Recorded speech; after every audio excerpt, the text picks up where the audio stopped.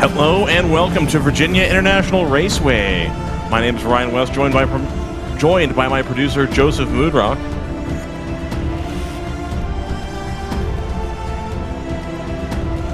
We are here at VIR for the second to last round of the Southern Championships for WRL.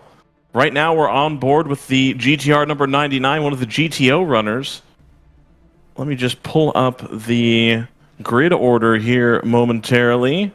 It's been kind of a hot weekend. I think we'll avoid the rain this weekend. It should be mostly sunny today and then transitioning towards cloudy for tomorrow's 8-hour event. This is an 8+8 with no 1-hour break on Sunday. So back to just a nice regular racing format as the field comes by the start-finish straight, I believe for the last time before they go green here. Yeah, first pace lap of 2. Oh, so this is the second pace lap then? But they'll be starting the second one now. Okay, perfect. That's what I thought. So one thing to point out here for the viewer and listener at home, VIR is a track that utilizes the Code 35 procedure, so rather than having a safety car, if anything happens out on circuit, all of the cars will be asked to put their pit limiter on, and they'll all trundle around with roughly the same amount of gap that they had before, should there be some trouble on track. And if the trouble gets really hairy, then they'll go ahead and pull everybody in on a black flag. We already have one taker for the pits. I don't think this will be planned. It's the black Mustang. I believe it's the 86 or 89X. A little bit short. 89X Motorsports, currently in 40th, it looks like, in their 18 Chevrolet Camaro. They have pulled into the pit lane. I cannot quite see from here what it is that's going on. So already some early troubles for one of the GTO runners, a car that is a little bit different from what we usually see in GTO, right, Joseph? Yeah, I mean, in the last couple of years, we've been kind of dominated by GT4-ish and TCR-ish machinery. That car is, as far as I know, not that. I don't think that's GT4 spec. I believe it is a modified road car. It's certainly what it looks like. Sure. So yeah, that's definitely a welcome change of pace. We do still have that mix of, you know, homebrew, really for us, homebrew BMWs for the most part. But yeah, it's always nice to see some newcomers to the field. Absolutely. And speaking of homebrew BMWs, unlike last round at High Plains Raceway in Colorado, there's quite the GP2 field, which is made up predominantly of homebrew BMW 330i's. So I'm pretty excited to see how that class goes. On the pole there, it looks like the number 407 Craftsman Auto Care BMW taking the pole from the 348 Chattanooga Touring Wagon. And then in third, the 526 Fat and Furious racing car. I believe all three of those are 330i's, Joseph. Yep, yes they are. I'll take your word for it. And then we'll go to the GP1. It looks like they're going to be led out by the number 147 Moorhead Speedworks car, also a BMW. The number 125 MMR car, that's the one of the two, I believe, 2010 Ford Mustangs that's here this weekend. And then in third in GP1 is currently number 47 Ginger Racing car, the 2006 BMW M3 coming in third position.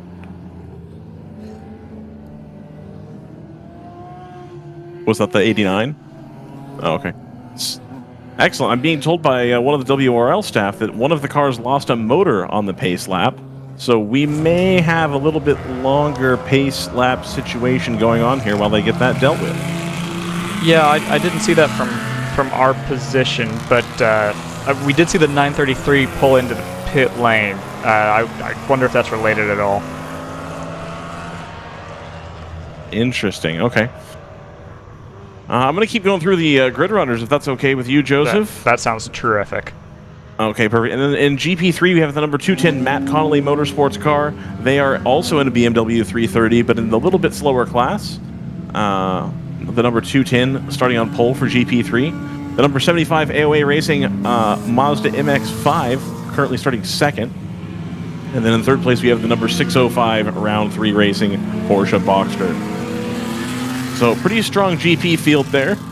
And then in GTO, we have the number 5 AOA racing car. I believe that's the... I wonder if that's an artifact in the timing, because I think the 401... Yeah. The The 401 is on pole. That's the BMW M4. Yeah, this just has to recycle here. The number 505 Old Fashioned Motorsports Ginetta in second place. Is that the highest we've seen a Ginetta qualify in WRL, Joseph? Where are they at the moment? They're currently second. Oh, yeah, then for sure. I was going to say, I don't think we've seen one on pole. I was going to say... It wasn't on pole, but it was in second, so I still think that's pretty darn good, if you ask me. And then the number 14 Chandler School 2002 Trans Am Dodge looks kind of like a...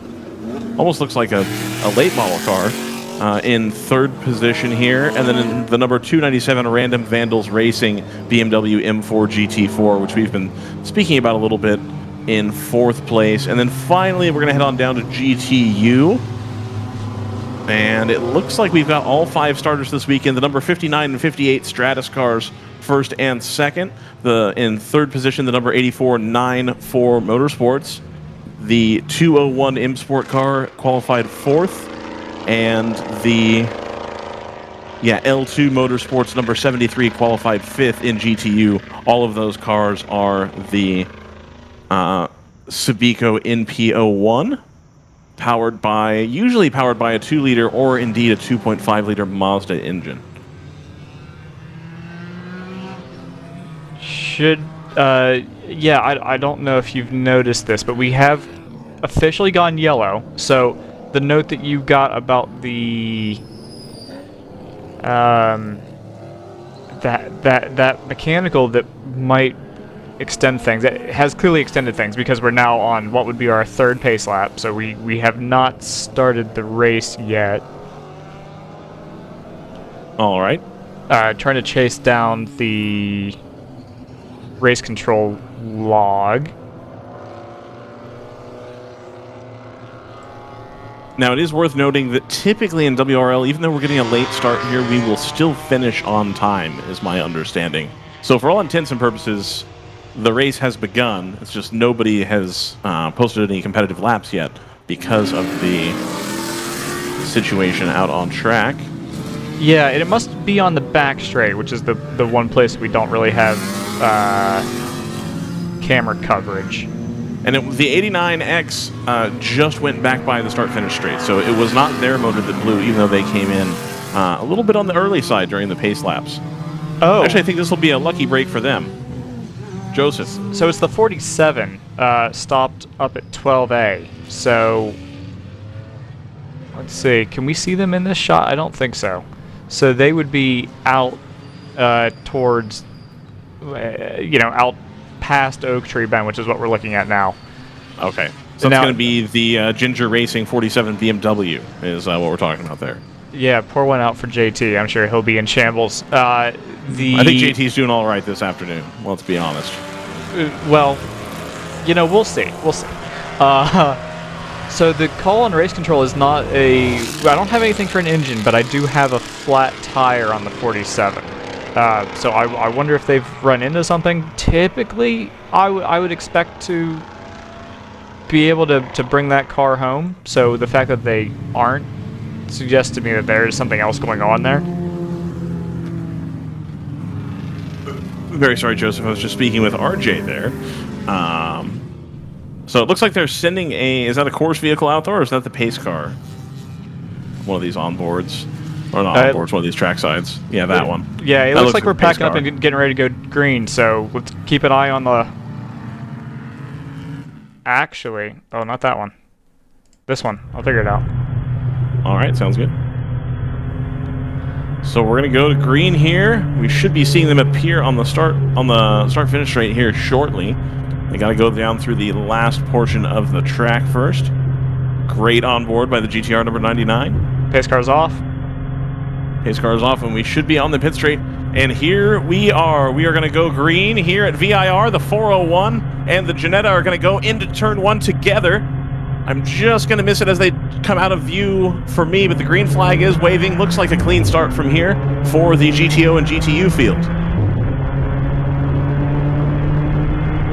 Awfully close to contact there in the first 2 rows. I think that's the Chandler's School Trans Am car with a great starting position. Goes a little wide there. A little wide. They've lost a few positions off the jump here, but you can see him kind of looking around, kind of pointing their nose in different places. Absolutely, and keep in mind that car is going to make its lap time in a much different fashion from the GT4 BMWs around it. It's doing pretty well at the moment, though, through the twisty bits. Excellent.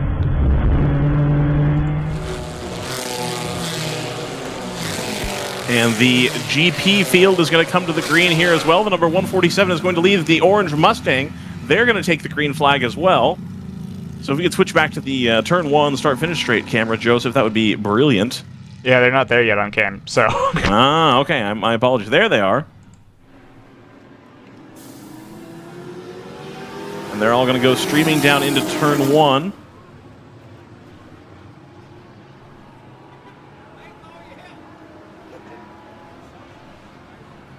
That camera's on a large delay. Yeah, it sure is. Because they've already left the other screen. Excellent. Found him. So, there we go. Perfect. And it looks like the 147 Moorhead Speedworks car has kept the lead over the MMR Mustang there.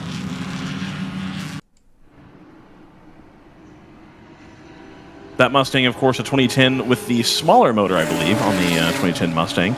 Probably easier to get you into the GP1 class when you don't have 400 horsepower to work with. The 14 has taken the lead. The Chandler School car has stretched a huge advantage over the front of GTO.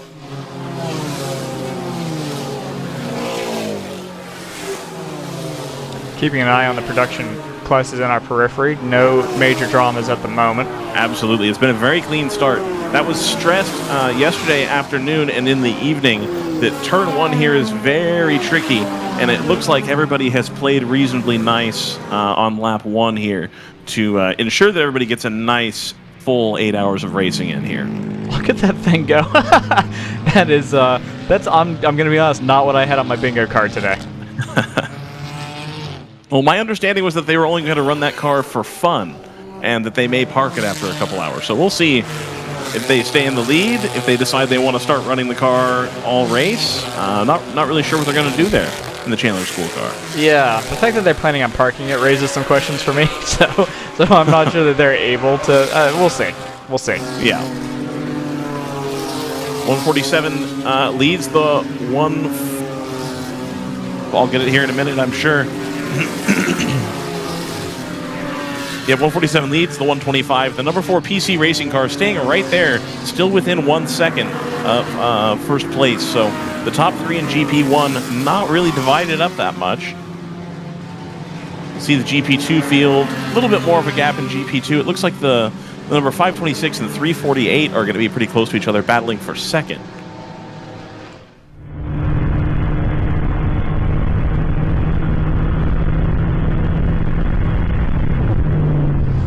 Yeah, back on board with Team GTR in the 99. They are running... I've got them as 7th in GTO at the moment. Does that sound right to you? That does sound right. It does look like we have a yellow, though, right now. So this may be our introduction to the Code 35 for this weekend. Car smoking at turn 5. Are we able to pick them up on trackside? I don't believe so. I think we're going to just miss turn 5. If it's smoking enough, we would see it, but no. Oh, we've got a report of contact between the 143 and the 763. That would be 143 and 763. Those would be GTO runners, and there's the full. Yeah. So this is.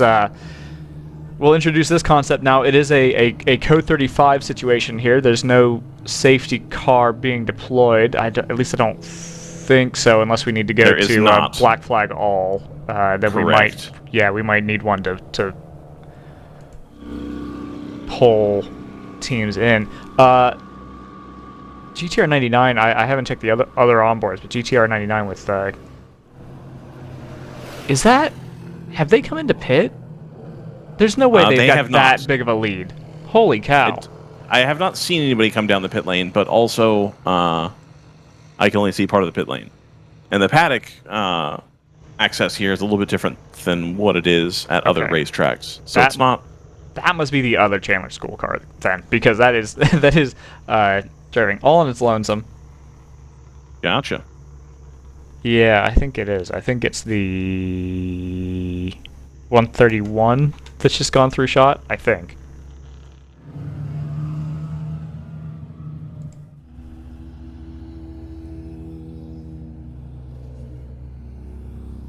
Yeah, so the 143 and... The 143 is leaving the pit lane right now.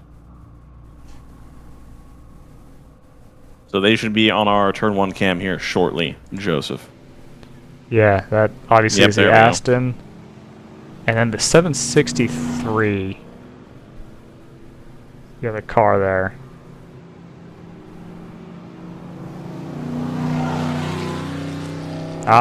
Camera delays.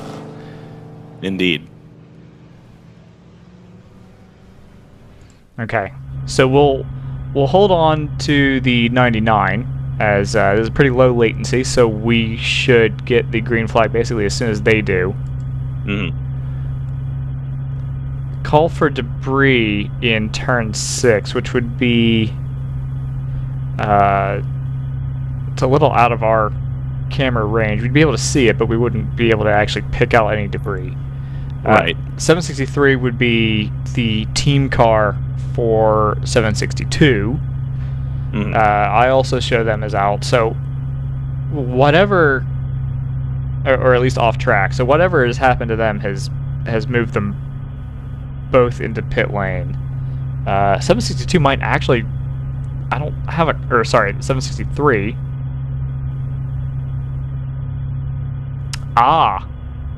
Okay. So I think out of our turn 1 camera shot, the 763 has come to a rest on the outside of turn 1 as a result of contact with the 143. Aha. So that the reason that we'll be under full course yellow here is to recover that 763, I think. Okay. I accept your explanation, Joseph. I will not substitute my own. Okay. Other explanations are available, but given that this is based off the race control log, I feel like this is probably the best one. I agree there. So, yeah, it tends to be the nature of races where you have code 35 available to you is, instead of trying to do a hot pull, the almost kind of primary response would be to... That's just downshift, we're not going anywhere. The first response will be to just send it full course yellow so that you can send track workers out and out of harm's way. Overnight Motorsports has just overtaken Matt Connolly Motorsports for 4th in GP3, so I don't know if teams are running through and taking to the pits. We have talked in the past about how when you have a code 35 situation, it's difficult to come up with a scenario in which code 35, or in which you wouldn't just pit every time. So right. I wouldn't be surprised to see something like that going on. That's the 14 coming back through the start-finish straight again.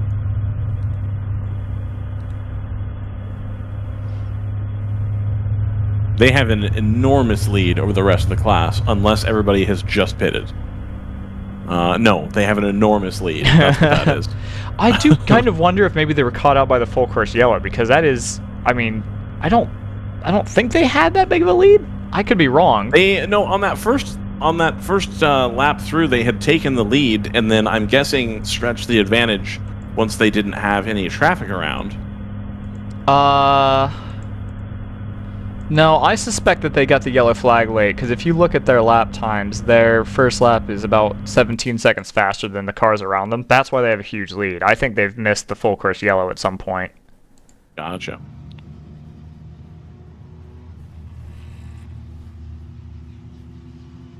Gives a great look at the GTO field here as they stream through on the start-finish straight. Lots of really cool liveries this weekend. A lot of stuff that I haven't seen before. Now, I'm not saying that these cars didn't have these liveries at High Plains. I wasn't there. But Lots of really good-looking cars. Looks like a lot of fresh wraps, a lot of new designs, interesting paint schemes. There is some passing going on here. I believe we went back to green, Joseph. Yeah, we've just gone green on timing, and we should see cars pick up some pace now in our camera shot. Excellent. I do not have green on my timing, so that's not optimal, of course. the marvels of modern Wi-Fi. Indeed. Oh, is that a choice car sending it up the inside of... Is that a round 3 or Pinnacle?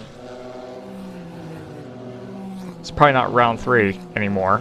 Wow, look at that. That's pushing 3 wide as they make their way into turn 7. That's going to shove. I think that's a 609 wide. They're going to go wide. Nice and reasonable there, giving everybody the space. Not trying. Oh, somebody clipped the dirt up there at the top. Yeah, just a bit. Looks all right.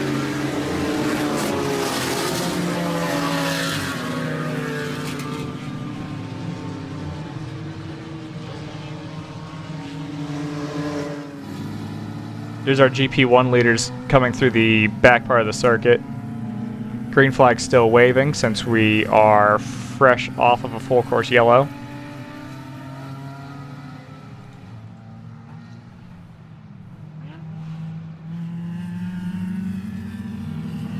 So it was coming close, but looks like another clean start here after the full course yellow has occurred. Already through our first 20 minutes here, Joseph. Yeah, time is already flying. We should be joined by Scott Michaels here in about 3 or so hours. He'll get the last halves of our races with us. That car doesn't seem. Maybe that was a trick of the light. It looked like that there might have been a little bit of smoke coming out of the back of that car. Gotcha.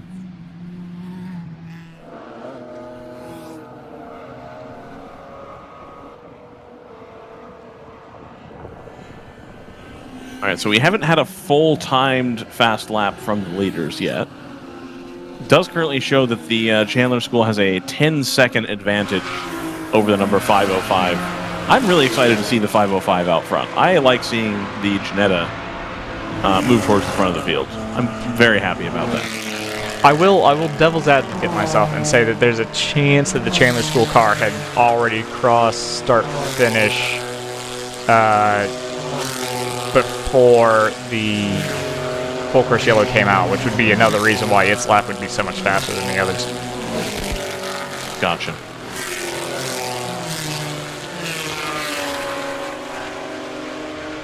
.143, of course, being chased by the 5 right now.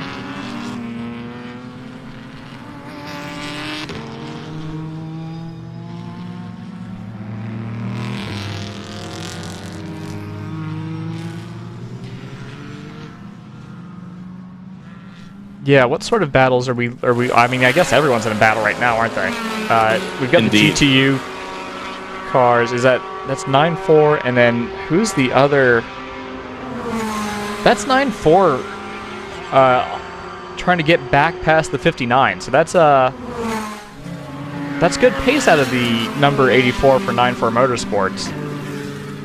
Either that or that's the 59 just streaming right by them. That's gonna put a little bit of traffic in between them and is going to help the 59 stretch its legs a bit over that car. That'll be the 75 that's gone through our shot there for AOA, leading GP3.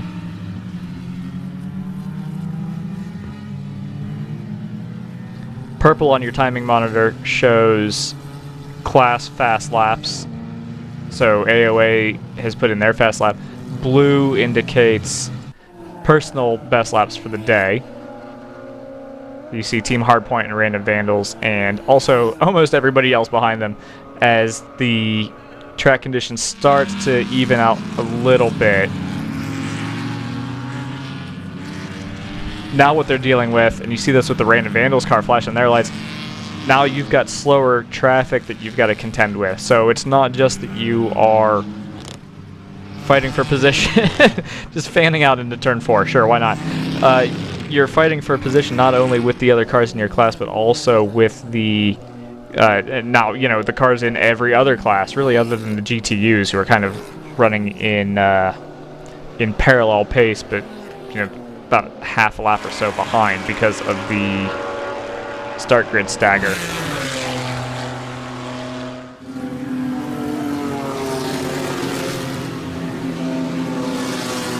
GTR 99 has gone missing for me. That doesn't seem can right. Can we pull up their onboard? Yeah, we can, and it looks fine. So I'm not sure what's up with that, if I'm honest. That may be a bad transponder, so keep an eye on that. They may need to be given a lap back if they've had a transponder issue.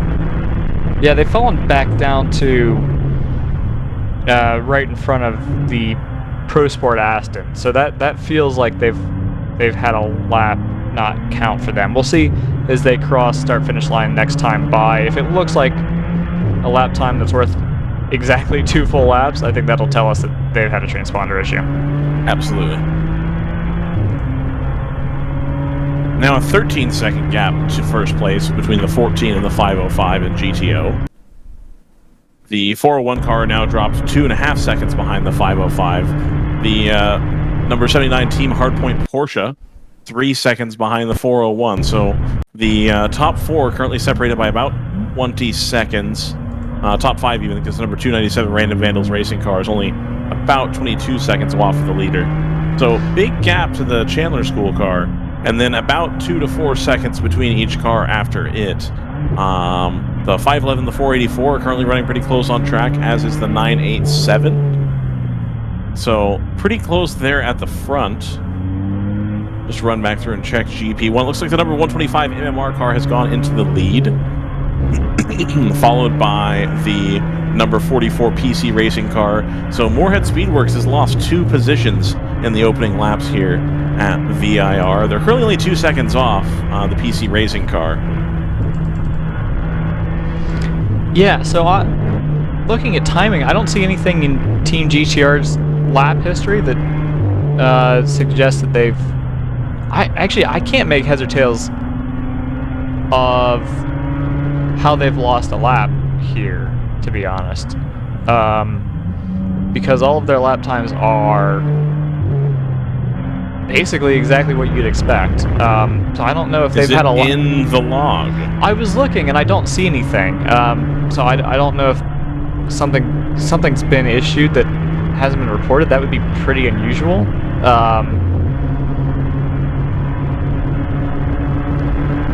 Gotta let off the gas here. Oh, and that's gonna let the chill out Mazda through. I'm gonna treat this as though it's 4 position, because I don't think we have any indication yet, although you have some personnel alongside you, Ryan, that might be able to shed some light on what's going on with that car. I do. I did just send RJ a quick text. Okay. 983 has been given a lap penalty for passing under yellow. That'll be the W2W car. I believe that's the one that is fighting for... I think it's the front-running W2W car. I think that's the one that's fighting for championships at the moment. I gotcha. Now, I'll vote for them. It's entirely possible that 99 has been given the same penalty. I just don't see it on the log yet. Right.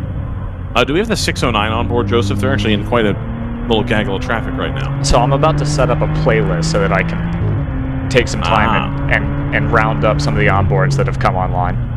Excellent. All right. Yeah. I can work with that. That's okay. So we're gonna hang on the 99 for a minute because it's a good onboard. Excellent. And I like it. And also we've been complaining about why doesn't the 99 have an onboard for about 3 years. So now that they do, I feel like it's only just. The 47 car is heading back out on track. Okay, good. That would be the car that was stopped on the pace lap with what was reported to be a flat tire. So the fact that it's only taken them about 15 minutes to get that out, including recovery time. Well, no, it's almost a half hour. The race is already in the flying by point.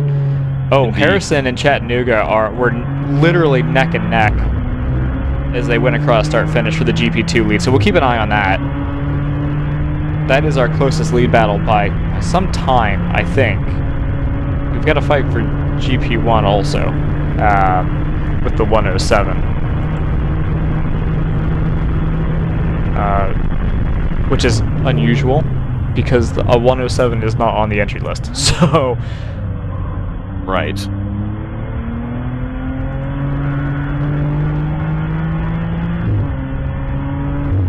Oh, that's an issue on my end. So it's actually the 125 for MMR. I don't know if that entry has been updated in timing, but if you see a blank number 107, that's actually the 125 for MMR. Excellent.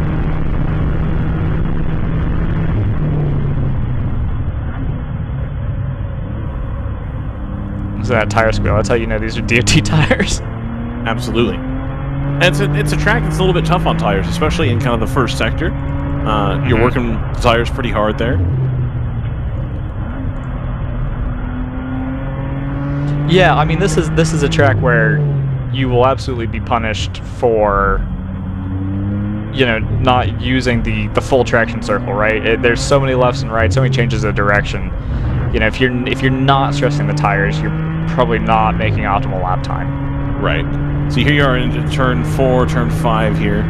So it's a little bit slow there. And then the camber changes at this track as well. I was running it in iRacing last week, and I found it immensely frustrating. You get the camber changes, the turns tighten.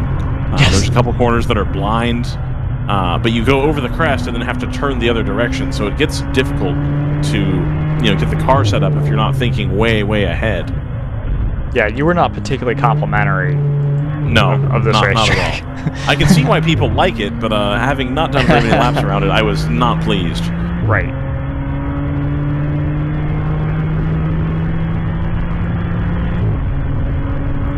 Playing the fun game of how reliable do I think this camera is going to be?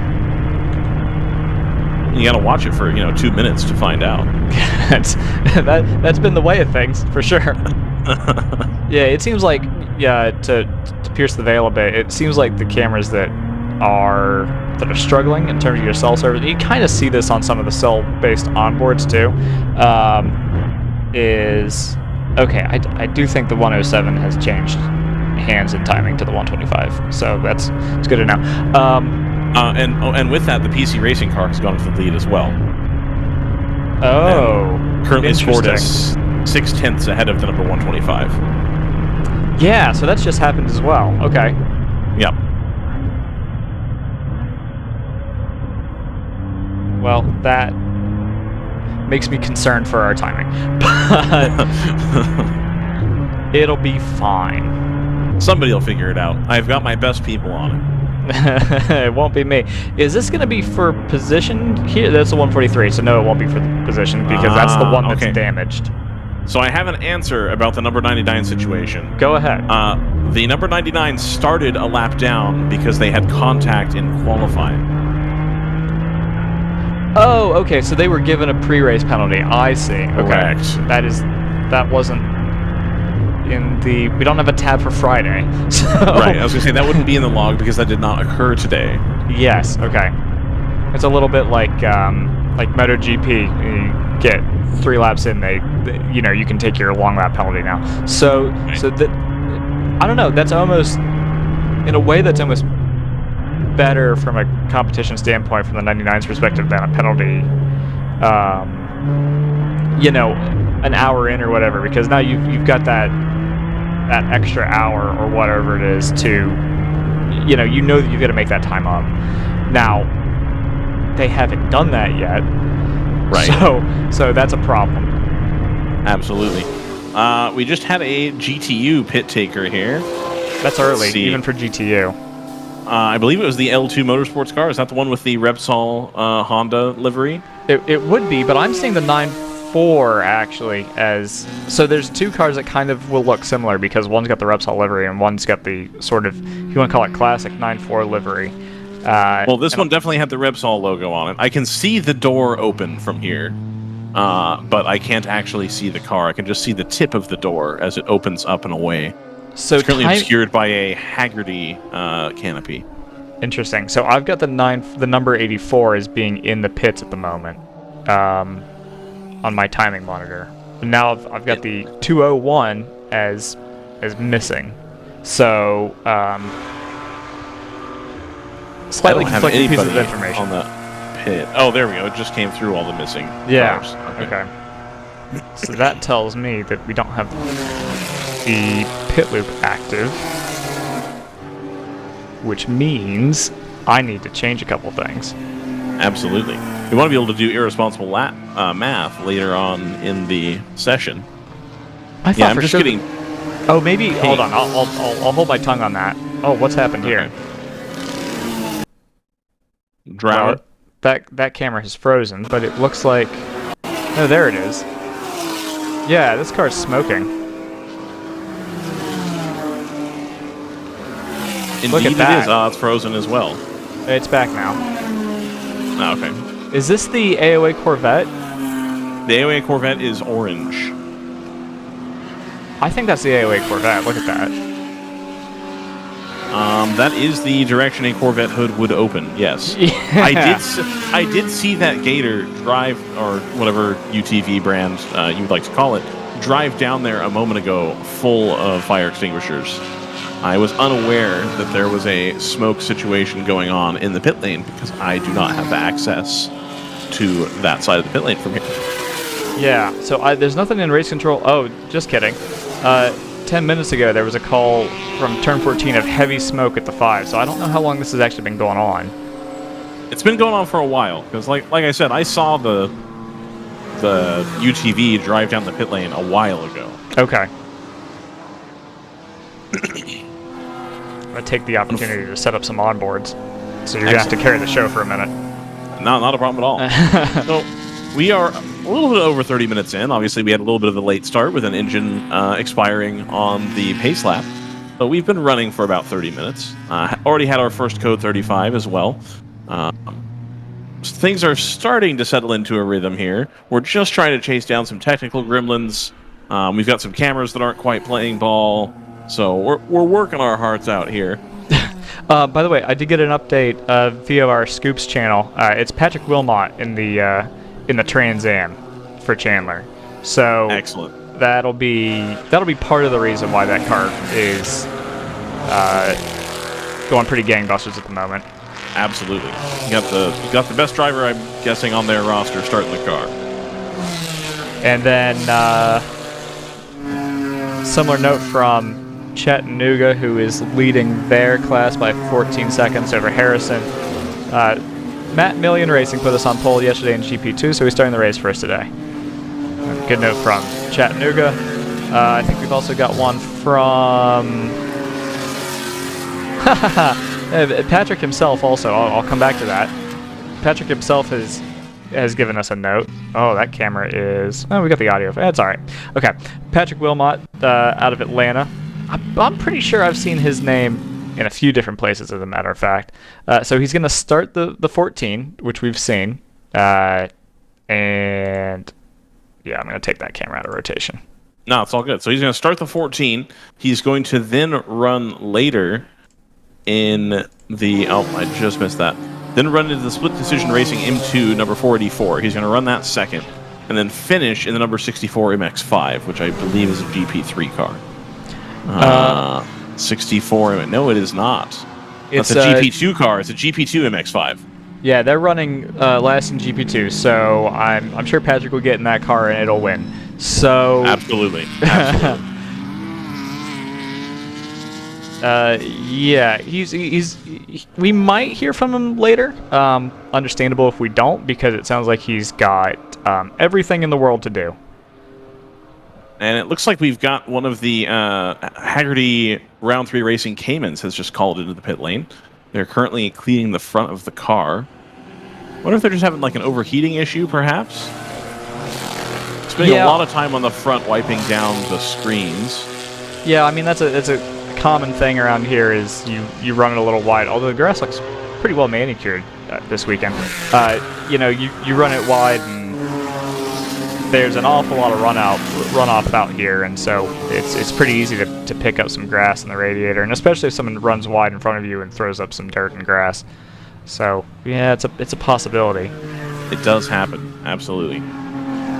course, IMSA were here last weekend as well, so I would imagine that there were several Porsche Cup runners that decided they wanted to go for some off-track excursions that may have disturbed some grass and dirt that might be a little bit more loose than usual. Sure. I think that's as diplomatically as I can put it. I actually missed IMSA. I'm going to have to watch it tonight as part of I also did not watch it. There's something about a GT-only race for me that just doesn't get it going. Wow. I would quite like to see a dentist in a LMP2 car set fast laps. That's an essential part of IMSA for me. Right. A dentist or your tech entrepreneur of choice. Absolutely. Other entrepreneurs are available. They just don't race as much. Right. Takes all sorts. Takes a village.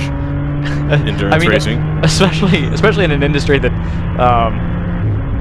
historically is not a money-making enterprise. No, it is not. Some people make money, but it's not the people on track. Let's be honest there. Yeah, if you're doing this, you're doing it for fun. Absolutely. So it's 44 PC Racing not really stretching their advantage. They're at 1.3 seconds ahead of the 125. And then the 4 PC Racing car is behind it, so there's a little bit of a MMR sandwich between the PC Racing guys. And then 4th and 5th, we have the Big Mission Motorsports 134 and the 336. I believe the 134 is the old car. As in, it's the one they've had for a while, the E46.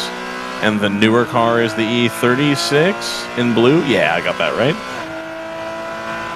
Let's see, GP2, Harrison Motorsports in the lead, ahead of Fat and Furious Motorsports, or excuse me, Fat and Furious Racing.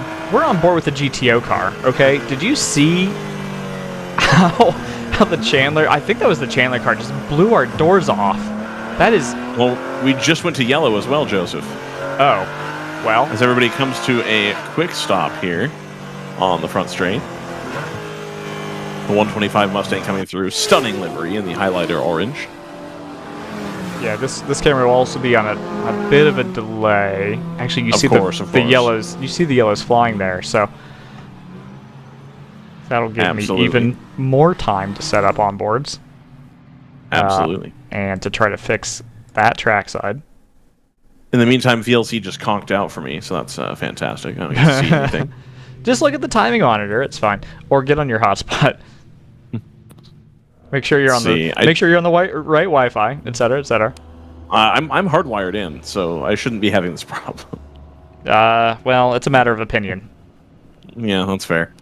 All right, ask one B Kazmarek how that works. Indeed. Can't ask him, of course, because he's in a Baltic state, I believe. It's Croatia. You can specify. I wasn't sure if he's there or if he had gone back to Hungary. No. The wedding that he's there to attend is in Croatia. That's why he's there. I got you. Give me just a moment here, Joseph. Oh God. We're picking up onboards. Don't worry about it. What's that? Oh, that's the NPO1. Okay, that'll be your your class leader in the 58.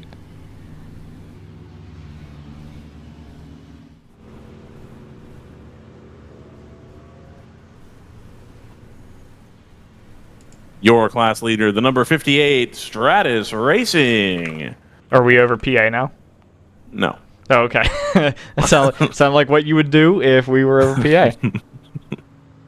I'm practicing for my career as a minor league baseball announcer.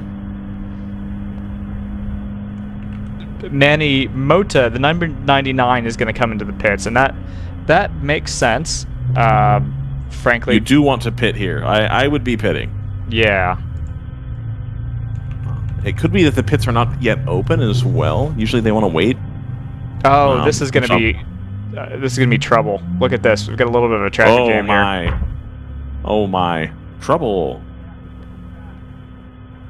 I think we'll end up being okay. Both of these teams are pretty professional outfits. I think it'll be all right. The number 99, I think, is going to get held up a little bit, but they should be all right since nobody's gaining huge heaps of time on anybody right now. Moorhead is also just pitted. Yep.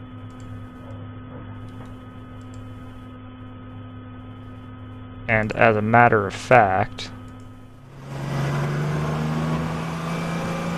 we can cut over to them. Excellent. Now, what is the... Oh, okay. So we've had a few things go on in the race control log while we've been trying to sort out cameras. So we've got possible contact between the 914 and the 2. The 914... The 99 just beats the 909 back out, which I reckon is probably what they were hoping for. So we've got possible contact under investigation between the 914 and the 2. 914 would be the modern auto body entry. I think it's the first time that we've seen them. It is, and that was the first, and that was the car that had pitted just in front of the 99 when we were on that onboard. Okay. Interestingly enough, the 99 did leave before the modern auto body car. Number 2 would be the other car involved in that, so that obviously would be the Team ACP machine. Yep.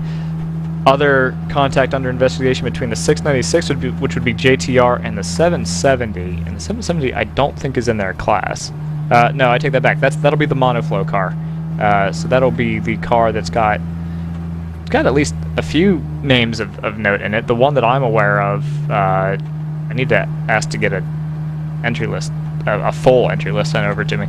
But I believe we mentioned that Catherine Legg's going to be in that car, which is kind of an exciting name. It is an exciting name. Not one that you see very often. No, certainly not. Not like Jones or Stevens. Sure. The reason... No, maybe not, actually. So we've got an impact to the guardrail from the 701 at turn 17, which would be the bend coming around to start-finish. Which is...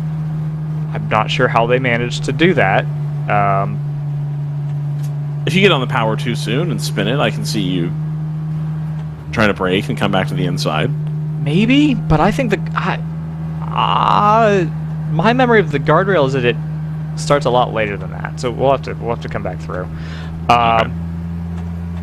And then we've got a car stopped at turn 1, which is apparently the reason for the full course caution. It's not in our, or is it actually? Is it that? Is it that all the way to driver's right? Oh, okay.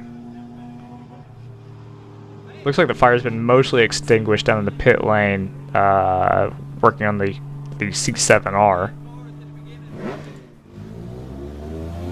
Janetta exits the pits in front of us.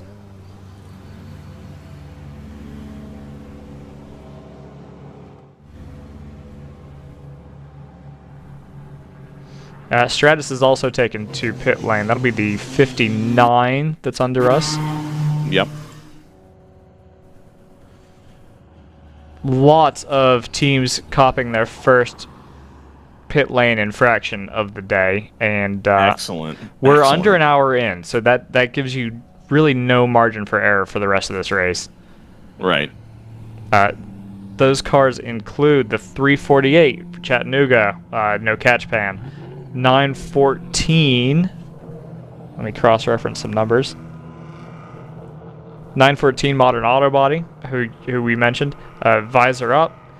609, that'll be the round 3 car for speeding.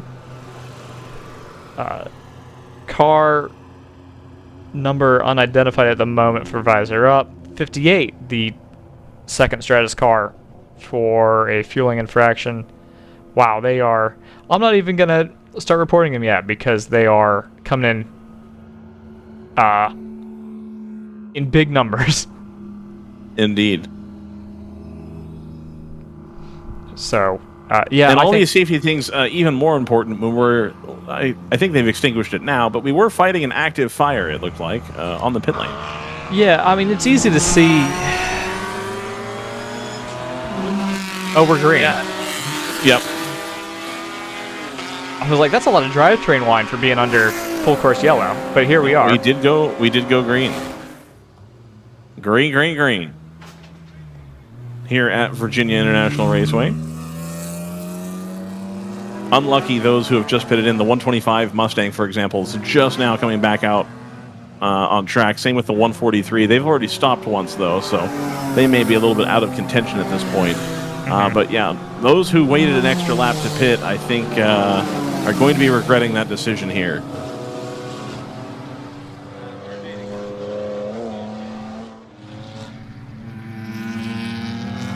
And we'll just recheck the running order. We've got the GP1 number 44 PC Racing, now followed by the number 4 PC Racing car. So they have dealt with MMR. They were the ones who were unlucky on the pit stop there. So that's going to push them well down the GP1 field. And then that'll bump the 134 Big Mission Motorsports car up into 3rd place in GP1, followed by the number 147 Moorhead Speedworks BMW. GP2, we've got the 348 Chattanooga Touring Wagon car out front, followed by the 146 Harrison Motorsports BMW, and then in 3rd place, the 526 Fat and Furious Racing car. Just waiting for some of these gaps to update here, obviously, as we just went green, and a lot of these show a 5-minute lap.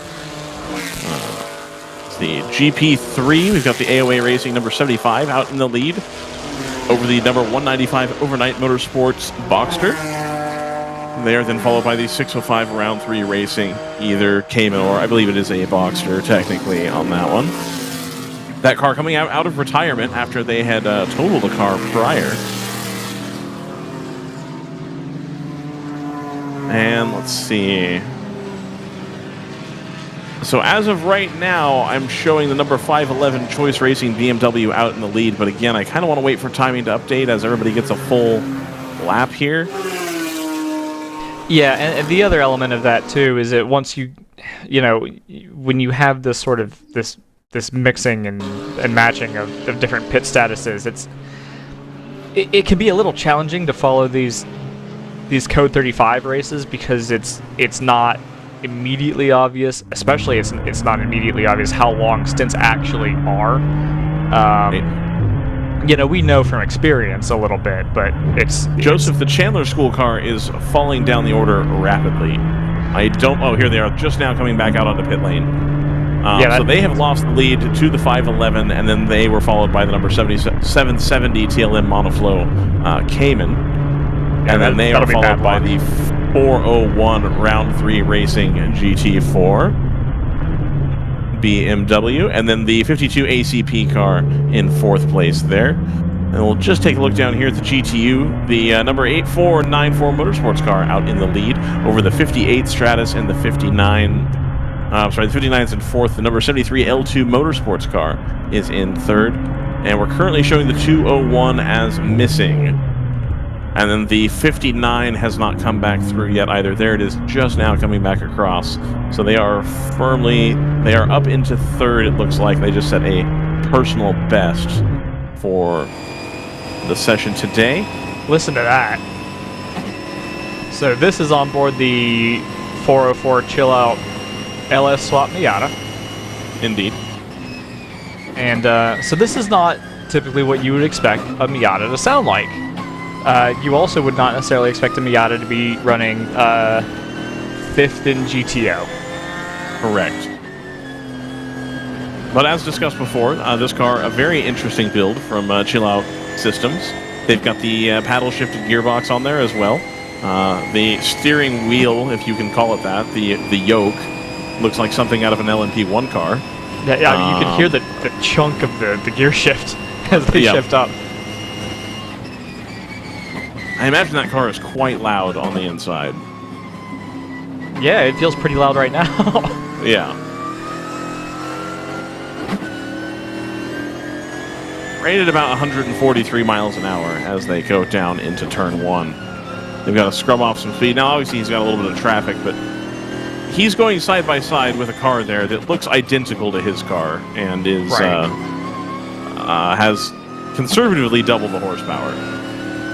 Yeah, well, it's a little bit of an identity crisis. Absolutely. Heck of a build, though. Yeah, visible trackside by the black and white chill-out wrap. Indeed. let's see, how are we doing in terms of race control logs? Nothing too serious of note at the moment. 143, which I believe is the Pro Sport Aston, was involved in that collision earlier, being looked at for a loose part. So if that, I'm not sure what the part is, but that could be something that could escalate to a meatball flag. And then the 14, which I will figure out. So there's a lot of cars that feel like fresh faces to me, which is good news, but also very confusing. Absolutely. Well, it's okay, Joseph, because we have plenty of manpower this weekend to get that sorted out.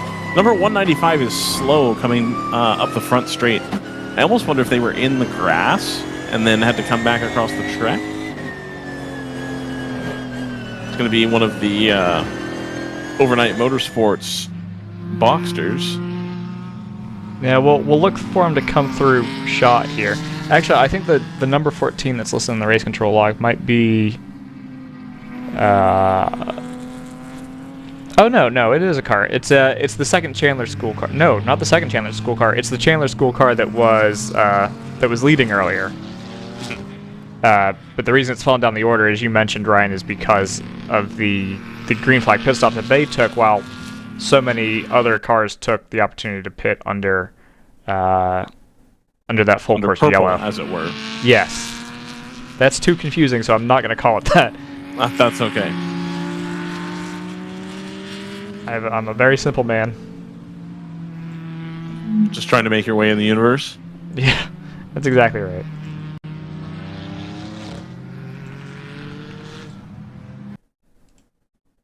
Of course, we love taking a look at this camera while it is, in fact, stable. Yes. So many of these shots are so good, and then, we're gonna need to invest in some of those bonded encoders, I think. I think so too. We are accepting applications for sponsors. If you'd like to buy us a bonded encoder, please make that check out to cash. Yeah. To the U.S. Treasury, courtesy of Walla Walla, Washington. I will say, Joseph, you leaving that black screen in the bottom right continuously freaks me out. Oh, yeah. I'm not even looking at that feed, so I was like, what are you talking about? Yeah. I don't really have anything to replace it with. Oh, you know what? That's one of the onboards there. Yeah. I mean, I won't be able to make it like rotate or anything, but that's fine. Put something there. Cameras are a little bit more stable now than they were 20 minutes ago, so that's nice. Yeah, I don't really understand it, but I'll take it. Yep.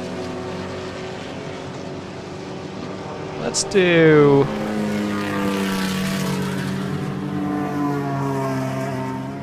Let's do that one. I don't know when that's going to update for you. That's okay. Oh, that's frozen. Can I unfreeze it?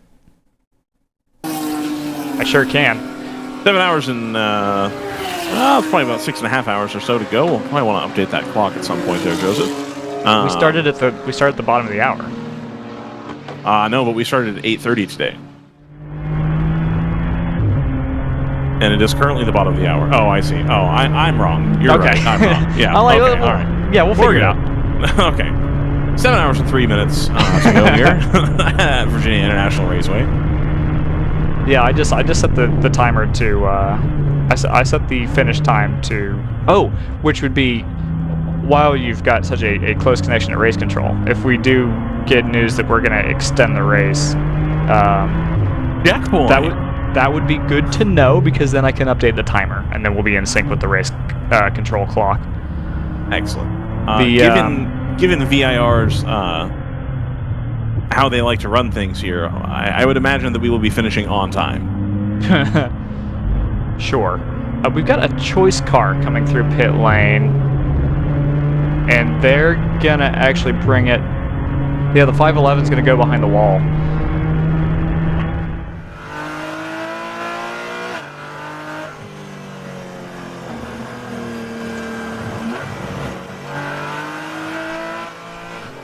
I'm looking. I got nothing. There are people running in the paddock. Yeah, I mean, I don't think they're going for a jog. To go behind the wall means you go all the way through pit lane. So I don't think that's a... Like, I can't imagine that's a running out of fuel situation. I think that's a serious mechanical. Hope to get details on that at some point. On board the 421, you've got a Ginetta right in your rear view mirror.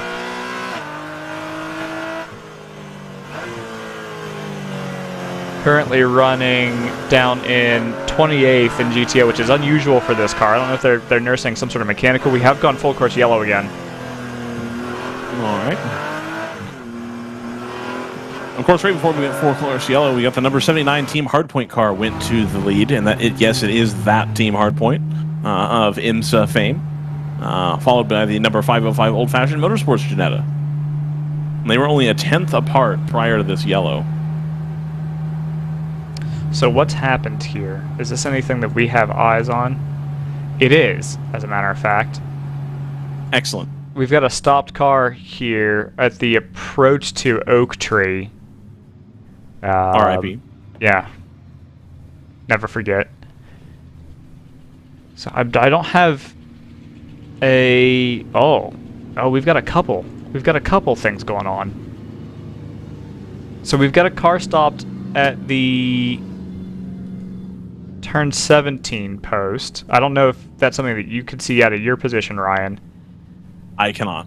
Okay, so that would be the one. I can see approximately 300 yards of the straight, and that's sure. it. Okay, so that car will be the 123. I don't know if that car is still stopped, but I believe that's the NFC racing car.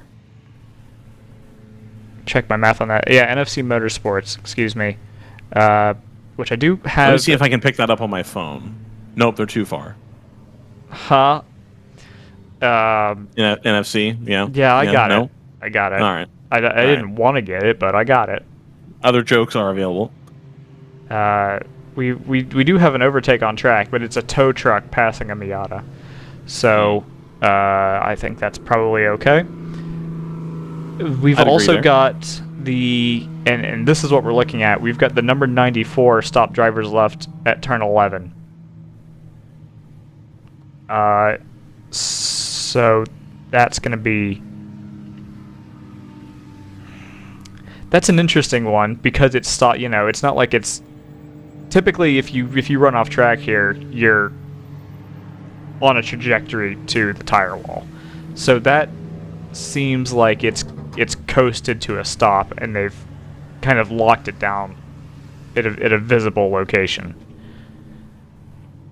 We are going to try to tow that away, it looks like. So that's where the tow truck is gone. Yes, not to whatever's happened down at turn 17. So I'll switch over to 17. But you can see that, we have adjusted to the cell tower conditions. But I don't see any kind of indication that there's a car stopped out there still. They have pitted, actually, has the 123. So they've been either pulled through or they've made it through on their own accord. Although I think it is a Boxster.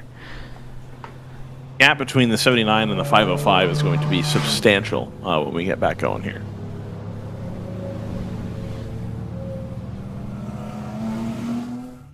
Yeah, Team NFC out of Abita Springs, Louisiana. Saw them also at High Plains.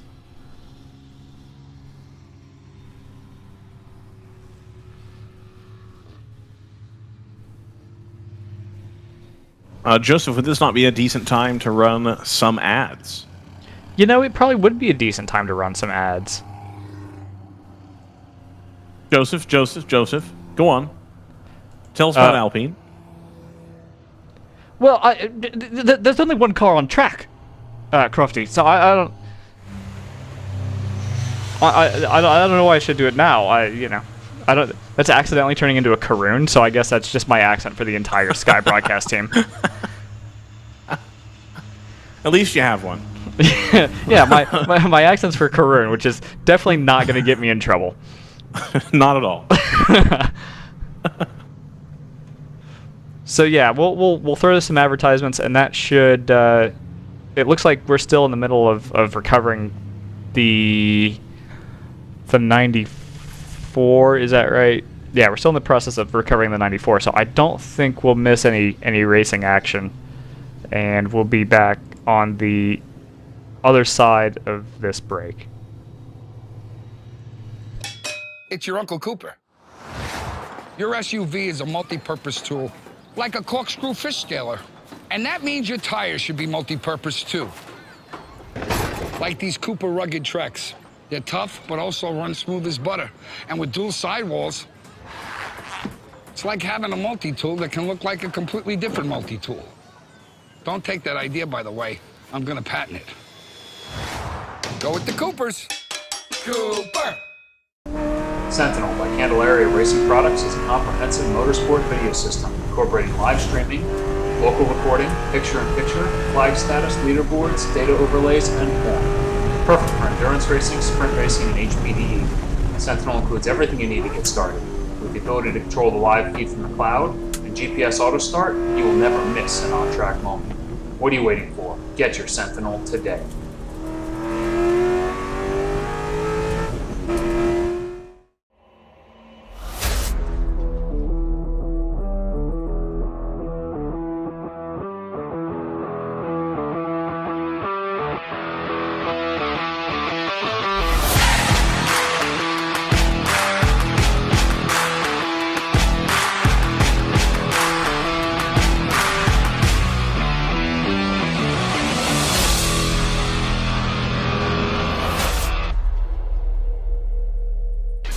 Focus, guys. We're in a race to the finish, okay? Here's where the rubber meets the road. These initiatives move the needle, like, at all? Well, let's shift gears a minute. We're really kind of at the apex here. We need to put the pedal to the metal. We need to nail those hairpin turns, cross that finish line, and take that checkered flag. Woo! Hit the track with the world's largest motorsports calendar, track day insurance, and more. Hagerty. Let's drive together. Welcome back to Virginia International Raceway. I'm Ryan. We've got Joseph Mood Rockefeller Center, on the controls in his Ohio data center. I just had a birthday, so now it's 31 Rock. 31 Rock, excellent. Joseph Christmas. What? Here at Rockefeller Center, Christmas tree, Joseph Christmas. No? All right. They call me Joey Chestnut. They do not, by the way. Nobody here calls for me that. WRL, the penultimate round of the Southeastern Championship here. We're going to be wrapping up some points totals. Joseph, you're going to go give us the full rundown on the point situation, right? You got that all dialed in? Good to go? By the way, someone was listening because I do have the Friday race control log now, so that's exciting. Hey, there we go. Excellent. That was going to be so the reason for the 99. To put a point on that situation is that the 99 had contact with the 550 yesterday during qualifying, and I'm not surprised that led to a penalty. Indeed, because one of the things that the series has been hitting pretty hard, obviously, is trying to keep the levels of contact to an absolute minimum, but also trying to keep the Friday running clean. If Saturday and Sunday are minimal contact, Friday contact is basically inexcusable, right? Because you're only supposed to be out there to get people experience, and you're putting in laps for the Saturday grid. That'll be the Fifth Gear Motorsports car. They are out there, so it didn't end their weekend or anything like that. But any level of contact on a Friday is tough to excuse. Absolutely, and it is for the reasons that you have mentioned, of course. Looks like the 59 stopped again under this full course yellow. How long ago did they stop previously? Because I don't think that's necessarily a bad move. I've It got the wasn't 50 very long ago because they had just come out after the previous yellow. Maybe they're on the strategy of just stopping every yellow? So I've got the... Are they in the pits currently? Yeah, They just left. I see that. Okay. Yeah, actually, Stratus has double stacked, if you will. They've brought in both the 58 and the 59 under this, and I think basically the reason for that would be that, you know, for the same reason we went to add, it was pretty clear that the car, that broken down car, wasn't going to be moved immediately. Right. So you knew that you weren't going to get caught out by it. That would be the one sort of like hedge, I guess, for why you wouldn't want to come in under a code 35, because otherwise, you know, pit lane speed limit is, I think, 35. Yeah, it's not that far off from that, so you're not really losing. Technically, it's a shorter distance. Not that anybody should try to game that, but Right. I think we're going to go green here, Joseph. Yes, we are. there it is. Oh, we're waiting for it. Now, there's a little bit of a logjam here because I don't think everybody can quite see. There it is. 99 is going to try to take advantage of this. A little bit of hesitation, understandably so. Oh, the 297 got caught out on this pit time as well. So they'll be kicking themselves. That 297 had actually gone pretty high up the order. And now, who else has got caught? The number 4 Chill Out Systems BMW. They're going to be unlucky on this pit cycle as well.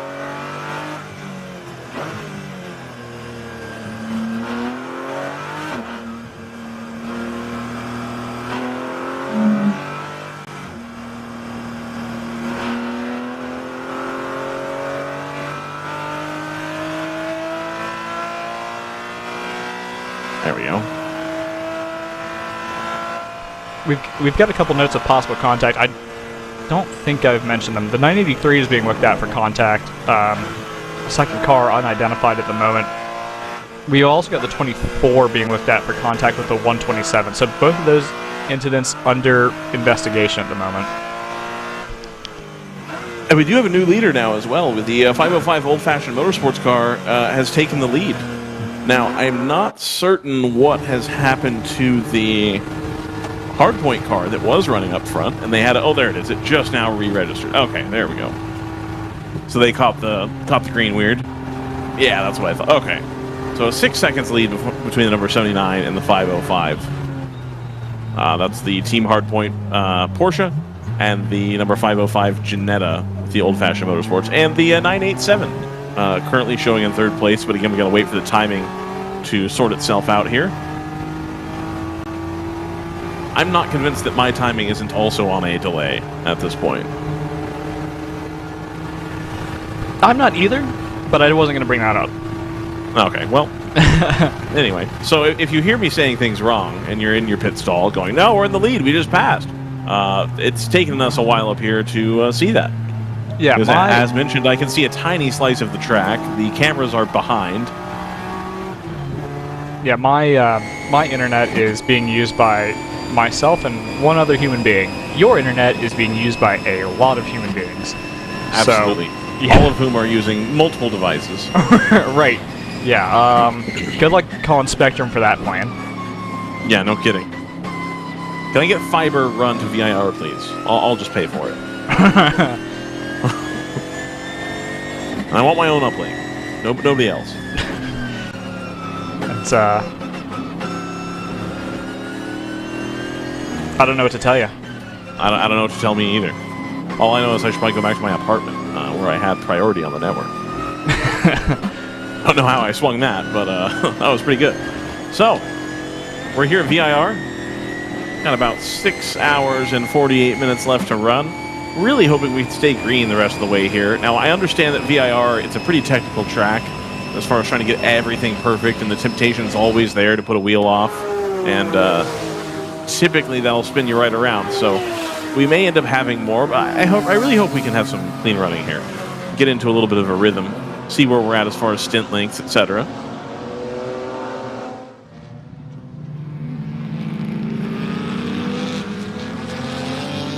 And we'll do a run order through the GP1. So looks like Moorhead Speedworks is now splitting the two PC Racing entries.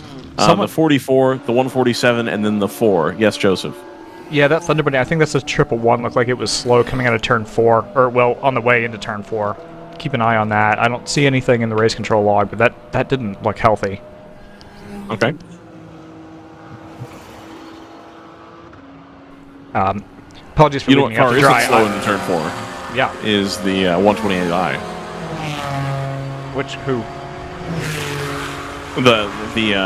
If Thunder Bunny had their proper car here, Oh. they wouldn't have that problem. I think the 111 is their proper car, is it not now? I don't think so. I don't think I have seen it this weekend. I think they have an M2, their Porsche. Let's see what else we got here for Thunder Bunny. Because they don't. Yeah, because that car runs in GP2 or 1. I don't think it isn't. I don't know how. It's been a minute since we've seen them run outside of GTO, actually. Right. I wonder if they've sold that to somebody. I wonder if somebody's running that, actually. Well, they had said, we're back to yellow here. They had said in the past that they had kept that car and that we should plan on seeing it again. But also, yeah, the 111's an M2. Because I know PC Racing has expanded to 2 cars. Uh-oh. Yep. That's not good. Alrighty. Well, we're here for another yellow. I do think that this is too early to pit again if you just pit under the last yellow. Yeah, if you just pitted, it's marginal because you've got the slowing and the starting back up. This is obviously on a little bit of a delay. I hope we haven't lost the 99s on board because that was obviously it's a fast car, and I kind of want to see that if they can pull themselves up the order. They're only up to 30th at the moment, but I think that they've also they've only pitted once actually, so they've had a rough go of things trying to come back up. There's the 501 Thunder Bunny that's out there, so maybe that is the GP1 car that's been brought up to GTO spec? Question mark. That is no, that's another M2. So yeah, scratch that.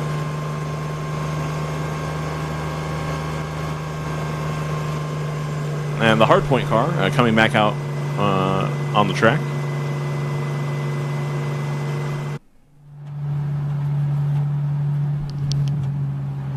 Now, if you didn't pit on the last cycle and you gambled that this second yellow would come out, you kept track position for at least that long.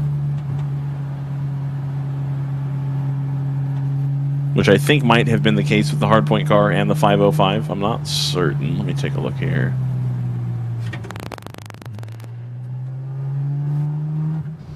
Yeah, so, excuse me. So, the other advantage to that, if you can... Neither of them had pitted on that last yellow.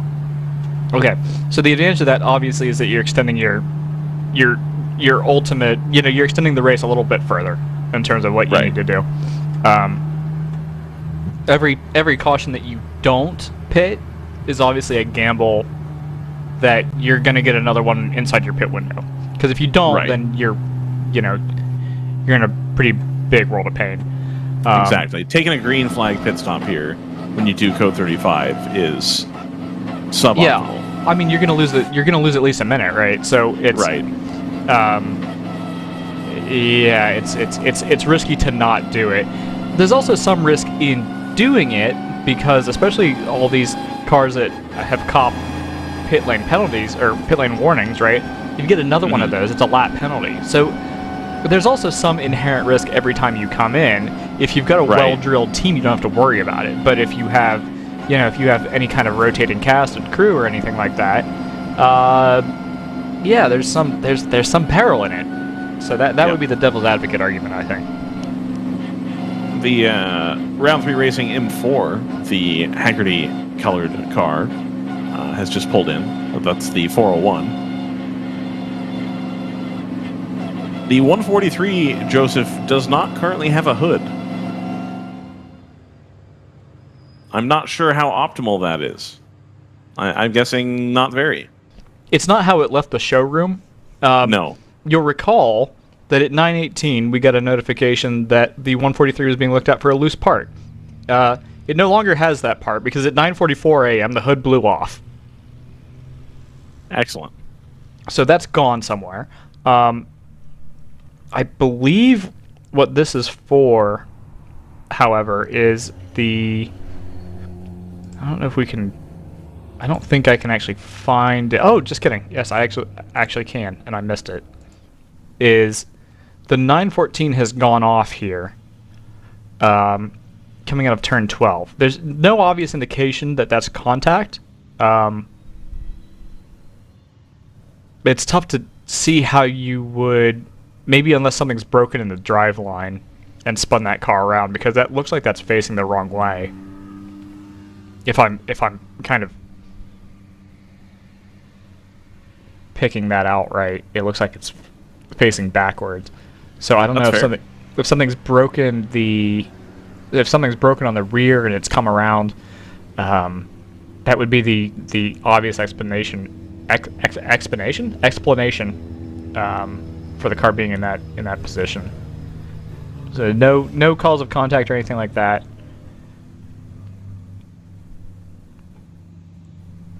I have another round 3 racing car taken to the pit lane here.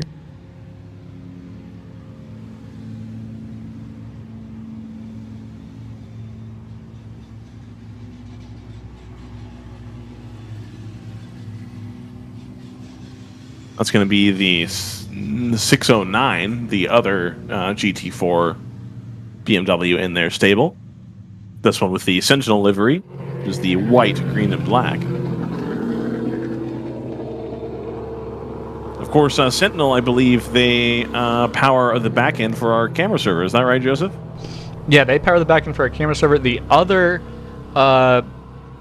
relevant tech person, I guess we'll classify him that way, is Brian Guidanelli of Race Hero / Hagerty. Hagerty / Motorsports Reg.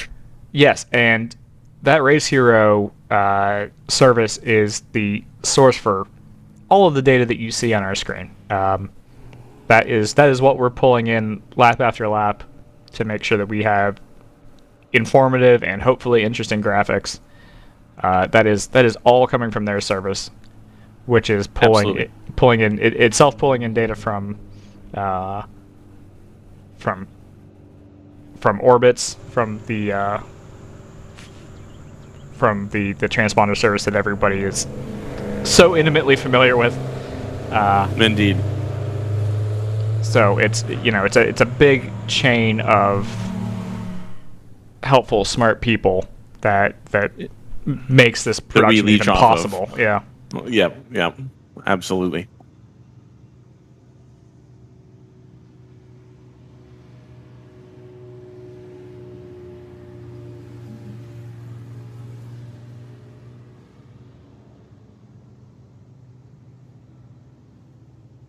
I'm going to say with some confidence that the 99 onboard has cooked it.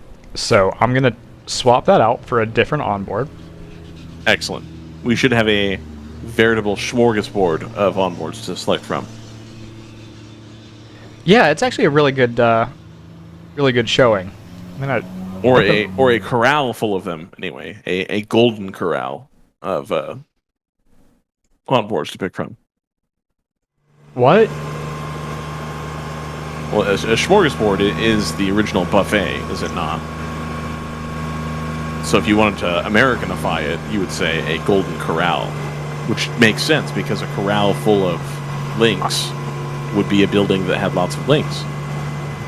Well, we're not at Road America anymore, so that's gonna take away the broad opportunity for sure. Okay, all right. The links. The links, yeah, no, I got you. Okay. Other meats on bread are available. That's true. Yeah, you're exactly right.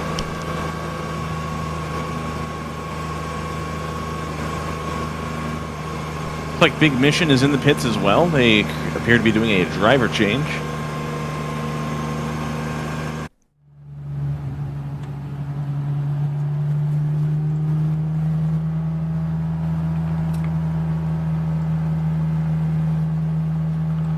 Big Mission doing a driver change. That's interesting. We're only about. I guess we're no, not really. I was gonna say we're at the quarter race mark. 2 hours.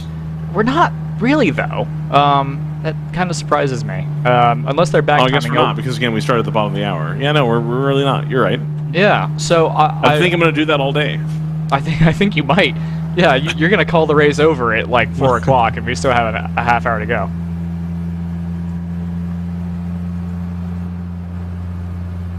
And I believe VLC just clonked out for me again for the 1000th time. We're still under full course yellow, so you're not missing a ton, if I'm honest. Number 14 has been dinged for their second infraction. Is it their second infraction or their first? And we're going to green.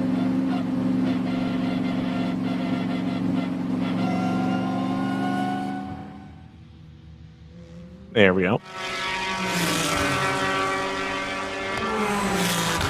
It hasn't been updated in timing, but you're right. We are green on track, and there it is on timing. Oh, it's been updated on timing for me for quite some time. Wow. Quite some timing. Get Brian on the horn. What's going on? I don't think it's Brian. All of that stuff is automatic. Automatic racing? Automatic racing is sitting in 13th. Well down the field, 13th. Yeah. What a variety of engine notes.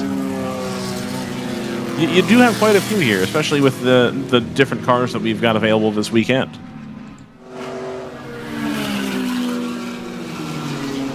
I don't know what it is, but I feel like it's been a while since we've been able to.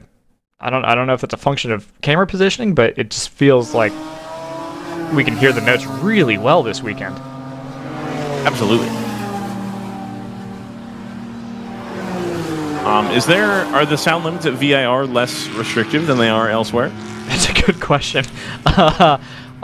Maybe? Because I was standing up on the flag stand and was impressed with how loud it was yesterday. Yeah, I mean, maybe that's a possibility. I assume that everyone's running pretty similar exhaust systems that they would anywhere else. It seems like that'd be kind of a pain to try to calibrate that for different noise levels, but maybe people do it.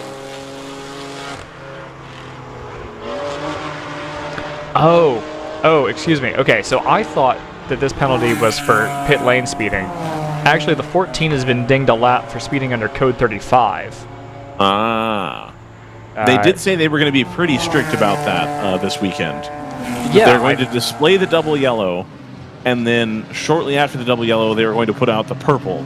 And if by the time the purple flag had come out, you were not doing 35, there was going to be a reckoning. Yeah, that appears to have happened. I'm not sure where the 14's actually sitting right now. I'm having trouble finding them in the standings.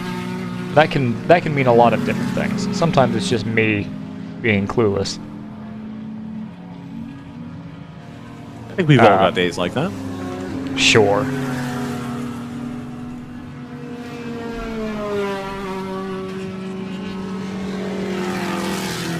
Alright, now we've had a full cycle of timing here.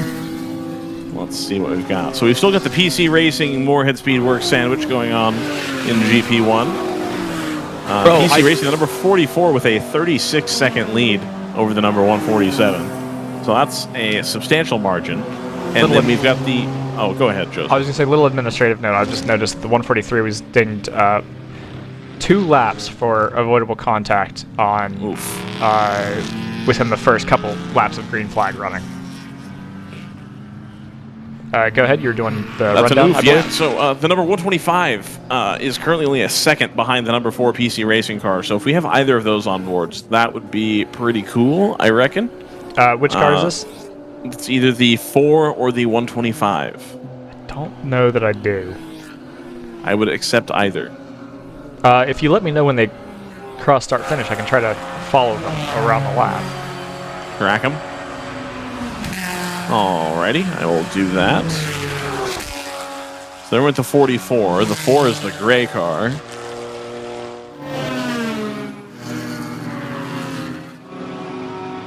Maybe switch off the playlist first. Just as I say that, the start finish goes completely empty. There you go. Alright.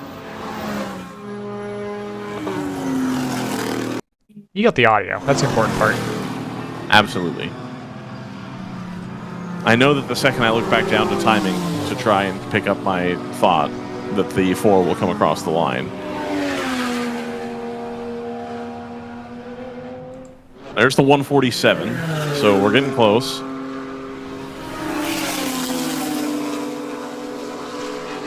Oh, we've got trouble. We've got a spinner, the 73 in turn 4. You see it. You didn't see it, but now you see it again. I didn't see it. There's the 4, Joseph, at turn 1. Oh, no! And it's frozen.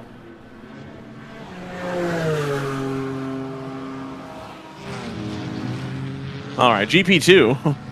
The 348 is ahead. We're waiting for timing to update on that. Of the 146 and then the 6. So the 6 has come through. 73 is continued, by the way.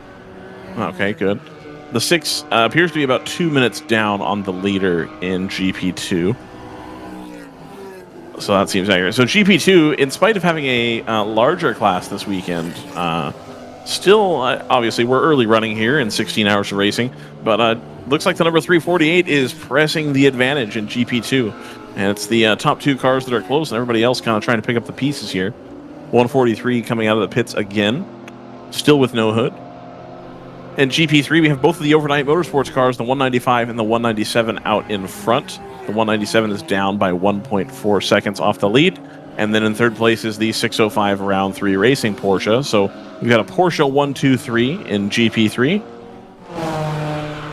GTO, it's still going to be the team number 79 Team Hardpoint car out front. That's the Porsche GT4 car, followed by the 505 Old Fashioned Motorsports car. That's currently a 9.4 second gap. And then the 297 just scores in third place. It's the Random Vandals Racing GT4 BMW. They're about a minute behind the leaders in GTO. And we'll come all the way back down here to GTU, and you've got the 9 Ford Motorsports GTU car, the Sabico in BO1 out in the lead, followed by the number 59 Stratus Racing car. And then it looks like both the number 58 and the 73 are showing salmon. The 73 had that spin, so we know why they are salmon, but the 58... Was the 58 part of that situation? That's the 73. Not as far as I know. They shouldn't have really even Outside, been close to I each don't think other. so either.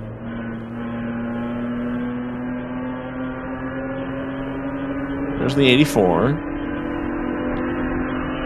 So yeah, we've got quite the little mix-up going. In spite of all these full course yellows, it seems that people are able to make jumps up the field and stay competitive, stay right there with people. And not having the full course cautions with the pace car, you're not given the opportunity to close up the field and make up a huge gap. And so kind of like we were talking about earlier, mistakes end up costing you really big here when you have a Code 35 situation. Yeah, I mean, obviously it's challenging from the pit strategy perspective, but in terms of actually maintaining the gaps and things like that, it's a purer form of motorsport in a way. I'm sure Scott's got very strong opinions on it, one way or the other. I'm sure. We've only got a couple more hours, and we'll be able to hear all about that. I'm sure. Yes. No, I mean, I know a lot of the teams really hate it. Yes, absolutely. But I think it makes an awful lot of sense.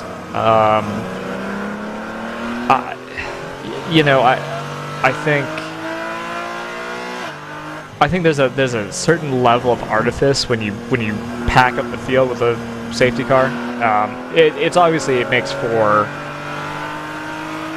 It can make for a more interesting race because you collapse a 50-second gap to nothing. Basically, in so many cases. Right, but that's how the sport has worked for 70 years.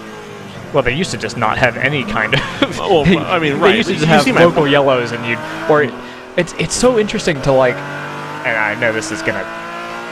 So, there's gonna be people out here that have been watching sports cars since the '60s, and they're gonna say, "Well, why would you not do it?" And it's because what's interesting to me is you watch an old IMSA race from, say, Watkins Glen, and it's just the track is littered with cars that have just kind of been abandoned offline. You know, you've just got... ooh, someone's dipped a wheel off. That could be sketchy.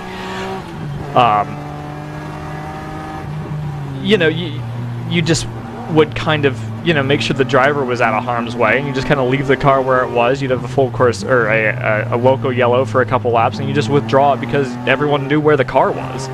Right. Which it's a sensible way to do things, but it's just, you know, it feels so alien compared to, you know, what we do now. You got to bring the car back to the paddock, which obviously helps in terms of making sure that teams are able to work on their cars. It's not game over. It's not like Le Mans where outside assistance, you know, ends your race or whatever. No, it's all very different, right? Absolutely. It's tough for me to find like a real tradition, right? There's ways things used to be, but it's not. There's nothing that it has to be, if that makes any kind of sense. Right. If we're going to talk about tradition, though, it's not so much that the tradition was this, that, or the other, but that Code 35 is very much not the tradition. That is pretty recent. Yes, it's very unusual that you would be able to monitor car positions that precisely, for sure. Right. So the upshot is, if you don't like Code 35, you can complain to the Germans. Yeah, it's code 60 in kilometers, but... Right. The 131's fallen down the order. I don't know if it looks like they've gone missing based on that timing monitor. We've got a lot of fallers out of GTO early on. More so than I think I was really expecting. I did see the 134 go behind the wall. So I don't know if they're done. I don't know how many replacement hoods they have, or if maybe a marshal was able to recover it for them. I also don't know how easy it would be to reattach a hood that's you got broken hood off pins from its at a minimum hinges. For the front, so Right. As long as you get the front secure, those aerodynamics will help you out. It'll just suck the rest of the hood right back down. Good to go. Either that, or it'll basically act as louvers, and it'll pull any high pressure air out from underneath the hood. Just, you know, leave the aft end unsecured, and that'll be ideal for airflow. Get some cooling in there. Yeah. Yeah. Really just vent it wide open. Perfect. Starting now, all cars should have no hoods. Exactly. Yeah, it should The look like race director is modifieds out called, there. You should take off your fenders and your hood. Yeah, but we're looking for the WRL modifieds division. Absolutely.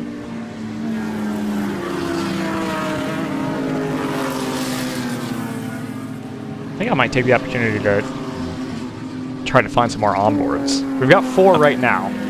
That's a good plan. I'm I think we've feeling got a lot of links. We got a lot of links.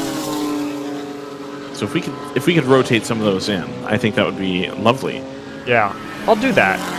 I'll give that a shot. What gaps are you seeing? It looks like GTO's tightened right back up. It is. So the 79 car is now only 3 seconds ahead, give or take, of the number 505 Ginetta, which again makes me happy. I'm used to in WRL seeing Ginettas come up and be also rans. And occasionally starting to move up the field and then coming back down again. So to see this Ginetta pretty comfortably in the top 3, today it's the first race of 2. I like it. I'm pretty excited. I'm happy about it. So I'm seeing I'm going to be honest, I don't quite remember the paint scheme on the 505, and the entry list isn't really helpful because it's the unwrapped, just white Ginetta. It is the blue top with the black and orange bottom. It's going to come up on your screen here shortly on your preview here, Joseph. Right Great. there.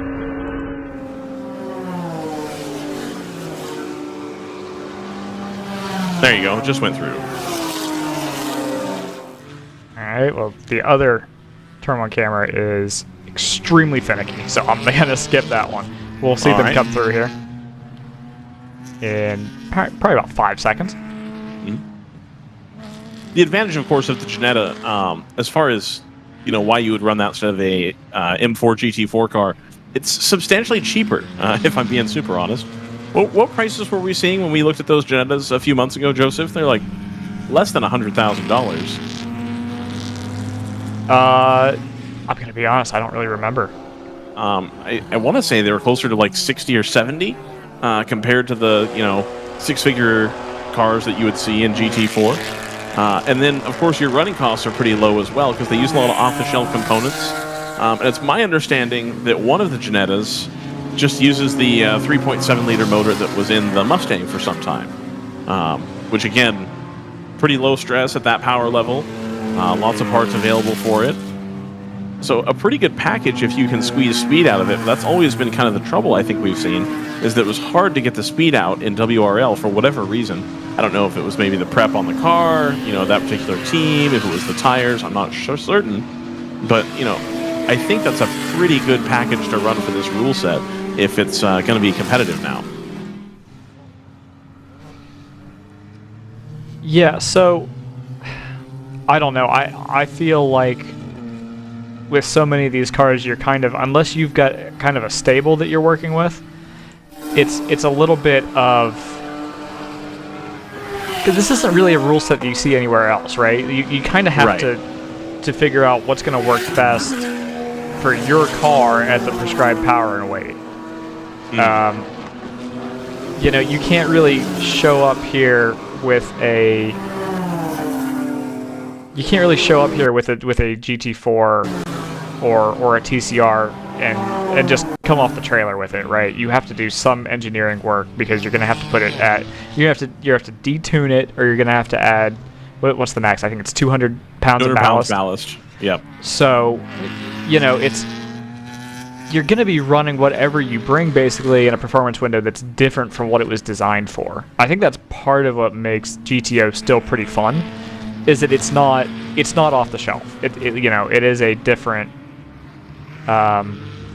it's a different kind of ball game. There is still engineering work that comes into it. It's not like you're placing an order with Porsche. At least, correct me if I'm wrong, but I don't think it's a situation where you're just putting in an order with Porsche and then that's the end of the work that you have to put in. It's a full effort to get the car set up, and also if you're running a GT4 spec car. Are we full course yellow? We are full course yellow. Yeah. If you're running, I'll try to figure out what that's for. That looks like that's oh, it's here. It's in the shadows. It's tough to tell, but it looks like we've had a car go off to driver's right, then come back across and hit the tire wall. That'll be the number 52, one of the ACP cars.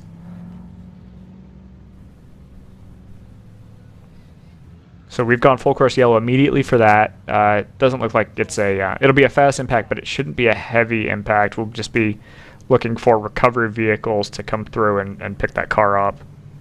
Awesome. Talk amongst yourself there, Joseph, for just a moment, please. Well, I've got big news because the 505 is being looked at for passing under yellow here on the way into this full course yellow. So that battle that we were following has potentially ended extremely abruptly. That'll be pending their investigation, of course, but 505 being looked at.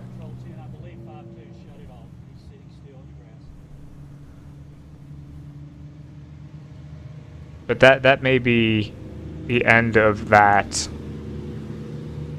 fight. Yeah, it has been issued 1 lap penalty, final decision by the stewards. That'll move the 505 down a lap, and we'll put them down to... Oh, where are they going to end up there? I think they're going to end up down in 19th. It's going to be extremely costly, and it'll give Team Hardpoint a roughly quarter lap lead over the 987 Van Cleef car. Flatbed's been mobilized to pick up the 52 down at turn 10. Look for an onboard. Yeah, go ahead. Yeah, I was going to say we may have an onboard for the 52.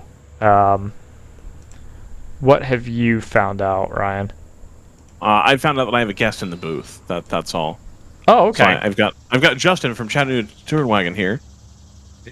Hello, Justin. Can you hear Justin all right? I cannot hear Justin at all. Oh, you can't hear Justin at all. Okay, good, because I can't either. So let's try. Do you have it that muted? one. Try one more time. No, I can't hear that either. So good. We're off to a good start here, Joseph. Sure. See, I was out playing with cameras. I should have been messing with this. Let's see. Check the amp. Well, the amp is fine. It's these 4 buttons that Brendan still has not explained to me what they do that I believe are the problem. So I'm going to try this one. That didn't work either. Let's try this one. One more time. Okay. Oh, that sounded like something. Yeah. Oh, there we go. Okay, perfect. There was that button. I found it. Excellent. We knew you could do it. So how's it been for you guys so far? Renner from out west. We had a California kid, Matt Million, put us on pole yesterday for GP2, and he let him start, and he's doing extremely well right now. So we're happy to have him as a renner this weekend. Grew up karting and does a lot of NASA, a lot of BMW racing out west. So he's a great fit. Actually, was on the winning GP2 team here last year. So pretty obvious choice for a renner. You guys should check him out on Facebook. So he's super fast. But the whole GP2 field, I think it was 0.3 of a second separated first and third yesterday. So pretty Absolutely. Awesome. Yeah.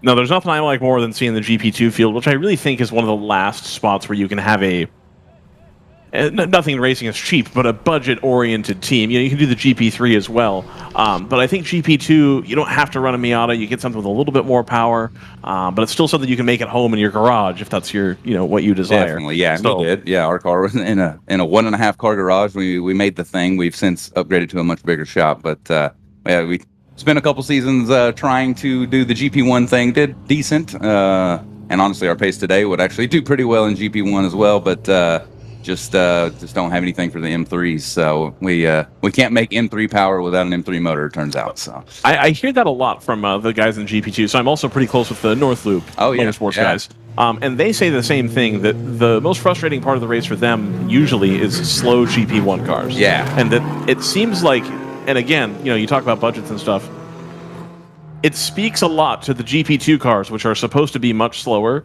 and in general not a professional full-time operation, that some of them are in fact, punching up there with the GP1 cars. I think that's really cool. It's one of my favorite classes that we have available. And that's why I was pretty pumped this weekend as well that the GP2 class is very well subscribed. Yeah, definitely. And we're North Loop. We're fighting them out for the championship. For the championship, yeah. Not only GP2 but overall. Yep. Which is pretty awesome. That would be great to see GP2 win it overall. But absolutely. Yeah. Then us and of course Harrison Motorsports, our neighbors there in Atlanta.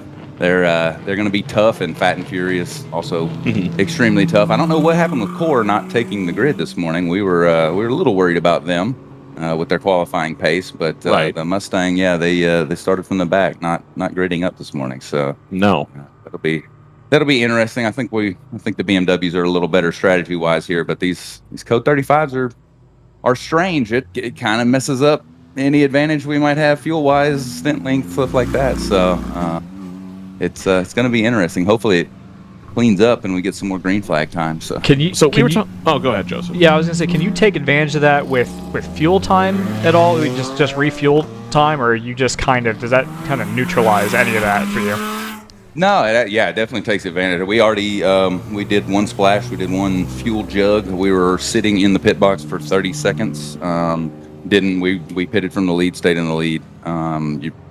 We are only going to lose however long you're stationary in the pit box, really. So it's pretty neat. We actually finally practiced driver changes and refueling for the first time ever. We're still getting the hang of it, but that's free time. So we gotta get better at that stuff, and then let the pace of the car speak for itself out there. So it's gonna be a great weekend, I think. Yeah, I mean that's a good point. It's easy to focus on the performance of the car, but you have less, fewer opportunities in GP2, obviously, to make up time there, but they are still pretty big opportunities. Yeah, definitely. I mean, that. Well, we did extremely well at Barber, and I think a lot of that was our code 35s. We track fuel burn. We do a lot on a spreadsheet as far as weighing our fuel, doing all that stuff. So it was as if 35s at Barber at least were free laps. It was almost as if we didn't burn any fuel. So oh wow, we even got pumped out after we won on day one at Barber because we went so dang long on fuel. We were legal. We kept the trophy, but. Yeah, I think we went like 3 hours or something on the tank at Barber, just with all 35. So it makes some other teams raise some eyebrows for sure. I would too. I was gonna say there's usually a lot of discussion around, and it's any of the E46 runners that don't have the fire breathing S54. Yeah, that's how do they have all this fuel? Where's all the fuel coming from? Yeah. And I really do think it does come down to it must be that engine sips fuel. It's not being injected. Right. Yeah. Yeah, exactly. Yeah. When it's not needing it, not enough power to need it. So yeah, we've been fighting the power game a little bit this year, constantly adjusting our weight based on whatever we dyno at. Right. We've tried to go higher powered and detune. We've failed at that. The car just made more power every time we did it. So we've got I think it was a Barber. We had to go out and buy 190 pounds of dumbbells. Oh wow! Because we were making way more power than we assumed we would. We thought we'd be able to detune it. We've since at least gone to lead, and so there's not dumbbells. But yeah, you don't have stuff just flinging around in the camp. There were no dumbbells at the Academy Sports in Birmingham back at that race. So don't know what we're gonna do with them now. We're not quite the type to work out. That's that's for sure. Still gotta be in the pit lane waiting for your stint, just doing it, just going. Nah, we're more the 12-ounce curl kind of guys. Sure. Yeah. Well, of course, then we do have our Renner. He's 22 and in very good shape, unlike all the rest of us. So, that'll be one of my racer excuses of his lap time best mine. So, right there you go. He's working out. As he's doing the whole 9, he's on the program. Exactly. So, I would have gone faster had I also done all the things. We're loving it here. So we're trying to figure out. I know even Harrison called us last night and we're like, "Hey, are you guys going to go to Ozarks?" And I'm like, "Oh yeah, trying to figure out who you need to put in the car today, huh?" Like, right, yeah. See if you need your ringer or not. Like we're all playing the championship game of like, well, which ones do we have to go to? And then I assume North Loop's just going to go to them all. I think they're going to go to the rest for this season. They said that they went to Ozarks for the NASA event and won. Nice. They I guess they got caught by an NPO 1 right at the end, but they were going to win. They were second overall, and they blew their class away. So they're excited to go to that track. Oh, I bet. Yeah, none of us have any experience on it at all. So, but I don't know that I'll make it to all of them. I'm campaigning with the significant other to make it to COTA. Okay, there you go. It's on my kid's birthday weekend, but I've already got the birthday party moved, so there's hope. So there's hope. You just bring them. You put them up in an Airbnb and hey, you know what? Here you go. You can go do some sightseing. Go do this. You don't have to hang out on the track. They'll have the Christmas lights at COTA. So we'll see. Hopefully she's listening in. Maybe we'll see. I doubt that too, though. That's why you're up here. It's a lobbying effort. Yeah, there we go. Exactly. Yeah, every chance I get. So no, it's it should come down to the wire. I think in GP2, unless North Loop just gets it by going to all the races and we don't make it. So. We'll see. I think it's going to be the coolest championship to watch going forward, 100%. Definitely. I'm very excited about all that. It's cool to see, high-power GTO machines drive around and stuff, but, we started doing this at Thunder Hill, where this kind of 330i, MX-5, that was 60-70% of the grid. It was just normal guys. I got an E36 with a wing. What can you do for me? Type of thing. So, no, the things RJ's been able to do with this series is pretty impressive. I know I saw a bunch of AER teams here, some first timers, and the things RJ did. Don't hold it against me, but I met RJ on the first day of college. He actually bumped me $40 so I could enter my first autocross, and he rode along. Hey, there you go. And here we are. So it's all devolved from that. I was at Kurt Swearingen's first autocross.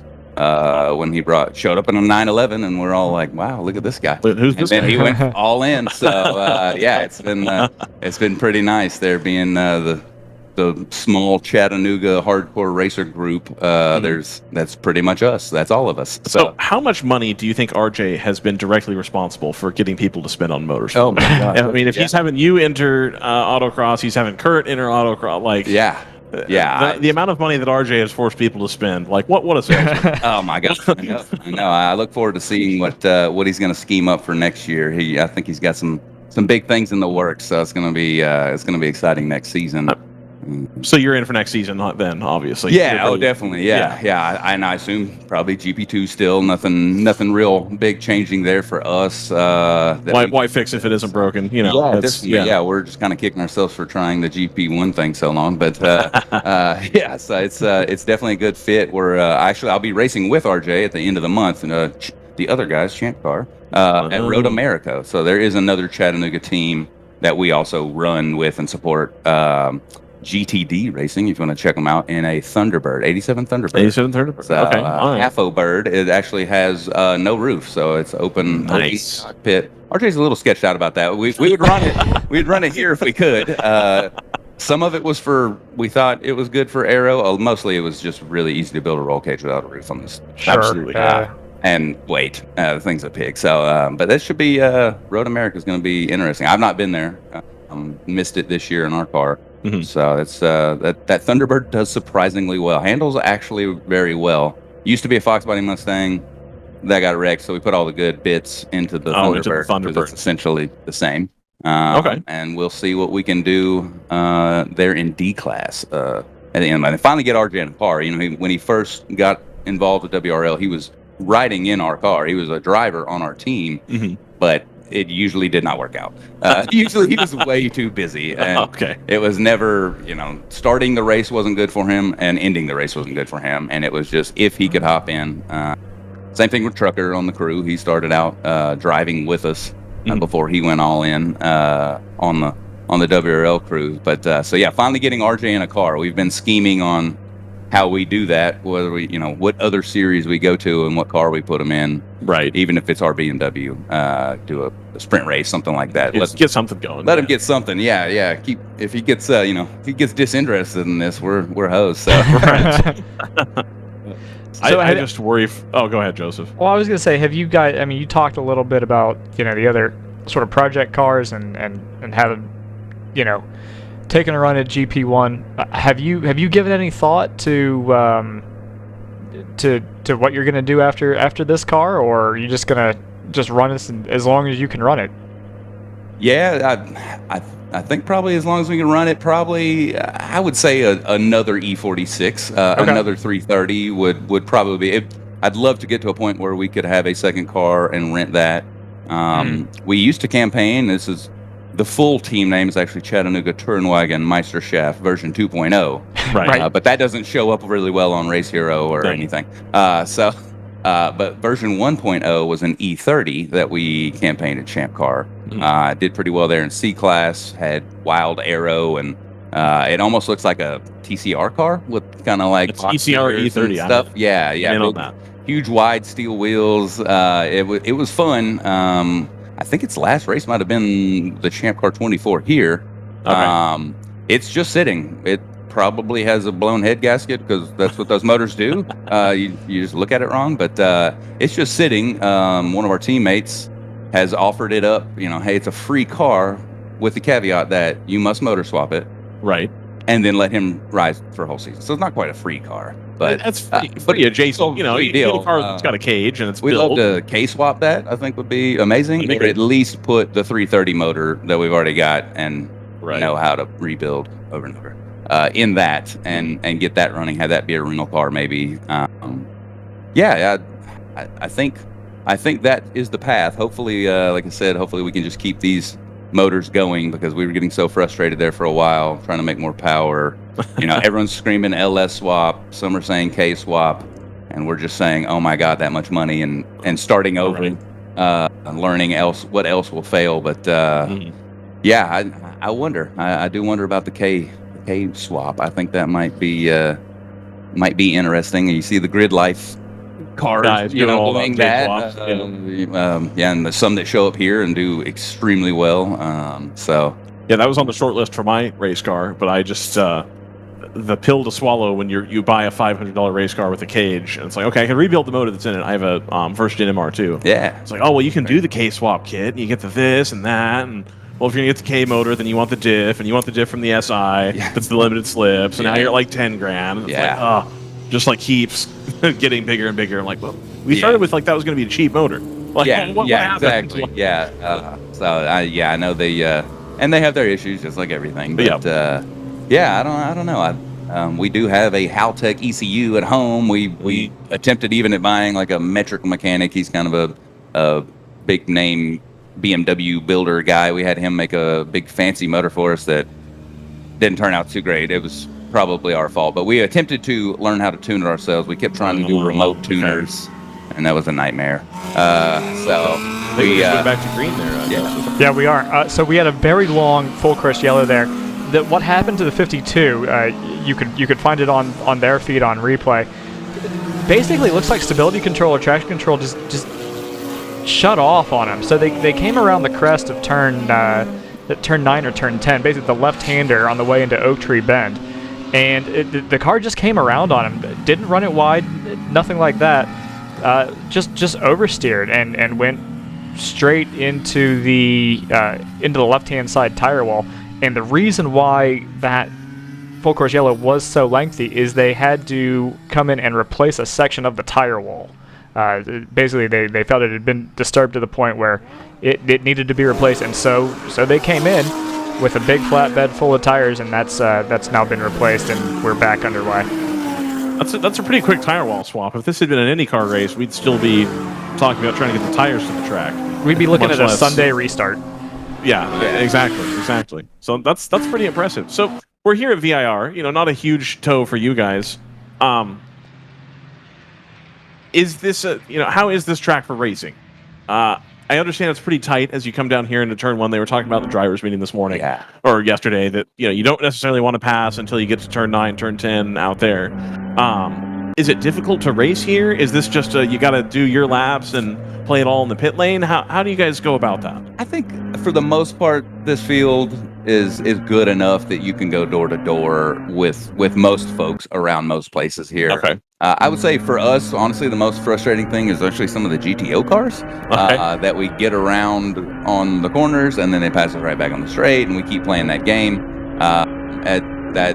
That fought us a bit at Road Atlanta as well. We have the intent this time to go find that team on pit road and ask them nicely, please let us stop. Yeah, just let us by for one straightaway, and I promise you won't see us anymore. But no, I think it's pretty racy here. There's definitely a few places, but again, and especially in our class, I know there at the start, Matt was mixing it up pretty well with Harrison and Fat and Furious, but we know those guys, and it's total confidence in running on their door, like around every corner here. That those guys are fine. So it just depends. Yeah. Well, I mean, what does that do for you when because we do have some new blood in the series, and some of those are GTOs.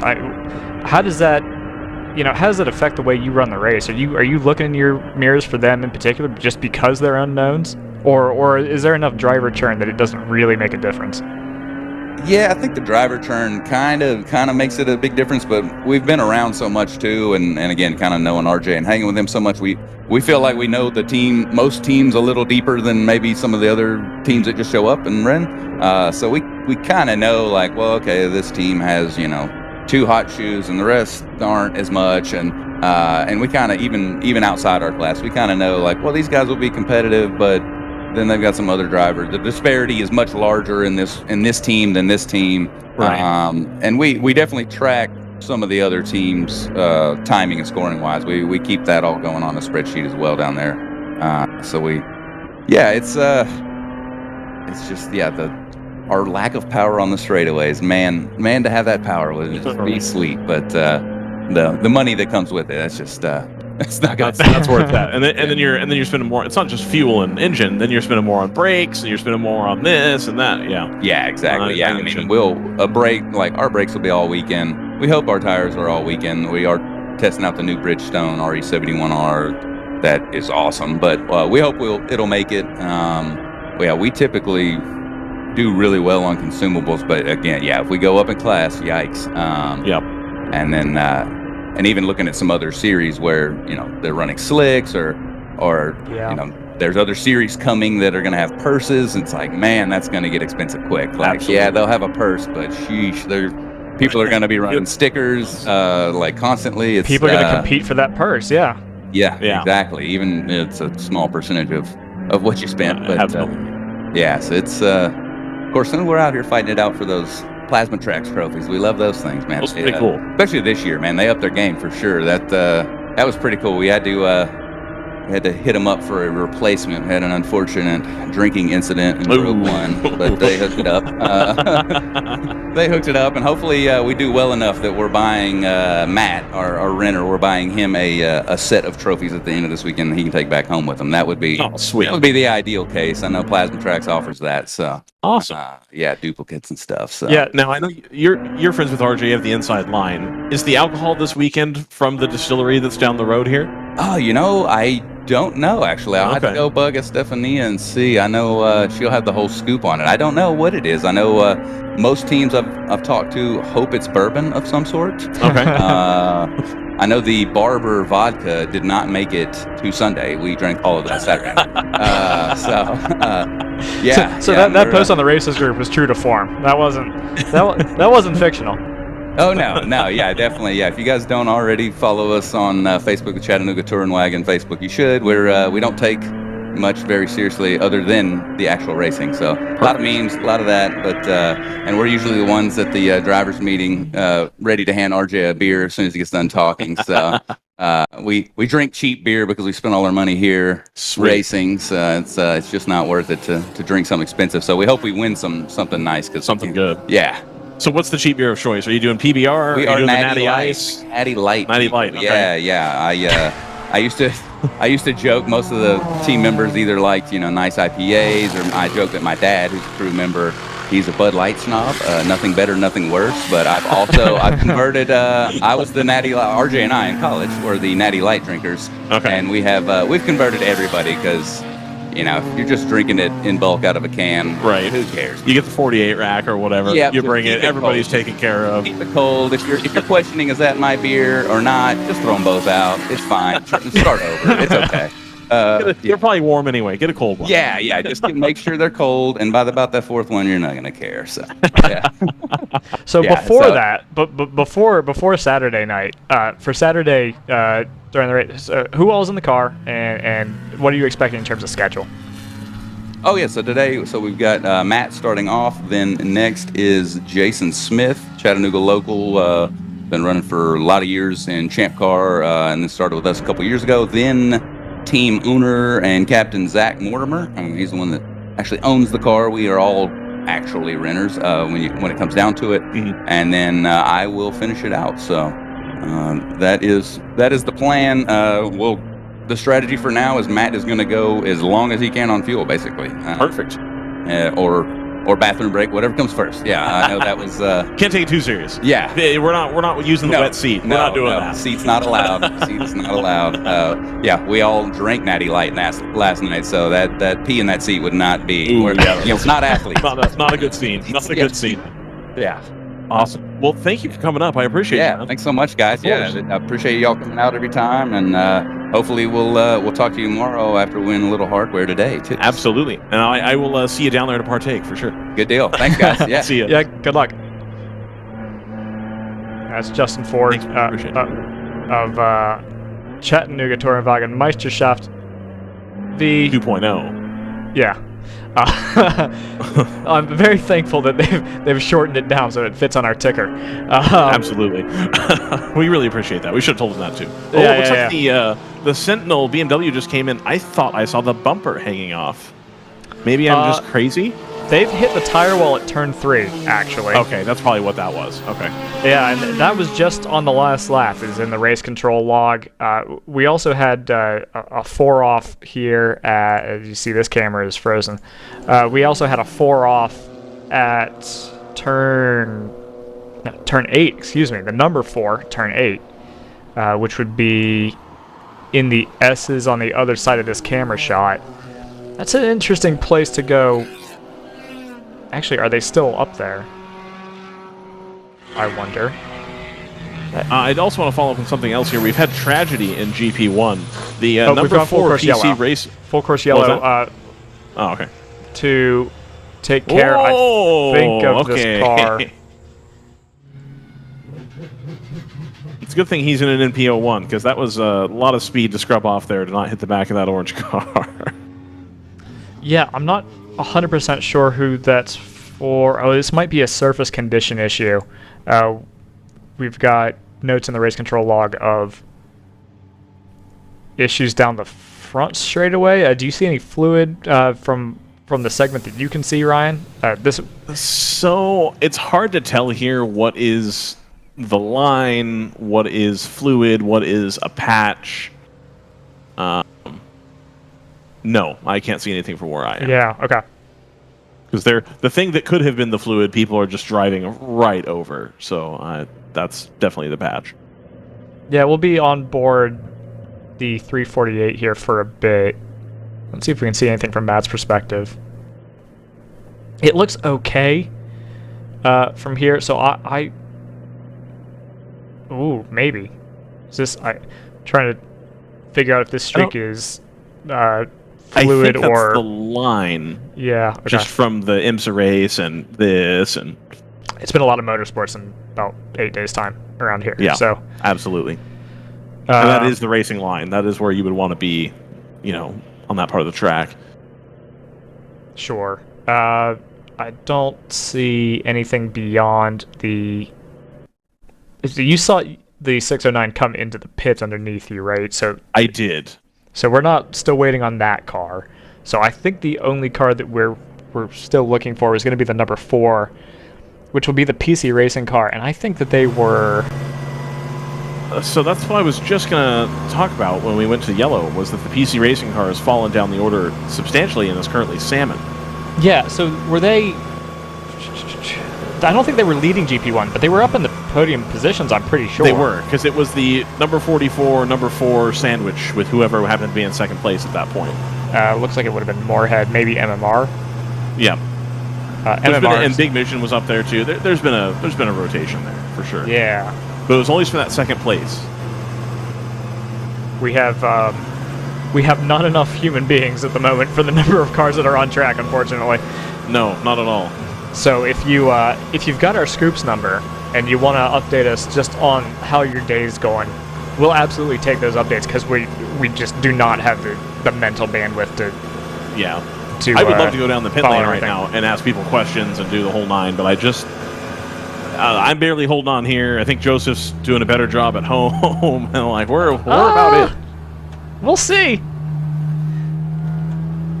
This is on board. This is a car that always has a good onboard that we just haven't been on today. Right. But the Moorhead 147 now running in second in GP1. Yep. Here comes the 89X coming back out as well. They've been in the pit lane for a while, but they're coming back. The Camaro is here. It's good to see. The 14 the number is still... 89 Chevrolet Camaro. I want to make the point really quickly that you thought the 14 was only going to do about a couple hours. That's what I was told. I was told it was a fun car and that they were going to pit it. But here, I think they were running up front. Well, now they're not running up front, though. I don't know. They did have a very long pit stop right before the yellow. So I don't know if maybe they've run off track and they've decided to do a shakedown. Yeah, not sure. But they're running... gallons of Sunoco race fuel. Other race fuels are available. Including race fuels. Okay, so... Yeah, we just cut away from it. I'm going to turn this playlist off. If you look to driver's right here, you see the car that's stricken. And it is the... That is the number 4. So I don't think that they've hit anything. I don't see anything in the race control log that mentions any kind of contact. So that car, I think, has just come to a rest at the top of the hill there. So my concern then being, it's an E46, and we're worried about fluid. I wonder if this is a tried to find 5th and found 3rd situation. That's possible. Or similar. Based on where it is, so I would be a little surprised if... Is this camera just gone? I think this camera might be gone. I would be a little surprised if anyone's shifting through that part of the track. To be honest, I kind of think you might just kind of coast it through in whatever gear you arrived in. So well, there's some part of the track where they had spoken about. I don't know if it was that one or not. The 79 is hauling through the pit lane, by the way. I might have been on the pit speed limiter, but it seemed like they were going quicker than the people on the track. So I don't know about that. Huh. So anyway, they talked about there's parts of this track where in these cars you want to stay on throttle, or at least a little bit to get the rear end to stay settled. So yeah, for sure. But I don't think you would gear shift it there, because that's just going to unsettle you, because you're going to be... Unsettle it, right. Yeah. You're not wrong. You're not wrong. So yeah, that seems like an odd place. I mean, I could see an upshift between 6 and 7 going pear-shaped. Maybe. I didn't then see... you would coast the rest of the way, presumably. But whatever failure it was wasn't, you know, there's no calls of smoke or anything like that, I don't think. Well, if you blow a transmission out, it's going to blow fluid and bits of metal all over the track, and then not necessarily smoke. Yeah, I suppose. The other thing is that the where was the fluid call? Actually, the surface note has gone away, so I wonder if that was... I think that was actually maybe conflated with a couple things, because there's also a note of somebody dropping fluid after the 4 had broken down, down at turn 17. So I think well, it looks like they're currently trying to clarify something in race control right now. I believe I am sitting across the window from the person who does the race control log. Sure. And they're currently looking through stuff. So I'm guessing an answer is coming.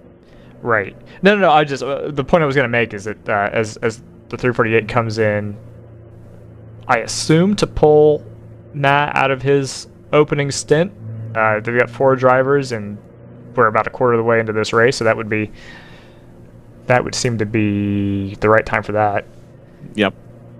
How do we feel about some advertisements while we've got the track Joseph, neutralized? That's where I was going to work my way around to, and then you can bring us back, because I'm going to go find some water. Oh, that sounds great. I'm so happy for you. Thank you. All right, we'll be right back.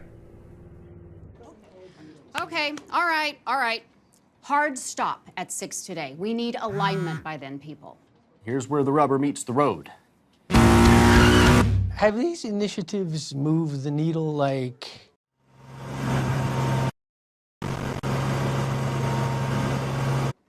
at all? Well, let's shift gears a minute. We're really kind of at the apex here. Well, we gotta stay agile. I said we fast-track the pivot. Can we circle back? Keep everyone in the loop. Focus, guys. We're in a race to the finish, all right? We need to put the pedal to the metal. We need to nail those hairpin turns, cross that finish line, and take that checkered flag. Yes, Josh. Yes! Start your engines! Woo! Ready to hit the track? We've got you covered with the world's largest motorsports calendar, track day insurance, and more. Hagerty. Let's drive together. Sentinel by Candelaria Racing Products is a comprehensive motorsport video system incorporating live streaming, local recording, picture-in-picture, flag status, leaderboards, data overlays, and more. Perfect for endurance racing, sprint racing, and HPDE. Sentinel includes everything you need to get started. With the ability to control the live feed from the cloud and GPS auto start, you will never miss an on-track moment. What are you waiting for? Get your Sentinel today.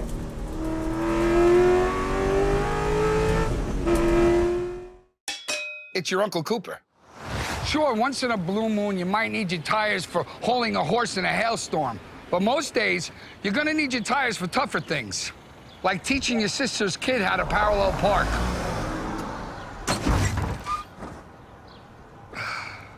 Thankfully, these Cooper Enduro Maxes aren't just tough, they're everyday tough. Okay, there's a lot of improvement. Go with the Coopers. Cooper! We're back at VIR for the Saturday WRL race. I believe we've just gone green again. Yeah, it looks like we have. On board with Big Mission Motorsports. That will conclude, I believe, our third, maybe fourth full course yellow. Fueling infraction for the 348.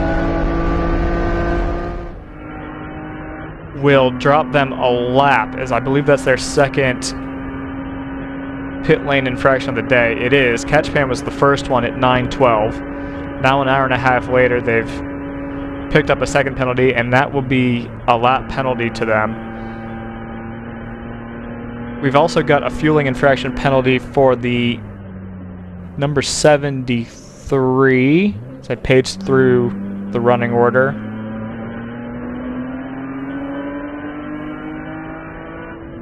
'73 will be your 4th place in GTU for the L2 Motorsports team. So they'll lose a lap for a fueling infraction visor up penalty. So that is catching people once again. And the number 297, he says, frantically scrolling through his screen. 297 also given a lap penalty. This one for passing under yellow, under this last full course yellow. Actually, it would have been before the full course yellow. It would have been while it was still a local yellow for that stop car up at turn 8. As far as I can tell, we actually also have an incident under investigation between the 15 and a car that I don't think has been identified yet for possible contact.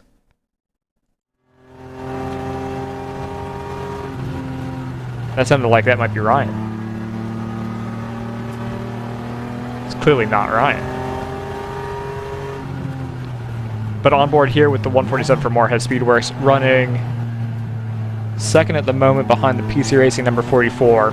So the battle that we've seen basically all year long in GP1, Moorhead and PC Racing basically just being the class of GP1. Surprised to not see Big Mission up there yet, holding down 4th and 5th in the class at the moment. So we may see them continue to claw their way back up. The other cars we've got on boards for include this car, the number 404 for Chill Out. This is the LS swapped Miata. Clearly the engine is not the only thing that's been done to this car. You hear the paddle shift gearbox. You hear it actually very distinctly every time they pull that lever for a shift. And that car running second at the moment. We'll look for an updated gap when we have it. I've got it as under 10 seconds here to the number 79 for Team Hardpoint.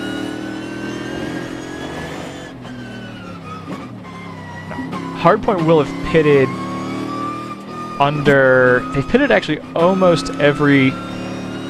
Yeah, you can actually see the pattern if you go to the Race Hero Live timing. They've pitted every other full course yellow.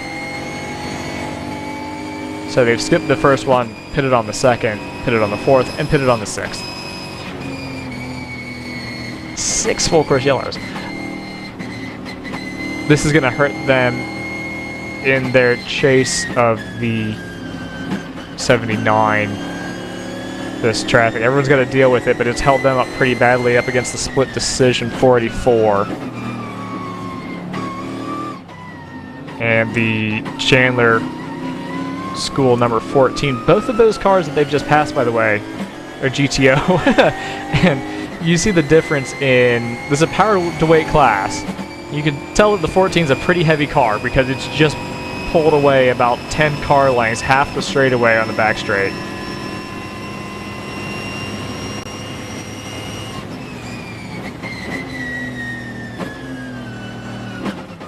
And the 404 will be able to pull almost all of that back under braking. And they're going to try to take advantage of their weight and handling through the back part of the circuit, and we'll do so pretty easily. So that's the lap traffic cleared. as bad as that appeared to be for them, it wasn't too bad in terms of gap because they've only fallen down to about 10 seconds behind hardpoint. So keep an eye on that in your live timing for the fight for the overall and GTO lead. Still tracking the progress of the number 421. They were in about 27th, 28th place earlier on in the race. They've clawed their way up to 21st. Still been a little challenging in terms of pace for them. They've since fallen to about a lap behind, really about a lap and a half behind the leader. 696 JTR has just put in their fastest lap of the race at a 102 point. No, I'm sorry, not a 102. That's the gap. At a 203.0. That's almost an improvement of 0.4 of a second. So finding pace in that car. Kind of a little bit of a late bloomer for this weekend, actually. But they're sitting in 4th, about a minute behind Team Hardpoint. Van Cleef, the 987, is a car that I think I've only got them as pitting on lap 37. That can't be right.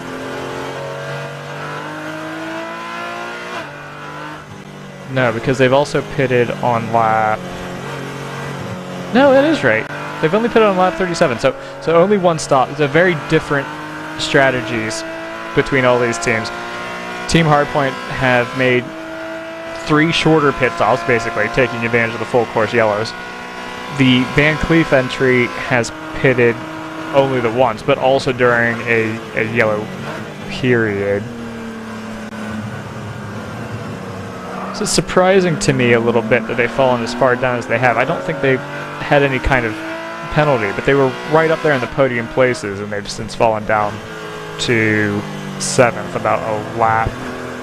No, not quite a lap. A minute and 30. So at risk of being lapped. You see here in the rear view window of the, well, rear view mirror of the 421.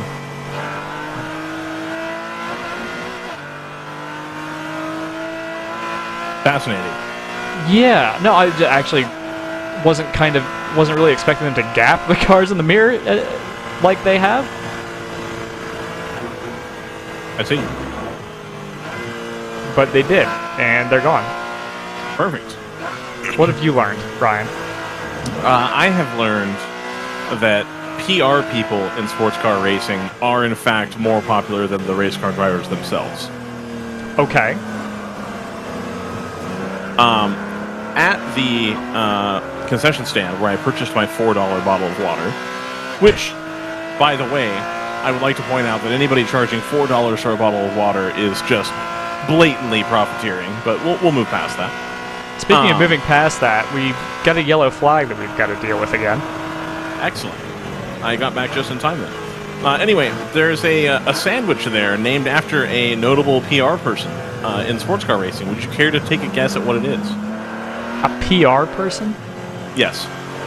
I think you're going to be... A sports car racing PR person.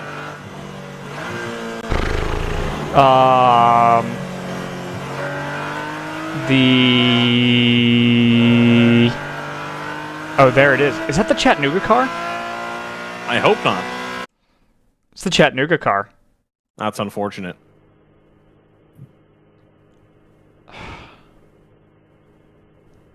Yeah, so it's still Matt in the car. So they were called as slow on the way into 12A, which would be the complex at the top of the hill. I think that's the 983. It's gone around us and is taken to the pits. It sounds like the car's still idling. And they've just refueled, so it's not that that they've run it dry or anything like that.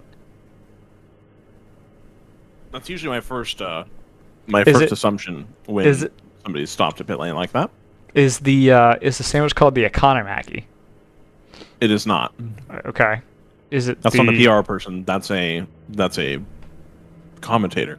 I don't know PR people. I'm just gonna. Yes, you do. You know of at least 2.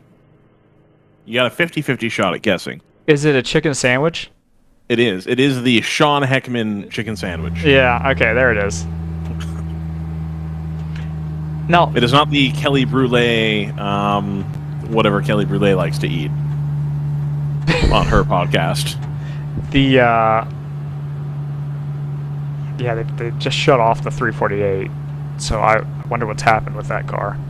You see the recovery efforts going on there to your right.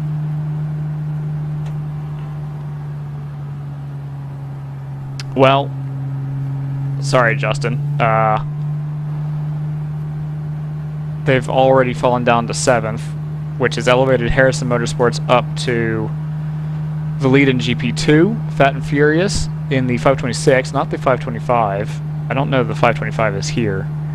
Or maybe 525 has since been taken by another entry. But Drummer, championship implications here. It does have championship implications. The core number 6 is up into 3rd now.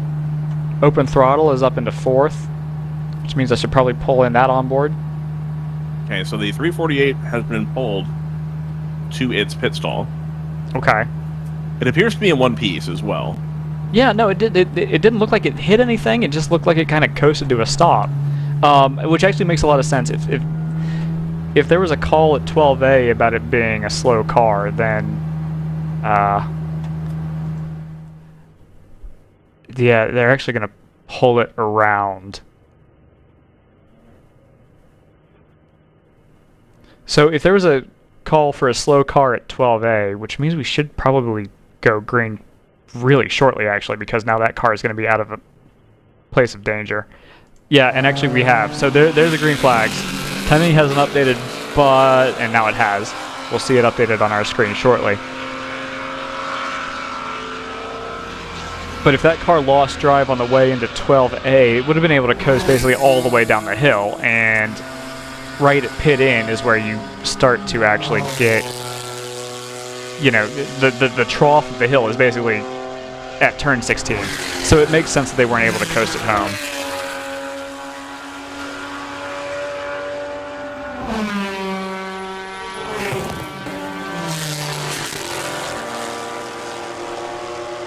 Great sounds.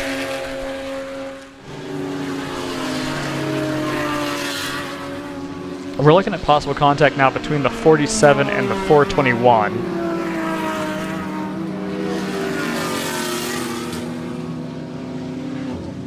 That would not have been a fight for position. The 421 would be the Thunder Bunny entry in GTO, and 47 would be Ginger Racing if it is them, if that's the right call. Yeah, I guess they are back out there.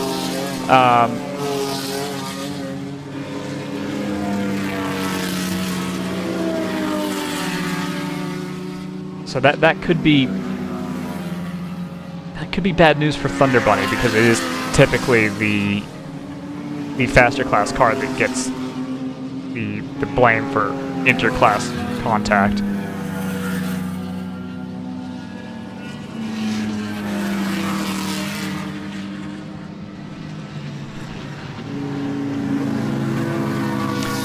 The 401 pitted during that full course yellow out of 3rd in GTO, and I don't think they've really lost anything. I think they've timed it almost perfectly. I had them exiting the pits a little late, but I'm not sure if that's correct or a little bit of camera lag. The 401 has been out for some time, so I think that's just going to be some camera lag here. No. I didn't just see them, but what I'm saying is I saw them exit maybe about 5 seconds after I got confirmation from timing that we had gone green. Got it. So it's, you know, they wouldn't have lost much. The level on myself. I can actually hear myself now. Hopefully people will be able to hear me on the broadcast. Oh, which means I need to turn you down. Wow, okay, cool.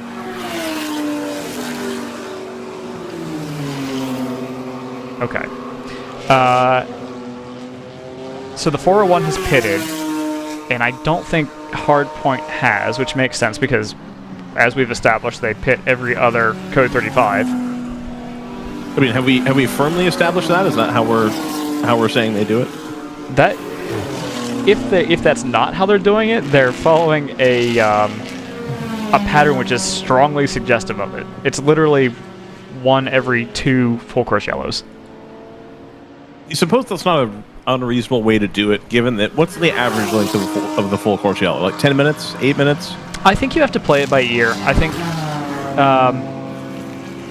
yeah, I mean, I think you kind of have to play it based off of, you know, where's the car on track, how long is it going to take for crews to get to them. Hello.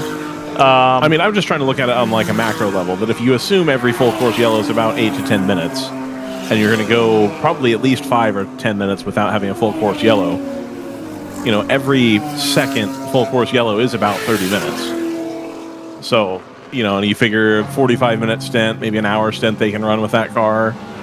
That's probably not an unreasonable strategy if you were doing that intentionally. Yeah, but I don't... Maybe.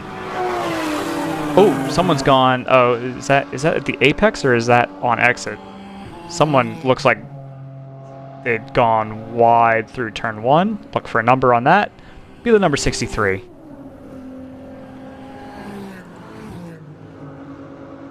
Someone's also dipped a tire at turn 10 too, and that makes me pretty anxious.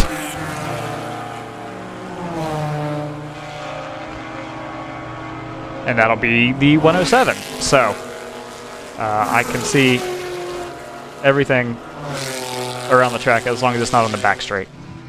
Overnight has overtaken 605 in the round 3 car for second in GP3. So that'll be a change. I think that's Boxster to Boxster, isn't it? It is. Oh, a little bit of dirt there as well.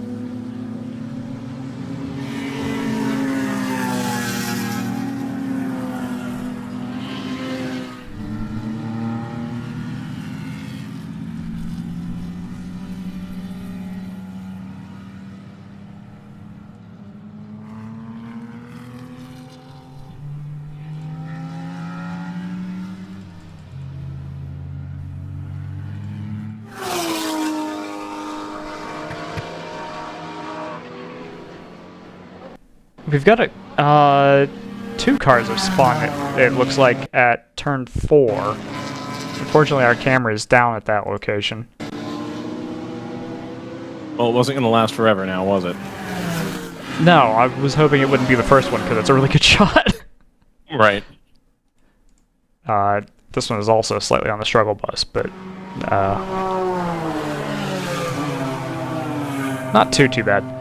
404 Chill Out has pitted, and that's going to be costly. And it's unscheduled. That's way out of schedule for that car.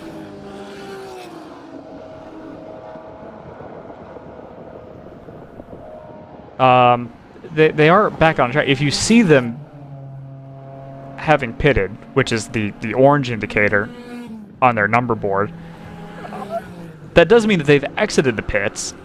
So I'm not totally sure why they've pitted. I don't know if they had something that they needed to attend to, but it's unusual because it had only been maybe 10 laps, 13 laps since they pitted last. It would have only been about 25 minutes or so, maybe a little longer with full course yellows. But yeah, that's unusual.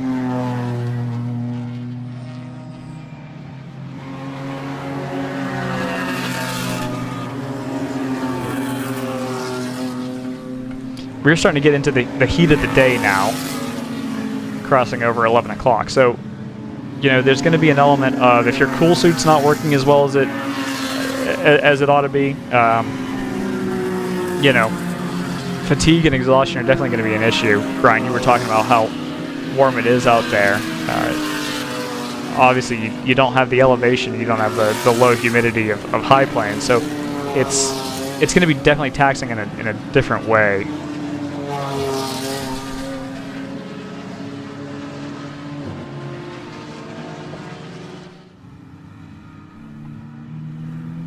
Okay, so I have an explanation as to why the 404 is pitted. It's because they've had contact with the 79, as a matter of fact, with the hardpoint car.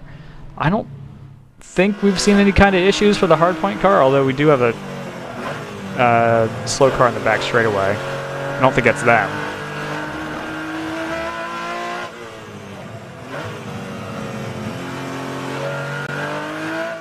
But keep an eye out for that, because that could be a penalty to one of those cars if that is deemed to be contact. And it doesn't have to be avoidable contact. It's worth noting. Avoidable contact is actually a more severe penalty. It's an extra lap penalty. So incidental contact is just as penalizable because it is, you know, it's run as a no contact league, and so contact is inadvisable. Core Motorsports has put in their fastest lap of the race in GP2 at a 2:12.1, which is almost half a second faster than they've run up to this point. So that's going to continue to... is it going to continue to tighten it? Yeah, that's going to tighten the race in GP2 if they can continue to run that pace. Obviously, the leader in that class, 348 for Chattanooga, has fallen away, and I'm not sure that anybody is really working on that car. The last few frames from their onboard suggest actually work at the rear of the car. Driver's still in the car, so I can't imagine they're giving up on it, particularly when there's points on the line, right? And they haven't quite. Indeed, but now I'm trying to fix the mixer because I messed it up again. So.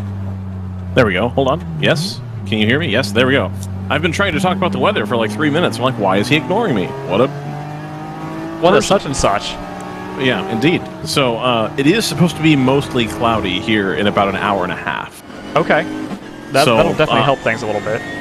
I think that'll help the cars. I think that'll help our trackside camera situation here. You know, I think we'll be all right there. Yeah. The trackside goes down, by the way. It's not going to come back up. So. That's good.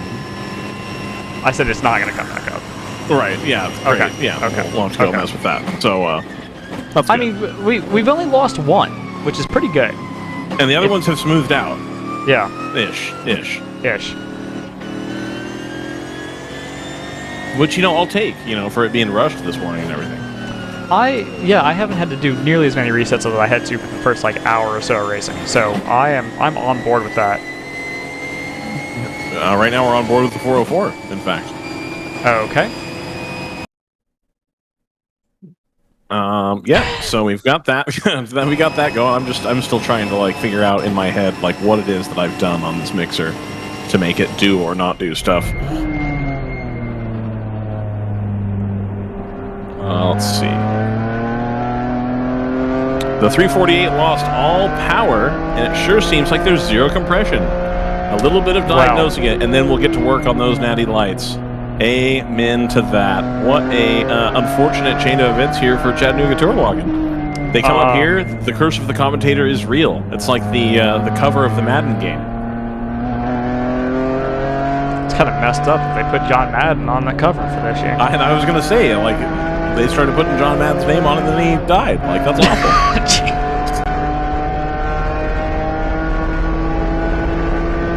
I really like that to go away here. What's this? Today? I don't need to... Yeah, okay, whatever. Anyway. So, some beers being poured, or opened, rather. Is there a situation where you have to pour Natty Light? Do you think there's a bar anywhere that has Natty Light on tap? Yeah. Well... I think you're more likely to find PBR on tap than you are to find Natty Light on tap. That's true. Well, PBR, as I've mentioned before, has now graduated to being sold next to all the craft beer. It's not craft beer. It's not, but it's sold next to the craft beer, and it's more expensive now. Okay. Because all the people who are my age drink it. No, I was going to say it's hipsters. I mean... yeah, that too. But it's also, like, I don't know if it's, like, current hipsters. It's definitely people that were hipsters 10 years ago. You know what I mean? Like, it's graduated hipsters. You say I don't like to think of the time that I drank PBRs as 10 years ago, but here we are. I'm like, how was it? Dang, it was. Yeah, that's not that unreasonable. Or 8, anyway. Legally, of course. Yeah, I was going to say, like, well, do we want some plausible deniability? Yeah, exactly. Anyway. Ooh, is the Black Forest camera still up?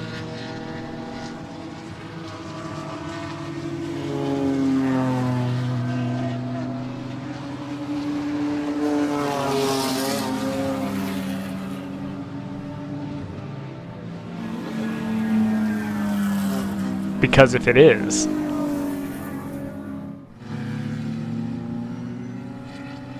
I think it is. All right, let's pull that one in. Ooh, Harrison's got one, but it's...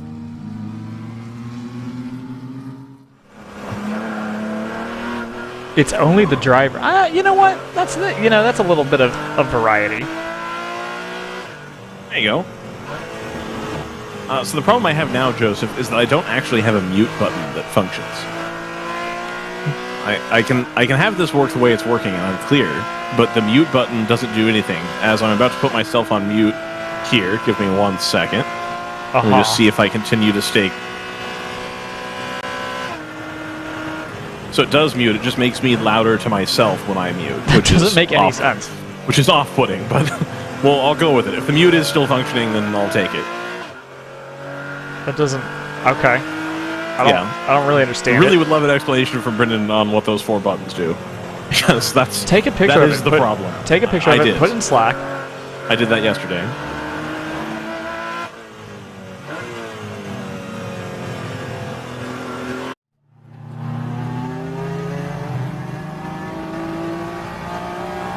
Don't mind me, just rotating in some onboards. Just keep going. Just trying to figure some stuff out here. I got you. 2 seconds, Ted. 2 seconds. That looked like that was going to be contact up there. Thankfully, it was not.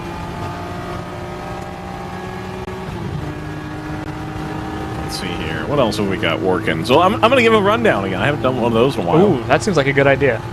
All right, and as usual, we'll start with GP1. Eagle Eye viewers will understand that I'm starting in GP1 because that's the order they're in on Race Hero. The number 44 PC Racing car is still in the lead of GP1. The sister car, the number 4, has run into some trouble. So only 1 bullet left in the gun there for them, but they have consolidated their position up at the front. We're waiting for timing to update to see what that gap looks like. It looks like almost a full lap. 1:54 is the current gap back to the number 125 MMR car. Oof. So that's a tough hill to climb, especially at a racetrack where we're not going to be doing safety car interventions. I was more oofing the too wide that we were doing through the S's. Not even that too wide. Yep. Well, I just saw them do kind of a hip check there up against the curb there, right in front of the Moorhead Speedworks car, which coincidentally is in 3rd place right now. In 2nd place, the number 125 MMR Mustang is currently there, and they are the car that is about 2 minutes behind, almost a complete lap behind the PC Racing car. So they've managed to stay in contention there, MMR has. I believe a new competitor as well, Joseph, is that accurate? Were they at High Plains? It's not a name that I'm super familiar with. I'd love to have a chit-chat with them. Yeah, I keep mentally conflating them with MER. Okay, I can see that. Which is, I'm pretty sure, a different team. So it is. I'm not going to be the best source on whether or not MMR is whether they're, I'm afraid. Right. Well, either way, I'd like to have a chit-chat with them. The text number has been distributed. Give them a piece of your mind. Yeah, that's exactly what it is. I'd more like to know what they've done to their Mustang so I could do it to mine. Other than the fact that I've sold mine recently, so okay, well then it's not really not super a whole useful. lot. I'm afraid no, to at say. least we have something to talk about. I also had a Ford Mustang at one point in time. I see that you do as well. So, and then in 4th place we have the number 701 Round 3 Racing. That is the GP1 Porsche Cayman, I believe. Round 3 Racing, always right there or thereabouts in their classes that they run. GP2, we've got the number 146 Harrison Motorsports car, which we were on board with a moment ago. They are currently running in 1st place. We're going to wait for the timing and scoring to update but they are ahead of the number 6 Core Motorsports Mustang, which again, that is also a 2010 Mustang, I believe, in GP2. They've got what appears to be a carbon fiber 3M wrap around the entirety of the car. Which is ironic because it would actually add weight. Well, you know, I had speculated about this being a potential strategy at one point. I don't want to, you know, point any fingers or anything, but I did at one point wonder out loud if I bought an M4 GT4 car and I happened to put the panels from the road car on it, which are made of aluminum and steel, if that would count as ballast or not. So, in much the same fashion, I question whether if I just have a really heavy wrap on my car, does that count as weight or is that ballast? The thing I'm is, not convinced there isn't something there for that, because the other Mustang, which is the same vintage, is in GP1. So, I don't know on that one. I'd like an answer on that. I don't think I'll get one, but I'm curious. I will say, I think if you're going to ballast, if you're going to add weight to something that goes around the entire car is definitely a lot less efficient in terms of, you know, center of gravity than if you just had, you know, some lead weights that you can put on the floor, say. True, but it's plausible deniability, so that you're actually getting 210 pounds of ballast, or 230, or whatever it is. At that point, just just go down a you class. say that, but like you say that, but they are down there. I mean, I don't know, man. I don't know. I'll talk to RJ about that. I'm a little curious. Now GTO, I could see some trickeration like that. It's but like Core in the production, Motorsports, Joseph. They're a heavy hitter to IMSA team. Like, yeah, but it's not the same thing. I mean, maybe GP1 since that's the highest that you can. But no, it's not the highest you can go. You could go to GTO if you had something that's production based. So no, I'm sticking with that. I don't think I buy say it. No. Yeah. Okay. All right. Anyway, so they're now down to third now that I've talked crap about their car. So you know, it is what it is. Second place now is the number 526 Fat and Furious racing car. That I believe is a BMW. Yes, it's a 330. So the 330 domination at the front continues. And then the number 407 Craftsman Auto Care BMW, I think they have moved up on account of some of the misfortune with some of the other cars in the class. Running on the Continental Tire. Continental Tire, of course, here this weekend at the track. WRL securing their third tire sponsor. Yes. Can you name for me, Joseph, a domestic series which has 3 tire sponsors? I believe there's one called the World Racing League. Okay, other than the World Racing League, because that is what I'm trying to compare to. No, I know. But no, I cannot think of one. I think that's pretty impressive. I think the only other league in the world that I can think of off the top of my head that has 3 actual tire sponsors would be Super GT. Well, it's tough to. I was gonna say it's tough to find a league in the world that has 3 different tires at this point. Right. There's some leagues like the Nürburgring, I believe, is open tire. Sure. I think they have a sponsor though, or an LS, yeah, whatever they call it. I think they have anymore. one sponsor though. It's who sponsors them? It's like on the banners. Like some cars you'll see are goofy because they have the Series tire sponsor, but then they have their own tire also. Oh, isn't it Hankook, which is also a WRL sponsor? It is, absolutely. I think it is Hankook, and then there's people who still run Falcon and Bridgestone and all those. Right. Yeah, otherwise, I think it's just Super GT, to be honest. Got a note in the YouTube chat from Michael Moore, team owner for MMR here. This is our second race in the season. Blew the transmission at Road Atlanta. So okay. I'm going to go out on a limb and say MMR is short for Michael Moore Racing, or Mike Moore Racing. I'm not sure what he goes by. On YouTube, it's Michael Racing. Yes. More Michael Racing. He wants to do it more. No, I don't know. I got nothing. I'm out. Wow, the heat's really getting to you, huh? And it really is. The heat in this air-conditioned booth. I'm actually surprised how cool it is in here. Let's see. Okay, so now down to GP3, the number 195 Overnight Motorsports Boxster. One of, I swear they have 20 race cars at Overnight Motorsports. They were, when we were at NOLA, which is their home track, they have all the Boxsters. Every used Boxster in the country is actually just an Overnight Motorsports race car. Sure. Every single one of them. So the 195 currently leads that class by only 4.2 seconds to the 605 Round 3 Racing Boxster, recently out of retirement. And then in third place, the 109 Roberts Motorsports car has just moved up there. They're in the Mazda Miata. That is the one that looks like it was supposed to be the 09 and then has a piece of tape on the door to make it the 109. Sure. Which is the type of vibe that I can really get on board with, to be honest. I mean, there's nothing wrong with it. No, I'm in. Like, you know, I was talking earlier about all these cars that have newer wraps or designs and stuff on it. And so it's really nice to see somebody that just still has the stock Miata red color with some stickers on the door. Like, Right. I like that. I'm in. Sorry, I'm going through candidates for onboards. We've got No, two no more problem. Okay, I'll keep going. You're good. No, but I think it's good to have teams. This is gonna sound condescending. I don't mean it to be, but oh, we've got a slow. It looks like the split decision car is slow, about to come through shot here. Yeah, that's not healthy. But no, it's like I kind of like having that aesthetic because it's you know it is kind of a signifier that, like, you know, you don't have to run high budget. You can really, you know, just come here with basically a more or less, this is less true than it used to be, but you can come here with a basically stock car with a cage in it, and, you know, and have a good time. I don't know that you're necessarily going to be competing for wins, but you're, you know, there's nothing stopping you from, like, just going out and having a fun time. Well, I've done so interestingly enough, I've done the math on that Camaro, not that one specifically, but I have a coworker that I was trying to explain the series to. Which, by the way, to be fair, the 109 is running. Assuming the transponder number matches what you're seeing on track, the 109 for Roberts Motorsport is running in the top 5 in GP3. Like, they're not. Oh, they just clicked into the lead on my timing screen. So. Oh, maybe I'm. Oh, you know what? Maybe I'm definitely behind. Yeah. Yeah, I got issues. It's showing the 195 and the 605 as salmon though, so I don't know if they're having an issue with that or what. Anyway, back to my original point. Yes.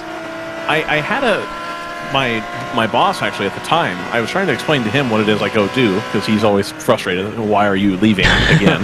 Why aren't you working on a Saturday?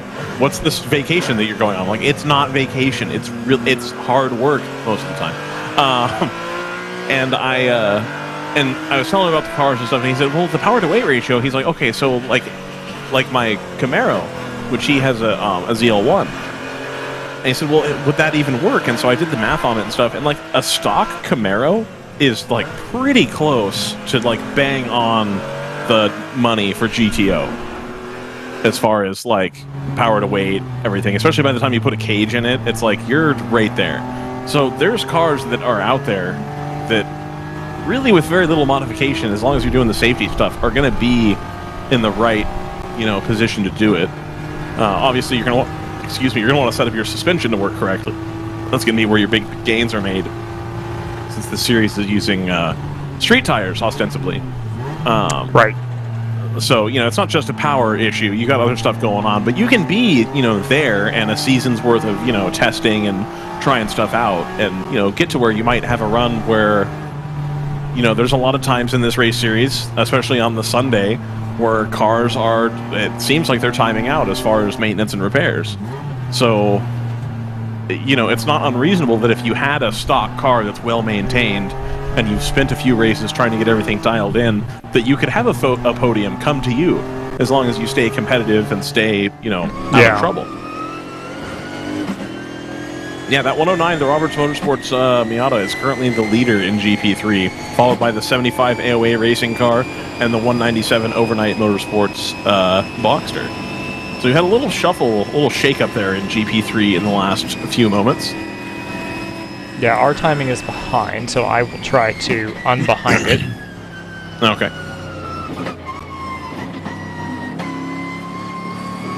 To finish up my point from earlier, when I was joined by Chattanooga Tourenwagen. You're good,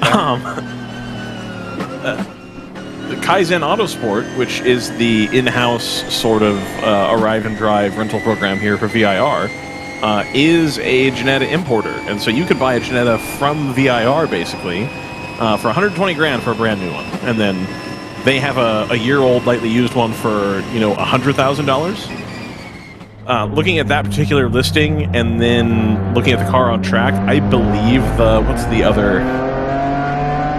number of the other GTO car? It's the, let's see.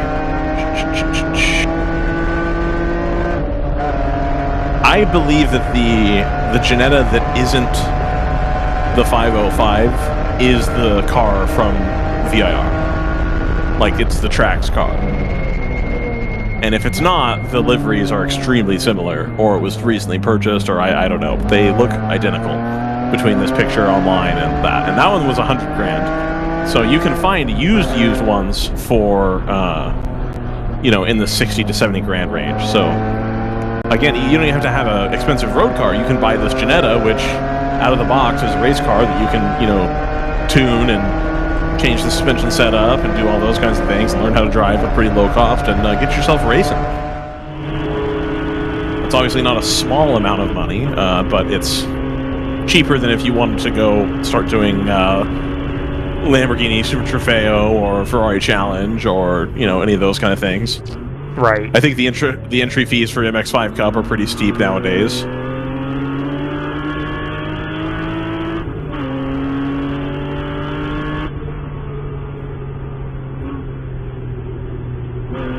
It's not that one.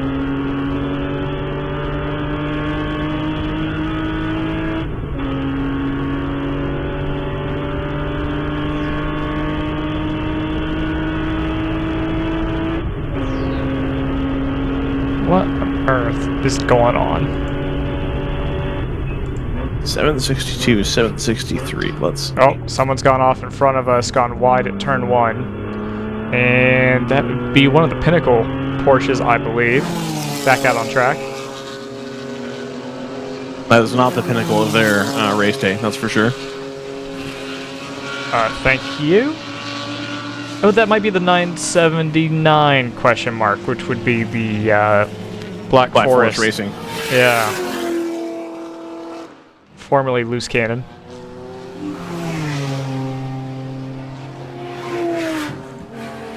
Which, if you look at their picture on Motorsport Reg, appears to be that car at the Nürburgring, taking a crest. I actually haven't seen that. It's got the Roe Oh, it sure sticker is. on the side and Look the at that. banner and everything. That's fantastic. I wonder if that... Oh, so that makes me wonder. Is that,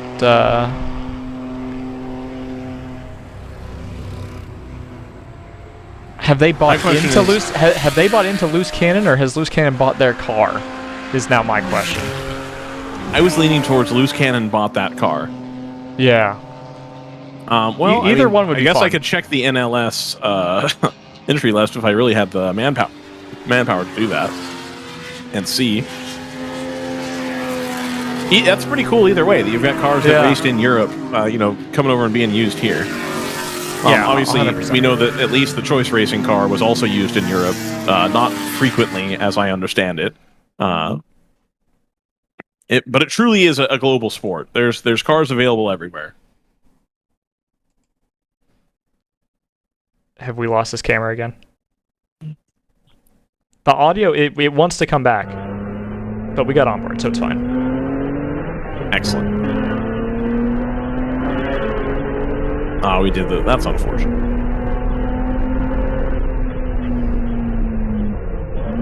Big delay here. Excellent, Harrison Motorsports. Look at that. Look at the driver working hard. Yeah, we're starting to heat of the day, and the cloud cover hasn't helped us out yet, so we're starting to eat up we're onboards. still 30 to 40 minutes away from the cloud cover, unfortunately, Joseph. Yeah. It's coming. I can see the clouds developing, but it's not here yet. Sure. Anyway, I think we're under a yellow again here, Joseph. Yeah, we are. I'm not sure what that's for. We do have a note of contact between the 93 and the 111 for Thunder Bunny. But I don't think either one of those cars is listed as stopped. see if I can pick out anything on any of our onboards, and I'm not sure that I can.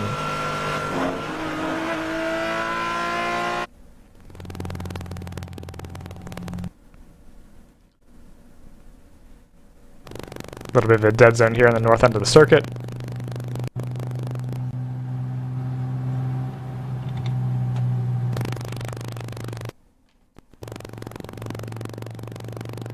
That's not a good sound. It's not ideal. I'm not sure where that's coming from. I don't know either. I will say about the new Thunder Bunny M2s that the liveries are fantastic. That is true. Oh, the noise has gone away. Excellent. It's delayed to me, so we'll see. Oh, and it's back. So I'm still not seeing anything unless I missed it in turn 1. I'm not seeing. I don't think that's a car off to driver's right. I think that's just some tires out of position. And I do just want to note that I am certain that Chattanooga Journal-Wagon is not going to be drinking beers while the track is hot. That they will be working on the cars, and then when the track is cold, then the beers will be open.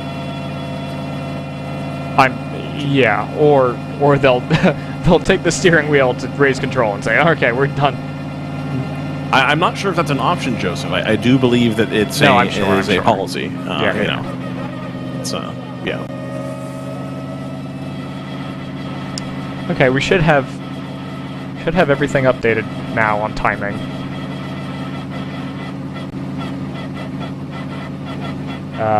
Not totally sure I understand what the issue was, but our timing anyway, our relay of timing has come back up.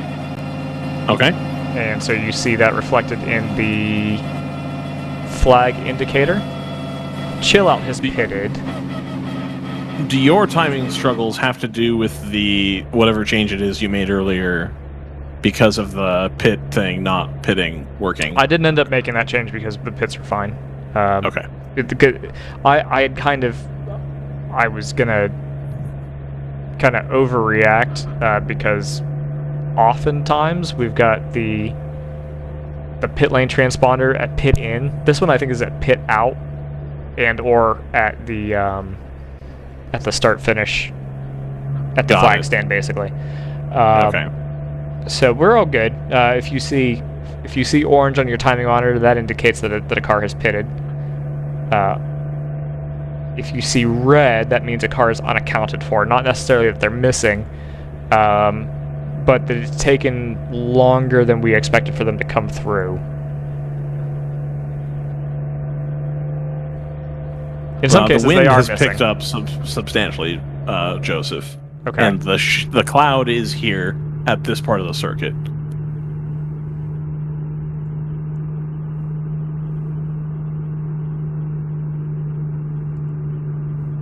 I know that I spoke earlier about we're not expecting rain, and I'm still not expecting rain, but if you look in this direction, I have in this part of the world, I have no idea what direction I'm facing. I believe this is, if you look to the west of the circuit, it looks very cloudy. Like, well, let's if the weather wasn't so firmly it's not going to rain, I would say it's going to rain over there. Yeah, I mean, so these are... they're puffy clouds, but they're not exactly like turbulent clouds, if that makes any sense. So look at the pit lane camera. Honestly, that doesn't worry me that much. Okay, you can't see further to the left, though. Maybe it's because I'm getting double tinting from looking through like 3 sets of windows to see that, but it looks... I don't know. I don't know, man. There's no weather until like Knoxville. I don't think there's anything there. All right. I'll take your word for it. The 109 coming down pit lane. I think you're getting jumpy. A little bit jumpy. I'm the weather guy. Well, I mean, that is in fact my thing here. I mean, if I can't talk about the weather, what can I talk about? You know what? That's a So let's go back to the race control log and try to figure out. I'm still not 100% sure. I actually haven't seen anything that tells me why we're under full course yellow, if I'm honest. I've been focused on other things, so I might have missed it, but there's nothing in the log that it would indicate that sort of thing. Yeah. I don't think so anyway. I mean, we noted the 484 being slow on track. We haven't gone black flag all, have we? I see a We bunch have of people. not. Okay. A lot of people pit. I wonder the same thing to myself, and then right when I start to really think that's the case, I see somebody run down the pit lane, or down the straight. So Right. Okay. Yeah. Not quite. I saw the entire row coming, and I was like, oh no, what's happened? I need to take these out of rotation until we get them. You do. You absolutely unbroken. That one. Joseph, would you like to go to another ad, or no? Well, I would. I think if we can bang these out during the full course yellows. That's fine, except I don't know what the cause of this one is, so I don't know if we're about to go green or not.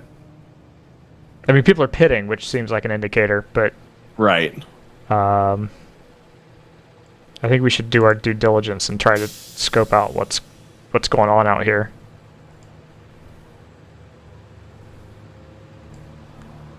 Let's see. What is car number 2, Joseph? Number 2 would be the ACP, the remaining ACP car. Okay. It's registered in the pit lane currently.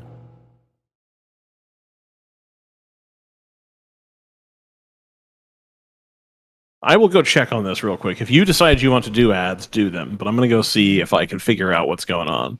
Yeah. While you're doing that, I'm going to wildly speculate. I wonder if someone's gone wide unless this is a Marshall break. Unlikely. It seems unlikely that this would be a Marshall break. So I'm going to go check. All right. Sounds like a plan to me. We do have course vehicles out going to Marshall post rather than attending to an incident.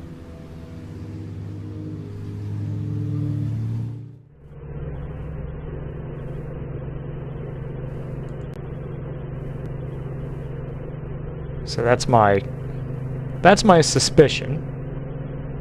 We are going to have basically the entire field, by the time this is through, is going to have come through and taken advantage of it and given themselves a relatively cheap stop. We are picking up a couple passing under yellow penalties toward the very end of the lap, which makes me wonder if there's anything related.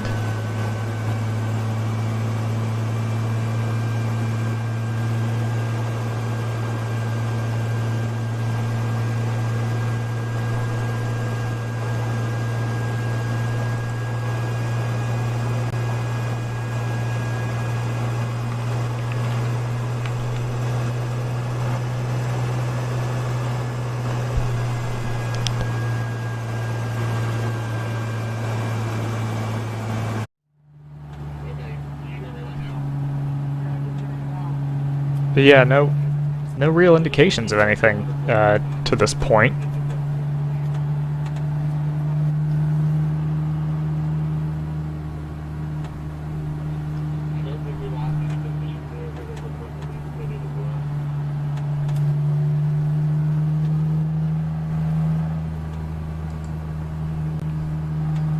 You know what? Just to jinx it, so that we get the full course yellow resolved more quickly. No. Okay. I've just returned. It is worker lunch. Hey! So, I would imagine that this will be wrapped up here shortly. Yeah, but they're only at Marshall Post like 12. I could go either way on that. I think we're getting close here. Okay. Additionally, I have had an update from RJ. You are allowed to swap out panels for road car panels on your race car to attempt to gain weight. And apparently there are multiple teams that do take advantage of that. I was going to say, for it to be allowed, that must indicate that somebody has done it. Right, and then how can you question, look man, I don't want to pay 15 grand for this door, right? But I can get one from Road Car for $800. You know, I get it. I get it. It's unusual. I mean, I guess for a door in particular, all the way it's near the bottom, right? Right. And you just take the window out, I guess. And then, you know, my follow-up question to that was like, okay, what if I run my cage is like World Rally spec thickness? Okay. I think I could pretty effectively find some ways to make my car substantially heavier than stock, legally, if that was something that I was inclined to do. Of course, stuff like that starts to become more permanent, and then you can't mess with it as much, which might be the intent, where it's like, sure, like if you want to put a really heavy wrap on your car, that's fine. But now, if you decide you want to go down in power for whatever reason, you can't undo that. So, almost like they've had to think about the rules, and we're dealing with professionals who know how to write a rule book. I think you're dealing with people who have actively tried to skirt the rules enough times that it's like, okay, no, we're not doing that. Yeah. Okay, all right. I mean, I believe that. I mean, everyone here's competitive, right? I mean, right. There are some people that are going around basically for, you know, for a fun track day, but you know, if you just wanted that, you would just do a track day. So, yeah, I think there's some understanding that everyone who's in this is at least, you know, slightly inclined to find an unfair advantage. Well, even if you are here, like, let's say you do want to treat this as a track day, because $2,400 for 16 hours of track day running is like actually a pretty good deal.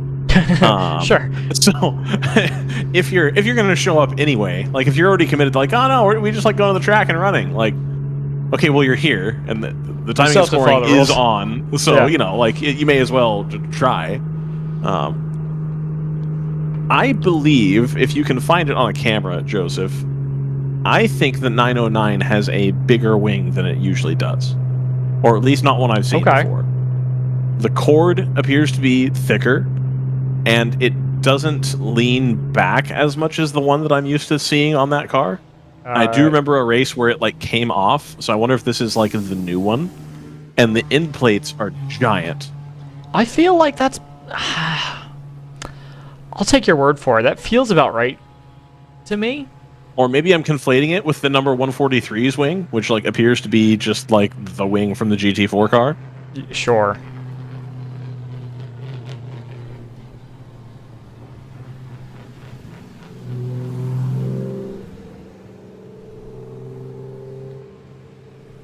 I do think we're about to go back to green here very shortly. Yeah, that makes sense to me. The pace car is in, or rather the service car is in. Yeah, okay. So I think that we will go green here very quickly. And the 47's going. They seem to think it's green. Yeah, camera's on a small delay here. Oh, there's one. Oh boy, he's booking it. Not everybody else is. No.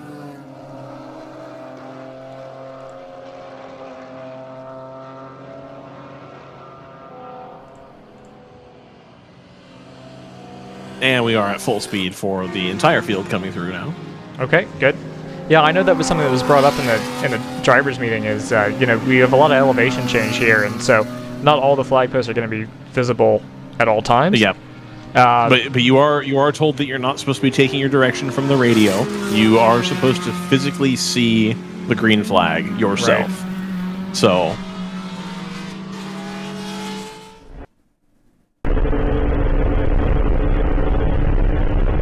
The Sentinel BMW running without the bumper as well as the lenses on the taillights. It looks very goofy when it comes by.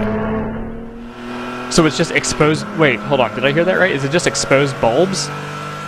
Well, it's exposed bulb with the, you know, BMW swoopy thing in there. But yeah, basically. Right, okay.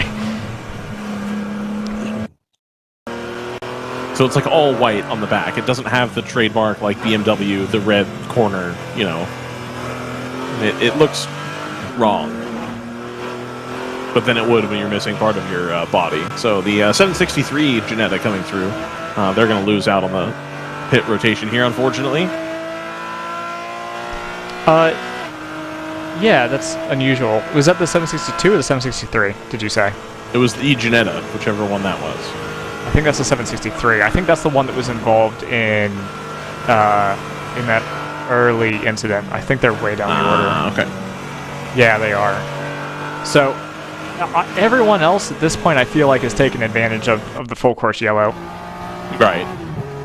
I don't think I've seen as much orange on the timing monitor as I saw for that one. So it must have been pretty obvious to everyone that it was going to be a longer one. Right. And there was no reason to not take it. It may have been announced by race control that, like, hey, this is the worker lunch. Right, that's what I'm saying. Yeah. Over the comms, yeah. So it's just us out of the loop.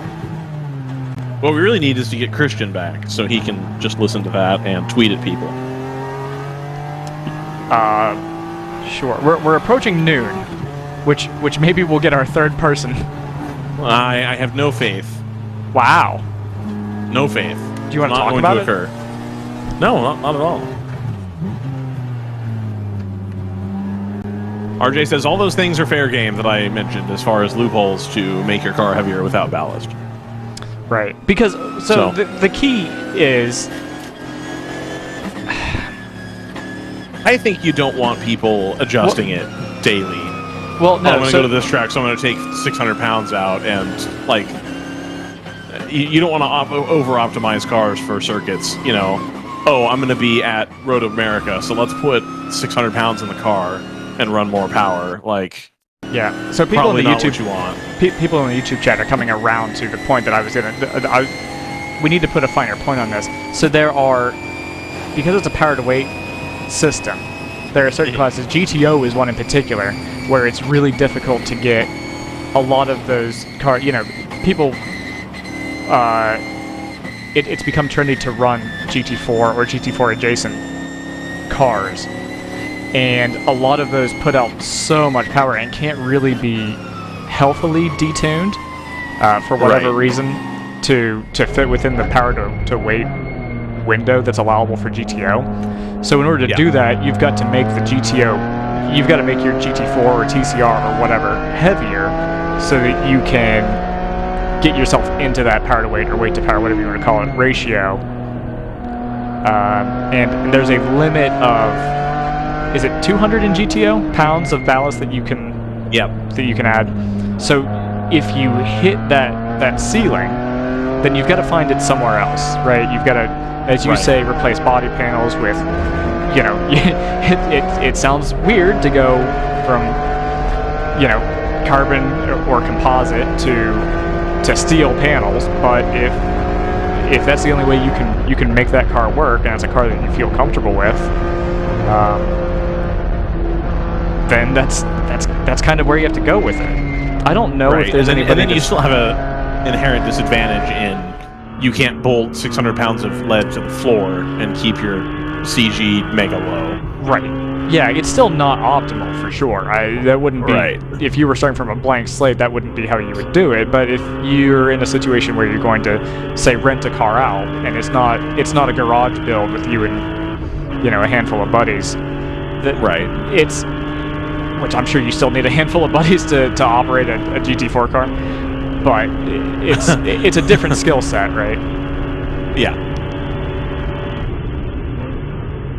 I am curious if a handful of buddies can operate the M2s. Like, surely that car, it's been designed with, like, it's easy to operate in mind.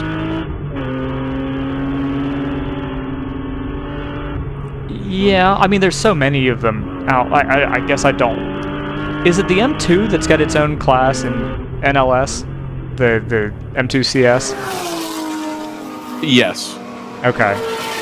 Yeah, so I mean that will be a car that won't, obviously the NLS does not happen on this continent, but there are teams here that have bought European cars, as we've mentioned before, like European run and operated cars. I think that'll make at least 2 of them, right? Because if the black, was it Black Falcon? It's that Black Forest. That's what keeps messing me up. I'm thinking the Black Falcon Mercedes, and I'm like, it's not that car, right? No. It's clearly not. between that and it's the choice, I think it's the 511, right? That they've sold off their old car, and that's now the PC Racing number 4, I think.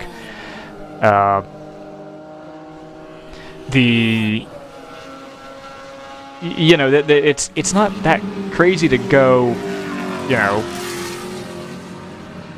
go off and find a car from whatever market you can get it from, really.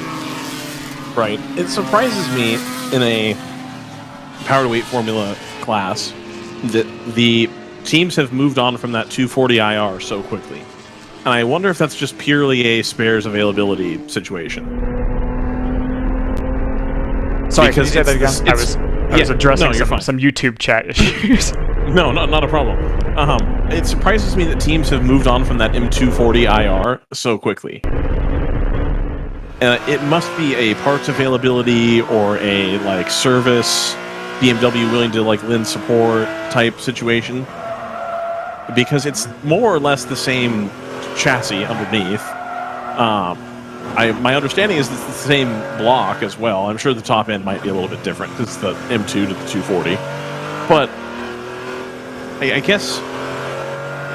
Yeah, I don't know on that one. I really figured that if it's a power to weight thing and it's roughly the same size car, that people would have kept it.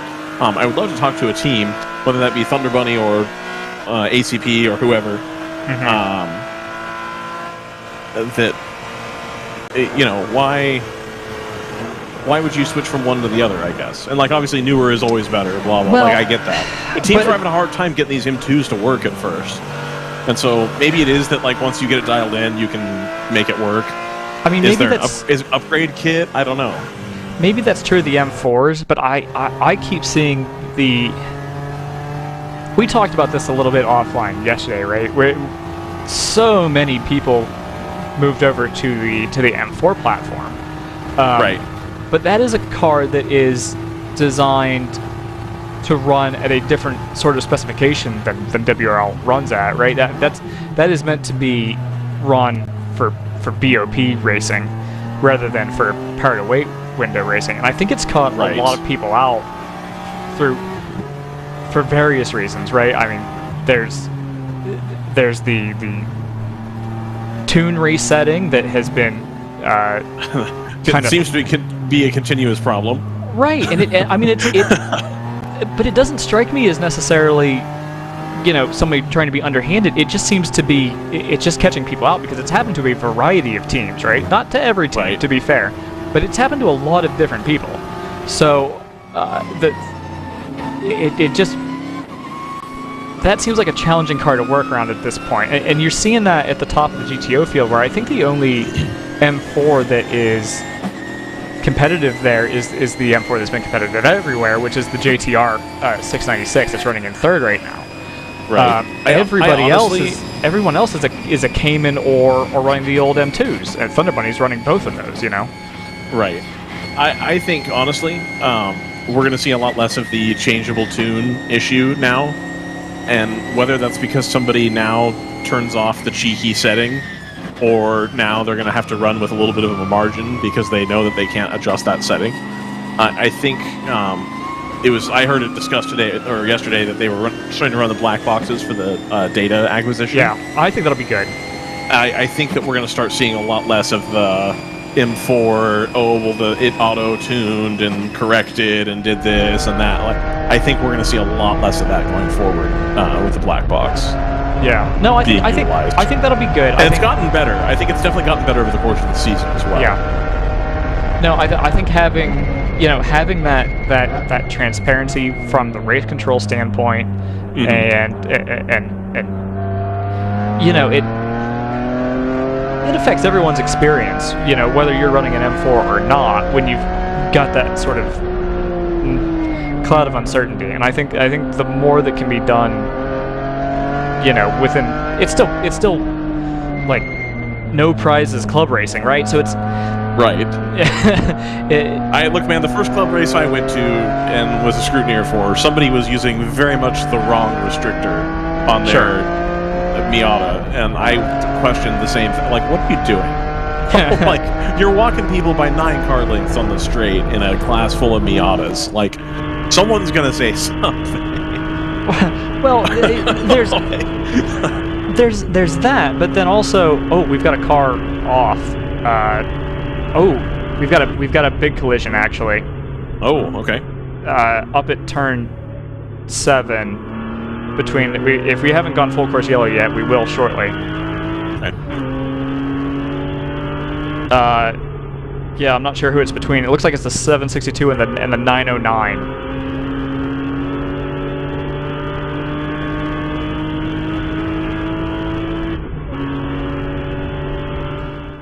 And we'll see it here. The 909's off to driver's right there. 762 is to the left. That's not the 909. I think that's the wrong car number that's been called in. I think that maybe looks like one of the Pinnacle cars. It's two Porsches that have come together on the way into turn. That's really unusual. Somebody must have. That's exactly what it was. The 762 was slow coming out of turn 6, and I think whoever has made contact with that car basically came in unsighted. We've still gone green, which is surprising to me. I'm sure they're gonna send somebody else. Okay, we're slowing down. We're slowing down. Yeah, it's come. Okay. Yeah, full course yellow now. It's a big front to rear impact. Both of these cars, I think, are GT4 spec cars, so they should be very safe. Yep, absolutely. I'm not too worried about that, if I'm honest. Obviously, it would be good to hear that everyone's out of their cars and okay. Right. But that will be. Oh, excuse me. I've given us the unframed one. Now we're framed. So, yeah, it could be a lengthy cleanup. Don't want to dwell on it too much. Right. Yeah. There we go, we're back. Okay.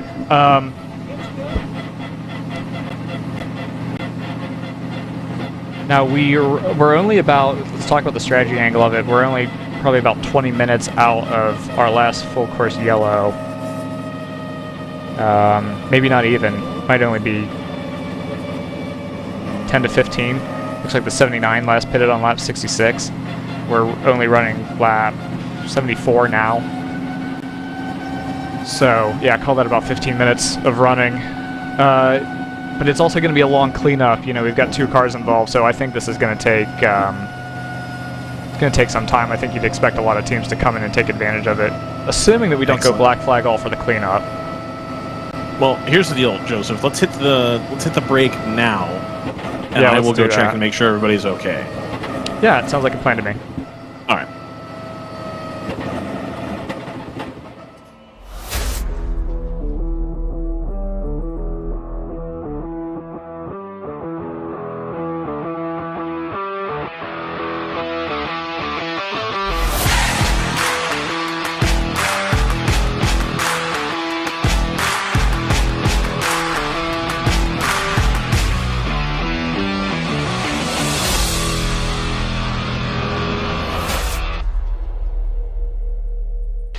Focus, guys. We're in a race to the finish, okay? Here's where the rubber meets the road.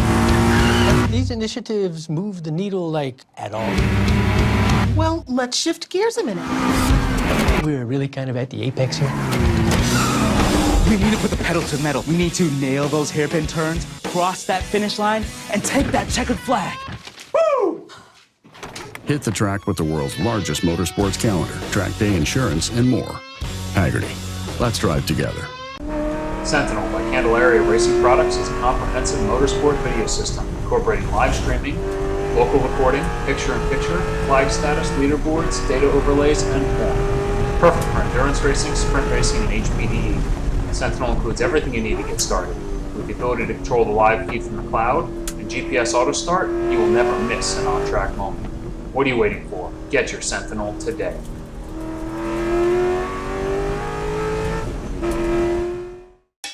It's your Uncle Cooper. Truck owners who run Cooper AT3s are some of the most dutiful people I know. Even if that duty is to haul a load of this stuff. It's not glamorous, but it's their duty nonetheless.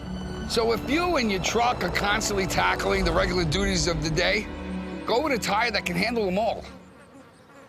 Oh, man. I stepped in it. Go with the Coopers. Cooper.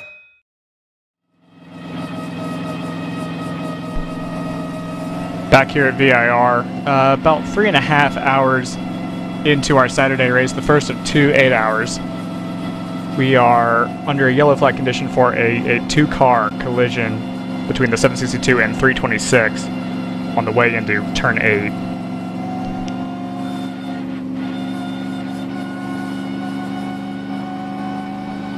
Appeared to have been precipitated by the 762 slowing on the way out of turn 6, and didn't see the collision, but it would have been the 326 coming in basically unsighted. So, yeah, we have no immediate concerns, but we do need to get that incident cleaned up.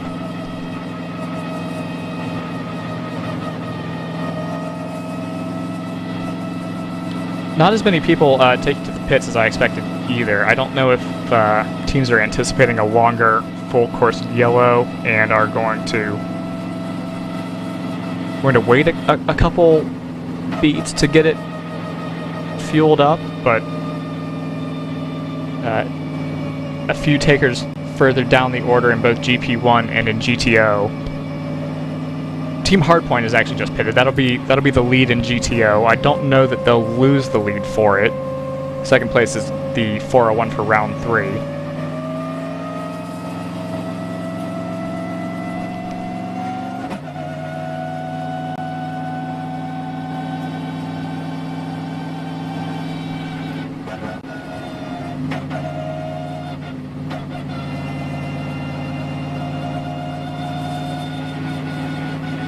We've also got Ryan West on site. I think he's confirming with the league officials to just check in on the status of everything, see how long we expect to be under a full course yellow condition.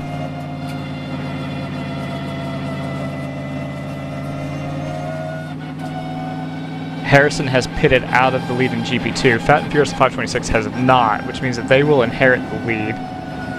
Round 3 pits out of the lead in GP3.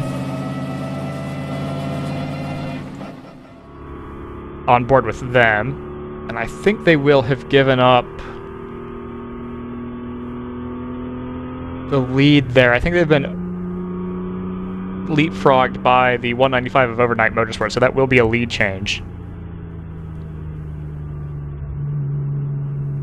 As I believe both cars pitted. I don't know if Overnight had a shorter...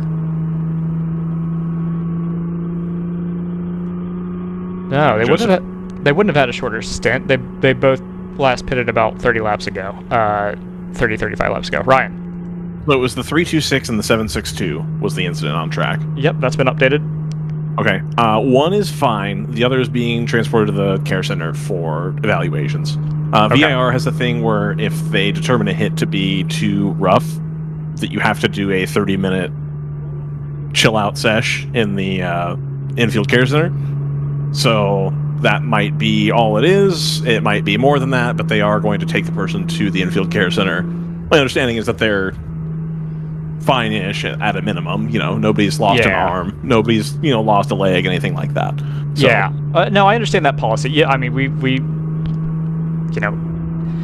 not insisting that there is anything to be too concerned about, but an automatic policy of okay, if it looks rough, you're sticking around, because head injuries can be pernicious, right? It's really absolutely, yeah. So it's you only have to look at Kurt Busch isn't going to run in the playoffs. His car was eligible for the playoffs for NASCAR, and he's still not back in the car. It's been a month. Yeah, and so to reiterate, not suggesting that anyone's had a head injury, but you would have these automatic policies in place to just double check and make sure that nothing cropped up before. You'd hate to bring someone in for evaluation and then let them go, and then you know, walk around, you pass out in the paddock or something, and like nobody see, you know, you don't want something weird happening. I get it. I played football. I'm fully aware of all the concussion stuff that goes on. I totally get it. There's no walking it off. No, there's not. Not at all. No, I mean not anymore. It's just we're just so much smarter about those things. I mean I remember when I was a kid, you'd have, you know, there was basically no real protocol other than you had to, you know, you couldn't do anything for a week or whatever. And even then, it was like, okay, well, if they crashed on Saturday and you had a Sunday race, could they, you know?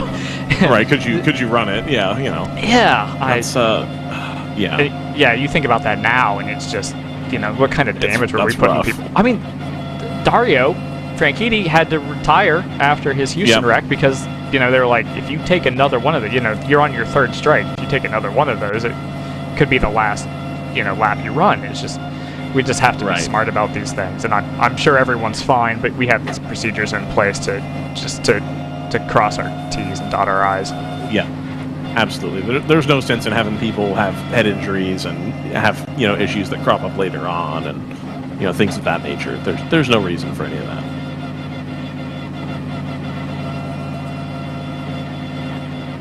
So with that, we're in another full course yellow here. Yeah, and. We've seen on our onboards that it's looking like a pretty long cleanup still. They've got several vehicles on site, so absolutely we can safely re-enter podcast mode. Absolutely, good. Glad to hear it. And I did check with RJ. You know, it's there's nothing so grave that's going on that we can't, you know, be lighthearted. So I felt good about that too. Yeah. At the same time, you know, it is. You hate to see something like that. It's impossible to know what the causes of it were, if it was inattention or if it's somebody looking down. I mean, we've all seen the Mimo Gidley crash from Daytona from, what was it now, 10 years ago. So and we've got a lot of cars on track, so it's really easy to come up on something like that unsighted. So it's just, you know, it's unfortunate both for the car that was hit and also for the car that made the contact. It will be, I'm sure, an expensive day for both of those teams. So in terms of, you know, the checkbooks are less important than people's well-being, but that is still a factor here, of course. Absolutely. I can't help but notice, Joseph, that it is 12:09, and we have not seen our erstwhile Englishman join us. Listen. I don't know what to tell you. Let's see. Do we have anything that we need to cover in the... Yeah, I see your note, Ryan. That doesn't surprise me at all.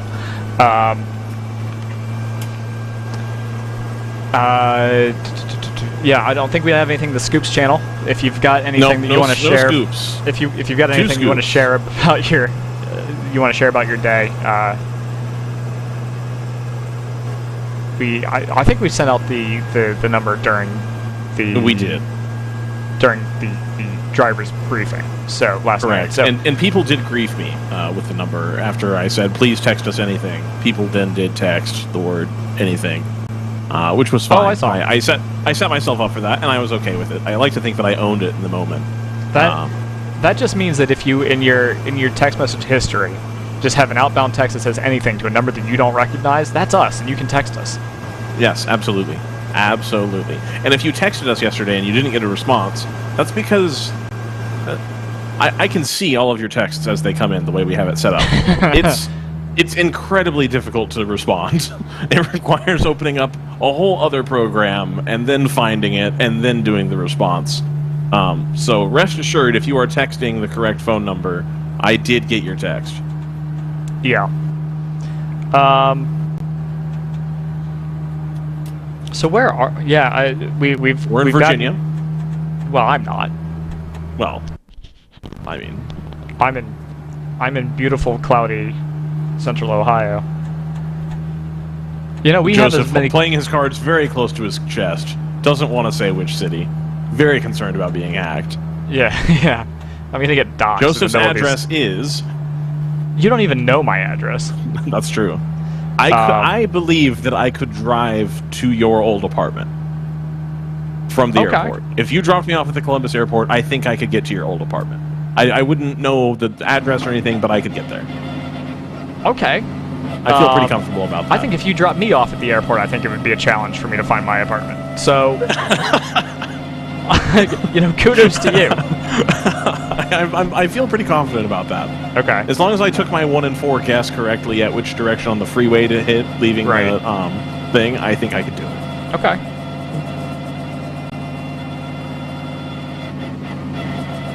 We had a lot of pit takers in GP1 and GP2, so I do think it is going to be one of those situations. We're putting down a decent amount of oil dry, too, on the part of the track where the car that was struck ended up basically the driver's left, which I think at the apex that they made contact, I think they would have been towards the right. So it's just one of those things where you've got a lot of fluid down on the track. Yeah.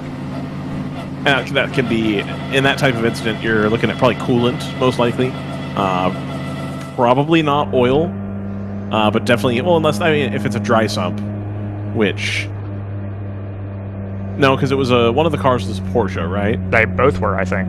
They both were Porsches. I don't think it's going to be oil. I think it's going to be coolant from the front end of the Porsche. Yeah, so probably not transmission fluid. Probably not. Definitely not fuel if it's in a port. Well, the fuel's at the front. So we did. No, the fuel tank's pretty far up there. I don't think it's going to be fuel. I think it'll just be. I mean, if it was fuel, I think we would have known. Yeah, that's true. So that'll be coolant. Yeah, we did call it right, by the way. That it was the Pinnacle Porsche that was the car that made contact, and then it was the 762. For 762 racing. So that is one is a Cayman, the other's a GT4 Club Sport. Well, actually, they're technically both Club Sports. So I think one is just, I think it's just nomenclature and generation. Yep. So, but yeah, it's a rough day for both teams. That's not what you want to see. No, that's an expensive day too. And then now you also have the issue with. I believe they're transitioning to the new Cayman for the new race car. So there might not be a tremendous amount of spare availability for that car either. So the interesting thing about Team 762, so Pinnacle's actually got a couple Caymans that they've got, basically of the same vintage. 762 is also, you'll recall, running one of the Ginettas. The Ginetta, yeah. Great paint scheme on those. And that was the car that had its own mechanical. I think it made contact with somebody early on in the race. I don't remember who.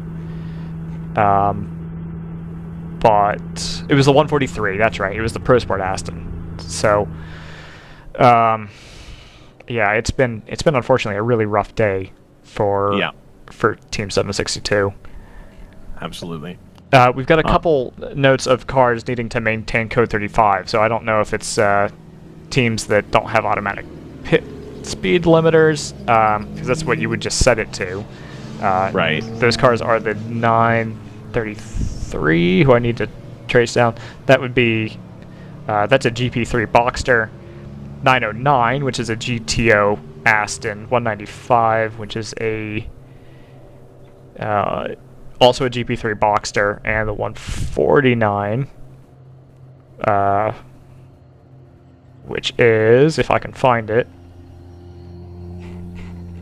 They were really particular at the drivers' meeting that you were expected to maintain 35 miles an hour. You were not to go slower. You were not to go faster. And any attempt to game the situation will be a swift penalty. So I think this is a friendly, hey, we talked about this. You need to fix it. Yeah, before they start just doling penalties out for stuff. Yeah, which I understand they don't want to penalize here. I don't think any series is out there. Well, I can think of one, but I don't think there's any series that's out there just to penalize people for the sake of penalizing. It's that they want it to be safe. They want to respect the Code 35 procedure, but they also don't want somebody rolling around at 20, doing who knows what. Justin got told that he was on the broadcast, I'm pretty sure. Right. The 44 So it has, if you can picture this in your head, Joseph, the rear quarter window on an E46 BMW, where it's kind of triangle shaped.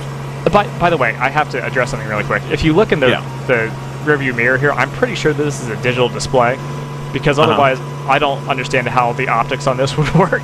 No, that's definitely a digital display. Okay, sure. great. That is a pretty common thing on road cars nowadays. You can get a digital rearview mirror. Yeah, I've heard a lot of people don't really care for this because it's A, not quite the right sightline, and B, it's like, it's not a natural refresh rate. Anyway. Yeah, there's that. And then there's also, some of them are placed not in a spot where it's covered by a wiper.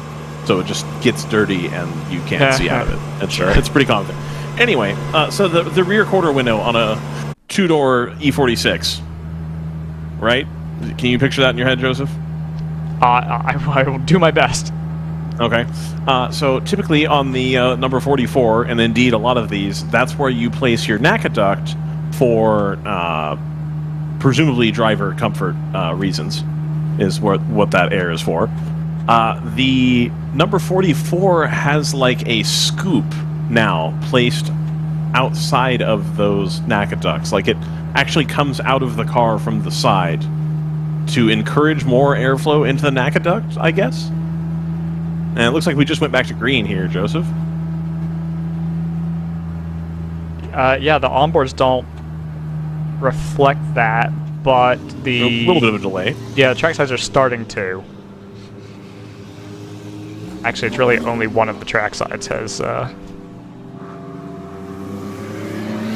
We'll get there. We'll figure it out. All right, now we're good. Sounds good. Anyway, the 44 has now, I don't know if they already had this on there today or if this is a new addition, but it's like an added side scoop onto the side of their window.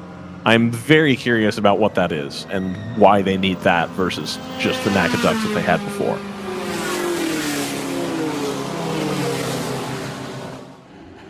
I'm eating jerky. I'll touch on that in a second. Okay, not a problem. Continue to munch on your jerky there, Joseph. We've got 4 hours and 11 minutes remaining. Again, the race is going to finish at the bottom of the hour, he reminds himself.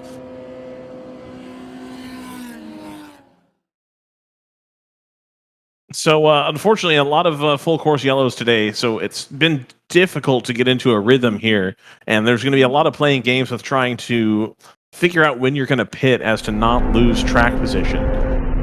You figure we were speaking with Chattanooga Touring Wagon earlier that they could put in a jug of fuel in about 30 seconds. So you're really only losing the time spent servicing the car under Code 35, which does add a nice little wrinkle, I think, to the strategy situation here. Yeah. So to touch on the NACA duct thing, I think part of that is going to be, if it's on a rear window, it's gonna be, you're gonna be in a lot of disturbed air there, and so I'm not totally sure that. Sorry, I'm just entranced by the. Is this for position? By the way, no. Actually, the 99 has clawed their way up the order, so they're up to. That's outstanding. That snuck up on me in a big way. They still have a lap delta to the leader here, so the penalty that they incurred on Friday is still basically the difference in their race, which I think should be a lesson to all of us that the Friday does still matter, not just for grids, but also you can put yourself in a really bad spot by making a mistake. So the Thunder Bunny entry is still down in 21st, which would be important because that would be out of the points, obviously, in GTO if things stood as they were. Yeah, a big climb up from the number 99. But my point was going to be, I think that positioning might disturb the air to the point where you need something to, you can't really rely on attached air, especially if you've got a window open in front of that scoop. So I think you might need something out into the free stream a little bit in order to grab some of that air and pull it in. The NACA duct is still going to be acting as a NACA duct, but if there's no air to actually, you know, that's actually in the path of the scoop, then it doesn't help you all that much. I've got another update from Chattanooga Touring Wagon. It says intake lifter number 2 decided to try and make an exit. That's never what you want. You can't have lifters lifting too much. No over revs per the data, but this motor has had a few and they just don't tolerate that. We're going to go look at Quantum's spare Spec E46 motor. There we go. So they're already getting offers to get a spare motor put in. Obviously that's going to take quite a bit of time at night to have the work be done. So it's, you know, it's a decision of, you know, do you want to pack up and head home early Sunday and spend Labor Day with the kids, or do you want to put a motor in all night and then try to race tired as hell and do it that way? There's a nice picture of the lifter in question, Joseph. I don't know if you can put that on the broadcast or not, but I thought I'd go ahead and send it anyway. Okay. I don't know if I can either, actually. I mean, I could, but that would be some work. How? Oh, what's happened here? I see what's happened here. That stream is gone, and now it's moved on to another YouTube video. Very cool. Very cool, very cool. That's in. Speaking of scoops, there's a note from Sean Moffat in the YouTube chat that he says he can tell us what the scoop is for, but that Peter would shoot him. So a little bit of trickery. Okay, all right. Is that a legal aerodynamic modification, or do you have to re-tech that as a extra modifier? I don't think it would be. I don't think it would be aerodynamic. I mean, unless it's a little like Ford GT/Ferrari 488 pass through, and it's actually sending some air out the back of the car. That would be pretty trick. I don't know if I think that's likely. It's a diff cooler. That's what it is. Okay. Wink, wink. I mean, anything's possible. Indeed. Just looking for an onboard to replace the big mission.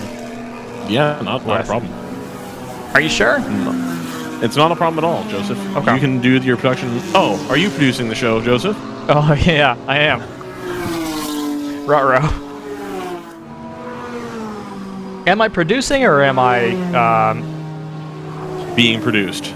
Yeah, I'm taxed to the point where I've just got everything on a rotating playlist, and so, you know, let the shots fall where they may. Nice. Not alcoholic shots, obviously. We've got to wait till there's a cold track. Right. I got 4 hours and 6 minutes.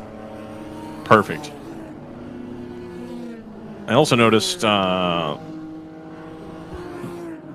there's no Englishman still. In the commentary team. All right. I don't know what to tell you. What is midday anyway? I just, you know, it's all relative. Anyway. I don't know where you were gonna go with that, and I'm not sure I want to know. I know. I like how you had to how you clarified what midday meant, and then he re-clarified. No. I mean 12. I was like, okay, cool, sounds good. And I'm like, nah, that's not. I'm not here to cast judgment. Oh, look at that in the rearview mirror. Tandem Stratus MPO ones. Wow. In WRL, are you allowed to open your door on the last lap as you take the checker? I don't think it's advisable. Will we see a situation on the last lap where Stratus slow down so they can do the like Le Mans 1-2 finish, door open like photo op thing? People absolutely really do. That. People absolutely do formation finishes. Like 100% that happens. I think I forget who slowed up for it a race or two ago, but yeah, it absolutely does. I don't know if they open their their doors for it. Some of the teams that run open windows, you still have to run a window net, I think, if you run an open window. So Well, Joseph, we can cancel podcast mode, or at least part of it for now. Patrick Wilmot has joined us in the booth to talk about all of his things he has going on today. So, Patrick, please tell us about just absolutely destroying everybody on lap 1 in a what appears to be a late model. Yeah, it's a Childress chassis late model car. It was interesting for sure. The car doesn't stop real well, so going into 1, I knew everybody was probably going to swarm me, but I figured if I could stay with them through the corners that we'd have the power to kind of overtake them on the run to the S's and then on the back straightaway. So it was interesting to say the least, but the car's super fast. It ran really well. I think we're going to park it probably. Okay. It's all for fun. Right. So the guys at the Chandler School were nice enough to let me hop on this weekend and have a little fun with them. So it's just to kind of raise awareness for those guys. Okay, I gotcha. And so next you're getting in, you just got out of the M2, is that correct? So I haven't gotten in it yet. Oh, yeah. Yeah, I was supposed to get in about an hour after I got out of the stock car. Okay. And we started having some issues with the coil pack. And so the guys took it back to the paddock now, and they're working on that now. So if they get it back out, I might hop in it for a little while, but we've got a few other guys that need to drive as well. But the plan is to run maybe the last 45 minutes to an hour in the MX-5. Okay, I gotcha. So tell me, we were talking about this earlier. Have you driven the M2 and the 240? I think I have driven a 240, but I don't think I drove one in WRL. Okay. We got this M2 2 years ago, and came straight to WRL with it. And I've been with Split Decision since 2017. Mm-hmm. So when they got the M2, it was our little upgrade from the B46 that we used to run. Right. But yeah, we brought that here, and that's been the guys that I've been with ever since. Then. Okay, I gotcha. I was speculating openly about, I come from like a car culture and like a road cars background, and on paper, that M240 and the M2, especially like in a race trim, wouldn't strike me as that different. So I was wondering if you had insight on that as to why, there was a ton of those 240s around. It seems like it would be more cost effective at that point if there's more of them out there and people already own them and stuff. It sounds like you guys went straight from the E46 to the M2, so it's a little bit different situation. I was just kind of wondering, if you were aware of any differences in that. Is it easier or harder to drive? But yeah, the M2 is pretty forgiving. It's a little challenging on the street tire. It really likes the slick. Mm-hmm. The car is set up pretty stiff. Right. I know the 240. I know there were a couple of them in WRL that were running decently well for a little while, but it just seemed like as soon as the M2 came out, everybody's like, all right, this has to be better, right? And so I don't have any real-world experience with WRL to compare it to the 240, but the M2, we've done some work on ours with three-way suspension and some pretty big aero on it and everything to try and make it better. But the challenge is just laying power down with the M2. It does not like to put the power down with the street tire. So maybe it's the shorter wheelbase, but it's tough for us to stay up there with the M4s. That's for sure. Okay, I gotcha. That makes sense. So you're here this weekend. You've got 3 separate cars to drive. Is it difficult going from one to the other, or are you're in there for a lap or two and it's like, great, I'm turned on, let's do it? Yeah, it's really not too hard for me. I've jumped around in and out of cars pretty often before, and it'll take a lap to get the brake points back. Right. But on Friday yesterday, I hopped in and out of the stock car and the M2 back to back, and it's it's pretty easy because you can clearly tell the differences in the cars. Right. So going from braking at the 5 board in the stock car on the back straightaway to the 2 board is a little bit different, but yeah, it doesn't take real long. It's pretty simple. I gotcha. Okay. I haven't even driven the MX-5 yet. I've driven a bunch of the NC MX-5s before though, so it'll be fine. Yeah, it shouldn't be that different. Yeah, they're all. It'll be all good. Joseph, I keep half expecting you to have a question. I don't have a ton. I'm trying to catch up on everything that's happening. Oh, okay. You're trying to do all the that stuff. Okay, that's really fun. So, Patrick, we're here at VIR. Are you going to come to the rest of the rounds too, or do you have a couple picked out? So I've actually done most of the races this year with split decision. We have had a lot of bad luck. Yeah, absolutely. In the M2, we have been taken out a couple times. Actually, last year, I was leading overall last year at the 1 hour mark, and we had somebody miss a break point in turn 1 and cleaned us out at the apex. So the car is capable. When it's fresh and running properly. Right. I think this is probably going to be our last race this year for the M2. Okay. We'll see what happens as far as going to COTA and with some of the other guys. Right. But hopefully the Chandler School guys want to do a little bit more and more stuff. We'll see what happens with the MX-5 as well. So okay. I think the run this morning was a good eye opener for a lot of people. The stock car hasn't run that well previously, so I think it was good for everybody. Yeah, I had a question about that. Do you feel like that is a function of, have they been improving that platform, or do you think it just takes a pro caliber driver to show people, around a lot of other cars that also have, at least a couple ringers in them. The Chandler School is kind of its own sort of operation. So, do you feel like that makes a difference? Is it driver? Is it car? Is it both?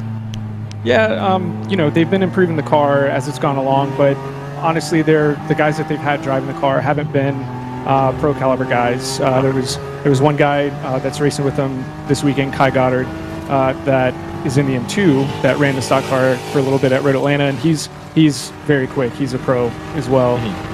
But these guys just started. They just got into this racing world.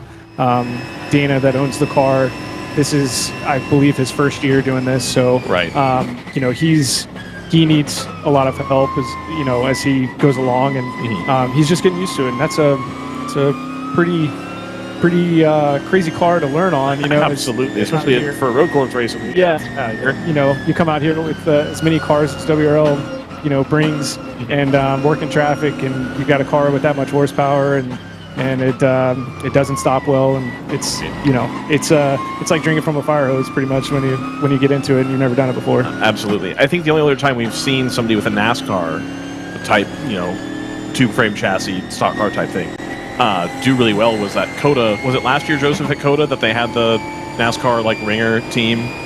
Yeah, the Austin Dillon car with the Austin Dillon car. Yeah, and they blew everybody away with the Hendrick chassis. There was all this. It was it was a Childress chassis, I believe. That would make sense. I could be wrong, but I think our stock car might be the same one. Really? Yeah, I heard something about that. Somebody talking about it yesterday, and it possibly might be the same chassis car. So that one, I remember when they were talking about it, that it was not like the body was new on it. They had it was like a Camaro body, but there wasn't a whole lot of branding on it. It was white. So I don't know if they've rebodied it since then or not, but my understanding was that it was a newer chassis, and I had heard that it was this is an Xfinity car, basically with a different body on it. So I don't know. I could be wrong. I have no idea. I think, so that car felt a little bit more like it looked like almost like a TA2 or maybe a TA1. Okay. What you guys have is that's a bullet. So I'm the old school. Yeah, I didn't see the race last year, so I'm not sure what the car looked like. It's just the rumor mill talking there. Right. That car was for sale allegedly, so that's why it's okay, maybe it was. Either way, that was the only time that we had seen, and we used to cover Thunder Hill as well. And there was a team or two that would take they had the Cold Cock whiskey, they had the pickup stock car truck, and then there was another team that also would have a sedan body, and they never ran particularly well. But then, last year they show up at COTA with that car, and you have three of the best NASCAR drivers there is, whip that thing around COTA and smoked everybody. Right. So it's clearly there's pace in that type of car in this type of racing. You just got to get the right driver to get the performance out of it. Yeah, there's a certain way to drive those cars, right? It's not like hopping in one of these new M4s and going out there with your AC turned on and the seat cooling and everything like that. I had the chill out. We had a cool shirt in the stock car, but I have a chill out shirt on instead of a cool suit. So I stuffed Ziploc bags of ice in the suit, and man, it was great. It was, that like having one. Yeah, it was awesome. Okay, I'm surprised more people don't do that. So, Right. But I learned that from one of the W2W guys. Okay. Now, do you find one or the other to be like purely more fun? I mean, obviously they're extremely different in terms of character, but one's a little better on the corners, as we saw. Yeah. And the other is it just launches. Yeah, it's funny you bring that up because I've been in this industry since I was 17, so going on almost 20 years now, and I have struggled to be a professional and call myself a professional, and always looking for funding and all that kind of thing. And, right. I've run IMSA and World Challenge and MX5 Cup and that kind of stuff, but over the past couple of years, I've gotten kind of burned out on the on chasing this dream, and making this living. And so yesterday, driving that stock car was the most fun I've had driving a race car since I can remember. I mean, I grew up driving a 1984 American sedan Mustang, and the stock car is a lot like that car. Okay. In the sense that it doesn't stop well, it doesn't handle particularly well compared to the competition. Right. Yeah, I know what you're saying. Yeah. But it's got gobs of power, and it's been so long. Yesterday, going down the back straightaway, maybe on like my second or third lap, I was laughing just hysterically. I mean, it was so much fun. So I had, there is a difference. I still enjoy driving the new stuff for sure. But there's just something so visceral about a stock car like this that kind of takes you back to the roots, and you got to be precise with your shifting and precise with braking and everything. With these new cars, you can pretty much dog them all you want, and they're going to fix themselves for the most part. So I've had a blast in the car. I can't wait to get back out there and do it again tomorrow. I gotcha. I've got another question if you have time. Sure. Yeah. Time out of the car. The cloud cover has moved in. Do different cars respond to the surface temperature better or worse? Because in my head, I have it. That car might be a little bit more reasonable to drive right now than it was 3 hours ago, because the surface is a little bit cooler. You're not getting the tires as hot, so you can hopefully try to lean on it a little bit more in the corners. Is that the case? I wouldn't say there was too much of a difference. Okay. I think the sun's going to come back out any second now, and the track's going to get hot again. So there might be a slight difference, but once the tires kind of reach their peak there, it doesn't change that drastically. It's you just got to back your brake points up a little bit and be easy on the throttle. But this morning the car, I will say the stock car actually handles way better than I expected it to. It doesn't stop, but it handles very well. And so I don't think it changed that much. I probably peaked the tire within the first 5 laps, but I don't think we fell off too much. I know we ran a 59 this morning, and then I think we kind of stayed around the 201 mark there with everybody else. Okay. So it, I don't think it changed that drastically. Okay, I gotcha. Well, cool, man. You're welcome to hang out if you'd like. Otherwise, if you have stuff to go do stuff. Yeah, whatever. Need to eat. I haven't eaten yet. Okay, I gotcha. That's important. So that should probably be the next thing. I didn't eat yesterday either, and I was feeling it for sure later on in the day. So I actually had, my nerves were going crazy about getting in that stock car for the first time. It was just, I hadn't driven something like that in so many years, and it's, you hopping in and out of these M4s and M2s all the time. It's, they're all the same. Right. And then, so my nerves are going. I was like, man, I can't eat anything. I feel But like the great thing about a drive like that you put in is that, I mean, that does demonstrate that you can have something like that and have it be competitive, because you were bolting away. I think that's really encouraging to see that it doesn't just have to be a GT4, right? You can do weird things with this powered weight platform, and there's no reason we shouldn't see a little bit more variety like that. Some weird stuff come back out. Yeah, I agree, and I think that's kind of what I was saying earlier, is that I think it might have opened some eyes to what the platform is capable of, and I know I think it'd be really cool that if there was about 10 of these cars out here racing each other. I think that'd be awesome, and it's so different because we make our lap time in such a different area than the GT4 platform cars.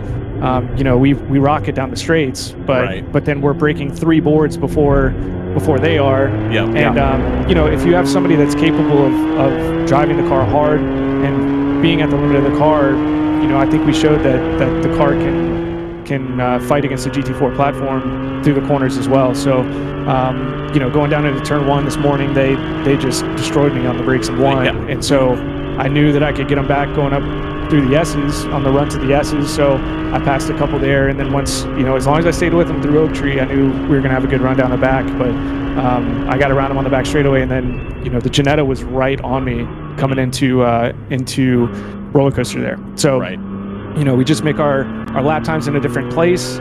I think that VIR suits the stock car really well. We've got some pretty good straights. You've got some high risk corners like the uphill S's, and South Bend. So if you have a driver that's willing to put it on the edge there, it's a good platform. But we might go somewhere that's a little bit tighter, like Barber, and I don't think this car is gonna. It's probably not a Mid-Ohio car. Yeah, no, not at all. So it's I think it'll even out, over the course of the season. So I think we see that with especially when the NPO ones used to run in GTO as well. I think you saw that there too. There were some tracks that they were lightning and you couldn't catch them, and then there's others where it's like, you go to Daytona and you're just running circles around them. There's another angle though too, which is if you've got to navigate around the GP, the production cars, and you're running a car that makes all of its speed in the corners, where you're going to get held up pretty badly in the corners. So if you're going to pick somewhere to have a ton of speed, all else being equal, you'd like it to be on the straights where you can just kind of open it up and get past people the easy way. Right. Yeah. And it's tough at VIR though, because this track is pretty narrow. It's not. We don't have a lot of room side to side. So, being patient is a critical point, which I know I'm sure you guys have seen that a lot of people haven't been patient today. But in the stock car, it's like, all right, I'm just gonna wait through the S's, and we'll wait till we get to the back straightaway, and we'll take them there, type of thing. But managing the traffic was definitely different in that car compared to what I do in the M2. I'm definitely a lot more aggressive in the M2, getting around people. But the stock car feels like it's twice as wide as a normal car, and so it's just managing traffic's a little bit different. Well, cool, man. Go get something to eat. Absolutely. Thanks for coming up and chit-chatting. We really appreciate it. Thank you, guys. Appreciate it. Thanks. So it's Patrick Wilmot here talking about his experience in the NASCAR chassis that was here. Yeah, I to be honest, I always thought it was a Trans Am, so I'm glad to have that clarification. Absolutely. It's just it's so different from everything else that we see out here, and it's nice to see. We've got more and more announcements about people kind of going outside the M4 lane, which is good to see. I think there was a Hitman, which I don't think is here, has posted about the Ginetta GT4 that they've taken up. So we're going to see more Ginettas in the field now. Now it's still a GT4. It's not quite the same thing as a two-frame stock car, just a bow and arrow, basically. But it is we're not seeing the same silhouette. We've kind of we ran the risk of kind of converging on one solution, and it's good to see that people have branched back out. And I think that's that's the great thing about this formula, is it opens you up to do different things that suit your team better. It's funny because I remember talking to Buzz McCall about this. I don't know if it was at the Mid-Ohio weekend that we had him in the booth. I remember asking him, it was either that weekend or one prior. But I asked him, I said, what's the direction we're going with these cars? We're spending a lot of money, we're doing all this. Yeah. And he had talked about there's really not an appetite to continue to buy GT4 cars.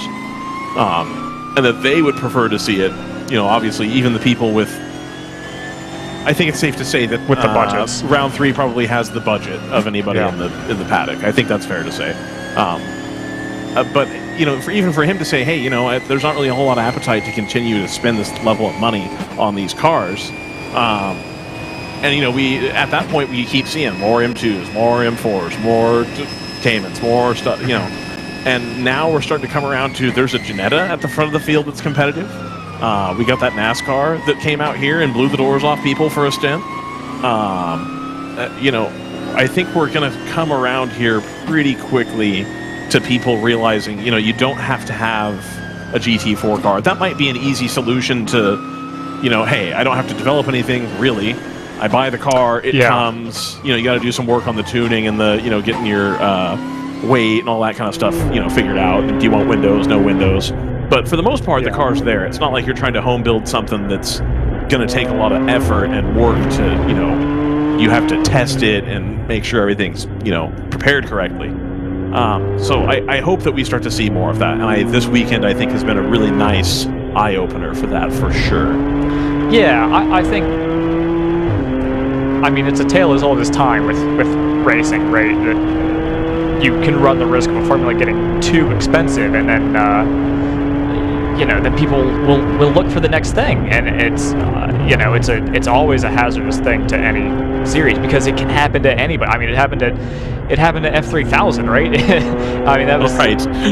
Like, you know, it was the biggest thing in the world, and then within like a year and a half, it was gone. It's just one of those, you know, the fact that it's kind of, oh, we've got a car off to driver's left, and we're back on. Comes back on. All right. You know, the fact that it's kind of worked itself out, and you haven't needed to, you know, you haven't needed to explicitly rein it in. Right. You know, it's just people have been sensible enough to not go crazy with it, or they've gone crazy with it for a couple of years, and now they've realized this is not the investment. Something get kicked off here on the front straight.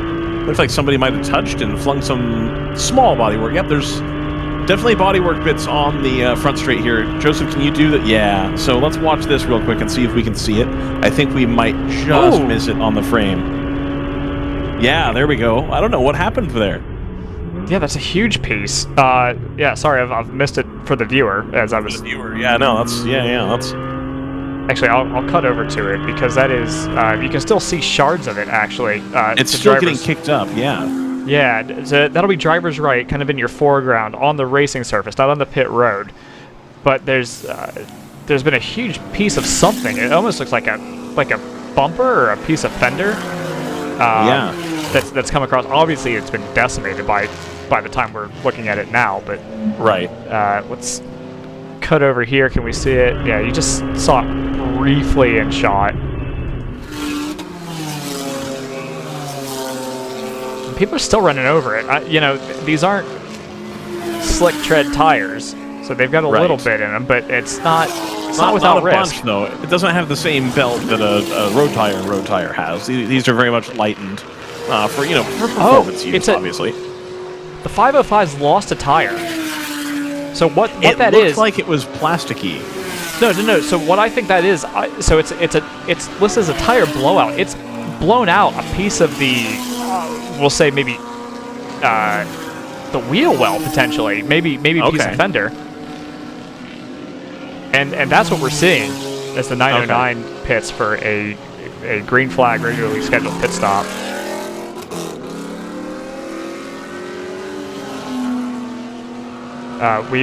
We've lost our cameras on the back part of the circuit, unfortunately, but they are making their way up through turn 8 is who's calling it in. Yep. So, expect... Joseph, would you like me to go attempt to service those?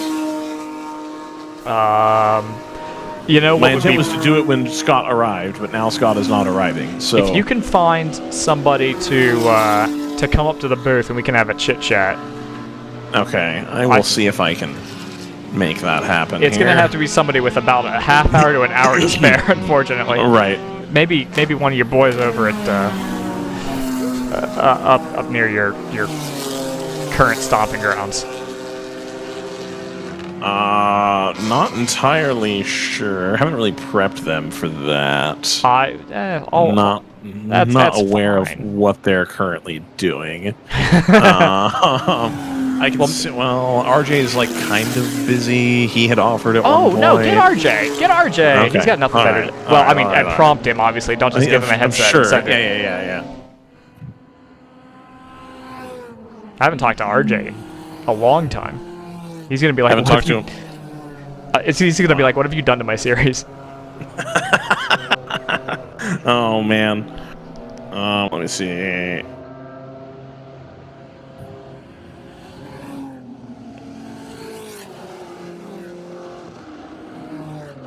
But yeah, in terms of GTO, we still got Team Hardpoint holding the point in GTO. They've got about a minute advantage over round 3 at the moment. That has been pretty stable. Overnight Motorsports, you see on your screen, has overtaken AOA. I think that'll be the 75 coming in for a pit stop. Actually, they are. That is perfectly on schedule for them. So that'll be the 75 for AOA pitting out of the lead in GP3. We see the Chill Out 404 is going behind the wall there. Core Motorsports is pitted out of the... Well, not quite out of third in GP2. They pitted and retained third in GP2. Fat and Furious and Harrison are still holding down those positions. GP1, Moorhead has overtaken PC Racing. Has PC Racing pitted? No, PC Racing is due for a stop. Which so is Moorhead for that matter. So we'll let the GP1 pit stops work their way out. The Harrison onboard has gone down. And that car that we did have an onboard for, still running second in GP2. We're currently trying to find another commentator here. I mean, no one's doing anything over race control, I'm sure. They don't seem like they ever have anything to do. No, they're not busy at all. Not busy at all. Yeah.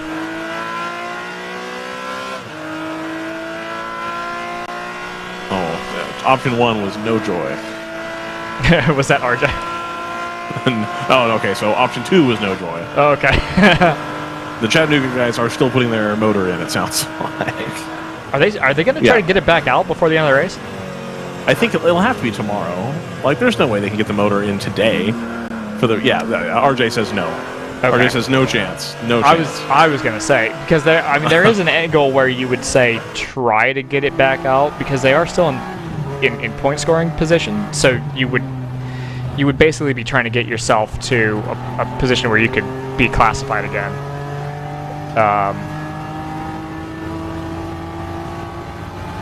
Right. That's right, Tim, and also we've got a note in the chat. Hitman has bought the Supra, it's not the Ginetta, so that's even more variety. Yeah. Well, that Supra is a very different car. In spite of using the same motor, is a different car from an M4. It looks a lot different, but I gather that it's a little bit more coupe-ish than sedan-ish.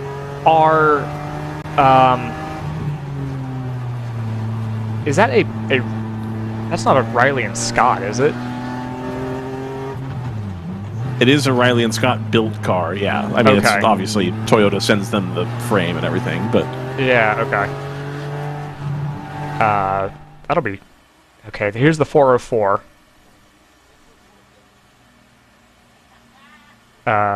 We did get confirmation also that the number 3 has been sold off, but I don't think that's what Chandler's running. I think they're running a different car.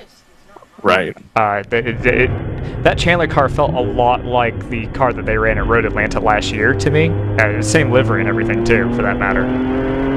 Although, you know what? I might take that back, because that might be the 131 that they're running. So maybe what they have is the Fury car. I don't know. You're there. I'm not. So. I'm here, but I'm not. You know what I'm saying? It's a mix. Sure. Shall we say? Sure. Change. There we go. Switch again.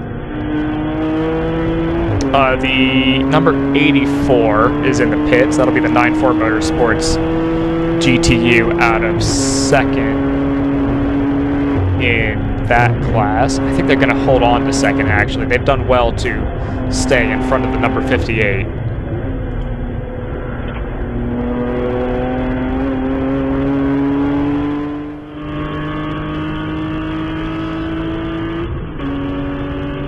And actually, you know, as much as we kind of poke fun at GTU, we've had a couple entries, so L2 and M Sport, who are, as far as we can tell, relative newcomers to this platform, to the NP01. I think it was M Sport has done. No, actually, it's the 555. We were expecting the 555 to run, and they didn't take the green flag for whatever reason. So L2 and M Sport, I think, are both relative newcomers to the NP01, and they're really not that. They haven't had the reliability issues that I think we were kind of concerned that they might. So far, they haven't been. You know, they are down the order in the overall, but I think all things considered, they've been doing pretty well.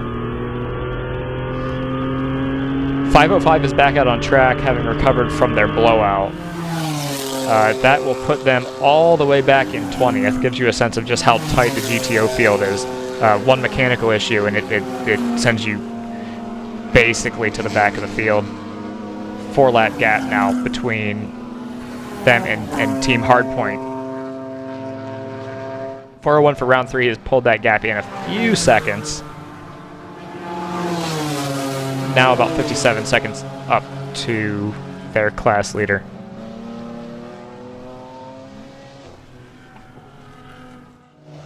I'm on option number 5 now. Oh my god.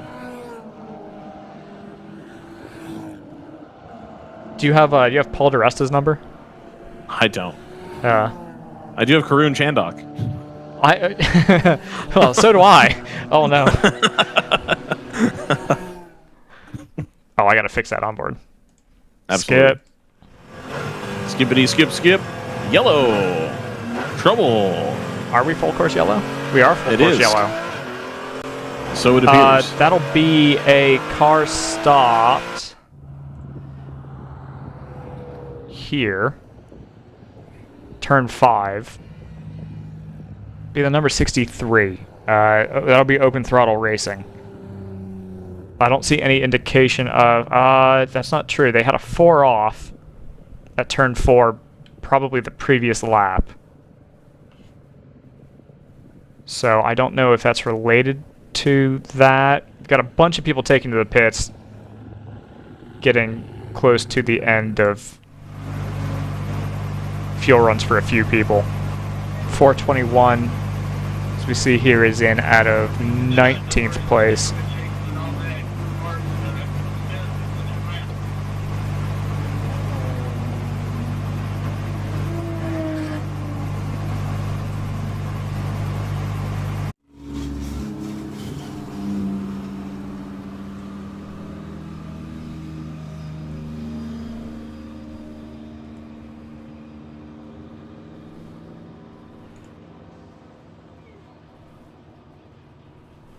Joseph, is this a optimal time for ads, and then I can go take a swing at the cameras? I don't think the cameras are gonna. I don't think the ads are gonna take 30 minutes to do. But you know what? That's fair. I accept that. Also, I mean, it's up to you. If you think we can roll with the cameras we've got, I can wait for somebody to come up here and then just leave them. I think we can. That's up to you. I think we can leave them. Okay. All right. I think in terms of broadcast value, that'll be better than having me trying to monologue about what I'm seeing on timing. Can we pull in some irresponsible math as well? I would like to pull in some irresponsible math. I think you could, between that and the monologuing, I think you could fill for 30 minutes. I am the king of fill, obviously, but then nobody would. It's like a tree falling in the forest kind of situation. If I talk about irresponsible math for 30 minutes and no one sticks around to hear it, did it really happen? Right. I don't know. Irresponsible math was suggested by RJ as an opportunity, so I appreciate that, but that's fair. That's fair. I would really like to hear from MMR Motorsport and their Mustang. If they're available. I know you just pitted in, so that means you've got at least a crew member who doesn't have anything to do for the next 30 to 40 minutes. I take that, to be honest, at this point. Currently running 3rd in GP1, having a hell of a time. RJ has left his telephone in here, so... Ooh! Waiting to see about whether he comes looking for it or what. Doesn't seem tremendously bothered by it at this point because he's got a lot of. Said he had a lot of business to deal with at this point. So. I think we all know what that means. I don't know understandably distracted. I don't think it's that type of business. That's, oh, are we green again? We are green again. I believe so. It is green. All right. Oh, thank goodness. Was an interesting little situation there. Good. Almost certainly people will have lost out on that. People who are able to come into the pit right away, I think, win. No, there's a ton of... everyone you see that's red has not come through to trip the pit out beacon yet. So that is... Okay. You're exactly right. That is going to mess up an awful lot of people, to be honest. Yeah, absolutely. So what I'm guessing has happened is the 63 has been pulled basically through the shortcut, and obviously the number of roads here are pretty numerous. There's the 404. I'm not seeing a whole lot of work going on with that car, which is a shame because they were running awfully well. I mean, they were up in the top two. Absolutely. I don't think they ever led at any point, but really competitive run for that LS swap Miata. Yep. That car's getting there. Every time it comes out, it gets there closer and closer. Yeah, and it's, you could see the kind of work that they were willing to put in with the was it a GP1 Miata when they were all done with it, which was recently sold. I don't know about recently, but they sold that car. Sure. But yeah, the one where they prototyped basically the paddle shift and all the stuff that they were going to put on this car, other than the motor, I think. Which is probably not a bad way to do it, to be honest, is to start with the drivetrain that works, and then start hanging all the bits that you're going to change in anticipation of an LS swap. Sure. Make sure all those work properly, and then do the swap. That's probably the way you should do it. Because the opposite of how my friends and I do it, which is that we turn everything up on the engine and then oh, why did this thing break? That's weird. It turns into less of a question of why did it break and more why did that thing in particular break first. Right. I have one friend in particular that had a Mustang that he used as a track day car that almost every time he went to a track day he had to have it towed home. It was like, well, yeah, man, I don't know what to tell you. You didn't do anything to the car. You didn't change it. You just you increased the power by 10% and then drove the hell out of it. Of course you don't have an alternator anymore. You went from thing that breaks to thing that still breaks. I don't know what Yeah, absolutely. I think that car still exists. That's a car I should buy. Let's see if he's still if that's should available. It sounds like it's been through a lot. I think it's been fixed at this point. Everything that needed to be replaced has now been replaced on that car, I'm sure. Okay. How about the driver? The chief mechanic. There's that. There's that too. It's rough when the driver and chief mechanic is one person. Yeah, and right. The other person is 15 and doesn't control the checkbook. So, Garrett, if you're listening, you're almost certainly not. Let me buy your Mustang. Oh no, the Black Forest car. As soon as we add it, is crapped out on us. It is still 100% in the same livery it is in the picture. I believe that. There's no reason to rewrap it. That's fantastic. I think that's the coolest thing ever. Also, if you race with Black Forest, the artist formerly known as Loose Cannon Racing, I'd love to come ask you about your 997 and this car. I have a sneaking suspicion that this car is cheaper to run than that 997 was. If we're being super honest. So it does kind of make me wonder if Loose Cannon is just if they just change their team name based off of whatever the car is wrapped in when they buy it. I wonder if they ever wrap the 997 either. It's like, oh cool, it's got a cool tribute livery on it. Well, we'll take it. Right. They still have their pit cart and everything still has the Loose Cannon livery on it. So, well, maybe it'll have a Black Forest livery on it. Livery. They have to wait for whichever team they bought that car from to change their pit cards so they can and then get the new ones. Oh man. I mean, it's just it's just more efficient that way. Right. Really is. Yeah. What about racing isn't efficient, Joseph? Let's talk about it. Yeah, it's a very efficient way to burn money. Absolutely. I was thinking earlier, it's a good thing that RJ didn't introduce Kurt to like, hey, so I'm going to go to the Red Bull Air Race this year. You should come check it out. Or like, I'm going to introduce you to offshore powerboat racing. Yeah. Have you ever There's been not sailing? many sports that are more expensive, but there are some. Yeah. What was that, Joseph? You're insanely what? I was gonna say, have you considered sailing? Sailing, yeah, exactly. Yeah. I've got my friend Adrian. He's really into boats and carbon fiber. I think you guys would get along like a house on fire. You know what? Tell Larry that we don't need Oracle anymore. We're gonna have the ACI Motorsports Team USA catamaran. That would be something. Go from Porsche Cup to America's Cup. There you go. Perfect. That was I was really looking for a segue. I think it went well. I think it worked. So we've got the onboard for open throttle.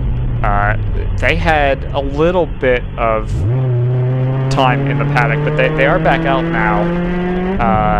Still running in fourth, 4 laps behind the leader. Basically holding down like the dead center of GP2. So they're I don't know that we've seen them a ton, but it's good to see a relatively fresh face in the series, of course.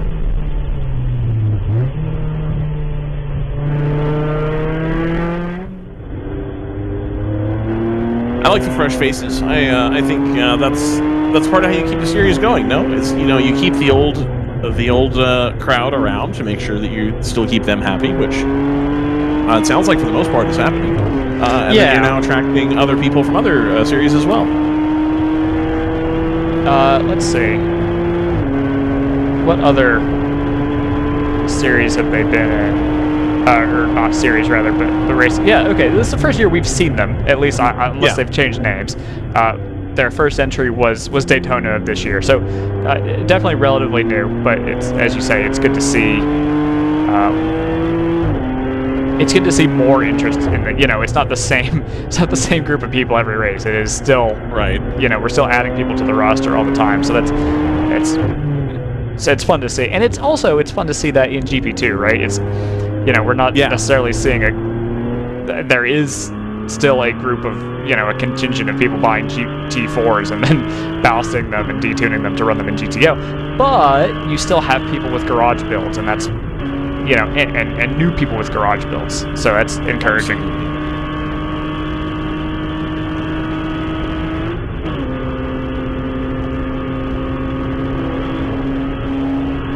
I mean, it wasn't very long ago in racing at the top tier that every car was garage built. Well, not every, but like a lot of them were. Oh, I mean, I feel like you see a post at least once a month that is talking about how, you see some throwback post of, this was the GTO grid in 2017, and it's like, this is unrecognizable. Yeah. It's, and it does mean, unfortunately, that, some teams elect to go elsewhere because they decide it's not quite their thing anymore, but it is still a bunch of people's thing, clearly. I mean, the Ginetta for 762 is back in the pits, and I'm not seeing anything being done to attend to that. It had rolled back out of the pits, or was trying to go to the paddock. I can't tell which one, obviously. Okay. I really wonder if all those like kit cars that would run at Thunder Hill, how those would fare in GTO, like the like Superlight SLC and like the Factory 5 and all of them. Like, I'm surprised that we haven't seen somebody take a swing on one of those yet. I would love to see a Superlight in GTU. I think that for me is the next class that I think it would be fun and I think Stratus would appreciate, or Stratus / Sebico would appreciate too, to see a little bit more variety in, because I think there are certainly platforms that would work there. I think the Superlight, that's so that feed is gone. Okay. The Superlight's a great one. Really anything that's run at Thunderhill in the ESR class. Yeah, back in the glory days of ESR Thunderhill, before it stopped being the glory days because we left. Actually, I guess that's true. It's a. I guess it would technically be ES because what did the Super Light? Yeah, the SLCs and all that were in ES because it was technically a car, and not a prototype. Well, it's because they were they were closed cockpit, right? It's the same situation as here. You can't run open cockpit. It's got to be. No, it wasn't because it was an open cockpit. It was because it was a production vehicle design. Because all the Janetta LMP3 things were also in ESR. And technically, you can get an SLC road car, I guess. Anyway, to segue through that, we have the artist formerly known as Loose Cannon Racing is here to speak with us. It's an ask and ye shall receive. So this is going to be Joseph on here. I'm actually going to leave you right now and leave you guys to talk about all the interesting things to go service some cameras. So Joseph is coming to you live from Central Ohio, and he would love to speak with you about all things Loose Cannon / Black Forest Racing. We got a lot of questions. All right. So let me just make sure his thing is here. Okay, talk one more time for me. Yep, testing 1 2. Okay, yeah, all right. there we got you. Perfect. So what's the? First of all, where's the 997? What's happened to that car? So the 997's parked back at the shop. Okay. We had the engine let go at COTA, and those M96 engines are known to be a little bit iffy on their oiling systems. And so it was kind of, all right, well, the engine let go one more time. Let's do something different. So we went out and imported this Cayman from a friend of mine in Belgium. Okay, so this is what was the team that he runs or that this came from, I guess. So this Cayman came from Ullner Motorsport. This car was running like VLN. Like an SPA kind of. Yeah, it's done the Nürburgring 24 hours, I believe 3 times, if not 4 times. Okay. So it's been through its paces.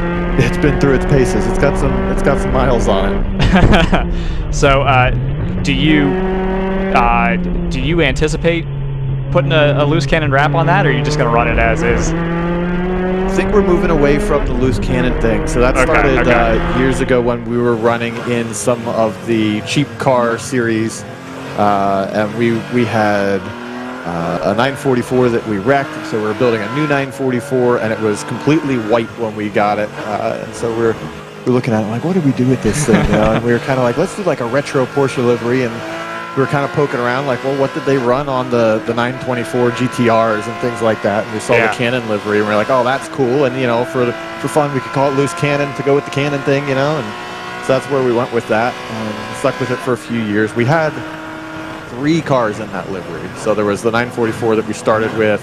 Then we moved up to that 997, which was an ex-Coney Challenge car. That was a GS car that BGB ran. Okay. And that car actually won the 6-hour race. I believe it was 6 hours or 3 hours that they ran at VIR in Coney Challenge. That car won that race in 2006. And we played with that for a little bit. And then kind of a famous story, we took it to Road Atlanta and missed a gear on the outlap of our first session of practice on a Friday. Scattered the engine. And we kind of scrambled to try to find an engine. I called all my buddies that were in the Atlanta area and couldn't find an engine. And we were looking around, and we finally thought, hey, let's just go on Racing Junk and buy like a Spec Miata for a few grand. And we're going to run it this weekend, and then we'll sell it next week. We'll take pretty pictures of it, probably make a profit, Yeah. So we opened up Racing Junk, and Preston, my partner in the team, says, oh, hey, look, there's a 997 Cup car. I've always wanted one of those. And I was like, well, that's an expensive car to endurance race, but if you want to, it'll be sure fun. And the car was at a friend of mine's shop, and so I called him and I was like, hey, is this car ready to like run in an endurance race? He's like, oh yeah, it should be good to go. And I'm like, no, I mean literally like 14 hours from now, we're going to do a 9-hour race with it. Is this car good? He's like, oh yeah, it's great. And so we drove to Charleston, picked up the car, got back to the track at like 2 in the morning, swapped over some suspension stuff to soften it up for the street tires instead of slicks, and what's that? Like a rain light in our radio, whatever. We finished the car like an hour before pre-grid, and gridded the car, started last, and we were up to like 7th in the race, and unfortunately had a gearbox failure on the thing. So that was a crazy story for sure. Yeah, it was always a fun car to see, and So I've seen it across a couple different series now, but it definitely did feel like it was a little fragile. Was that your sense too, or is that me being an outsider? For sure. Okay. For sure.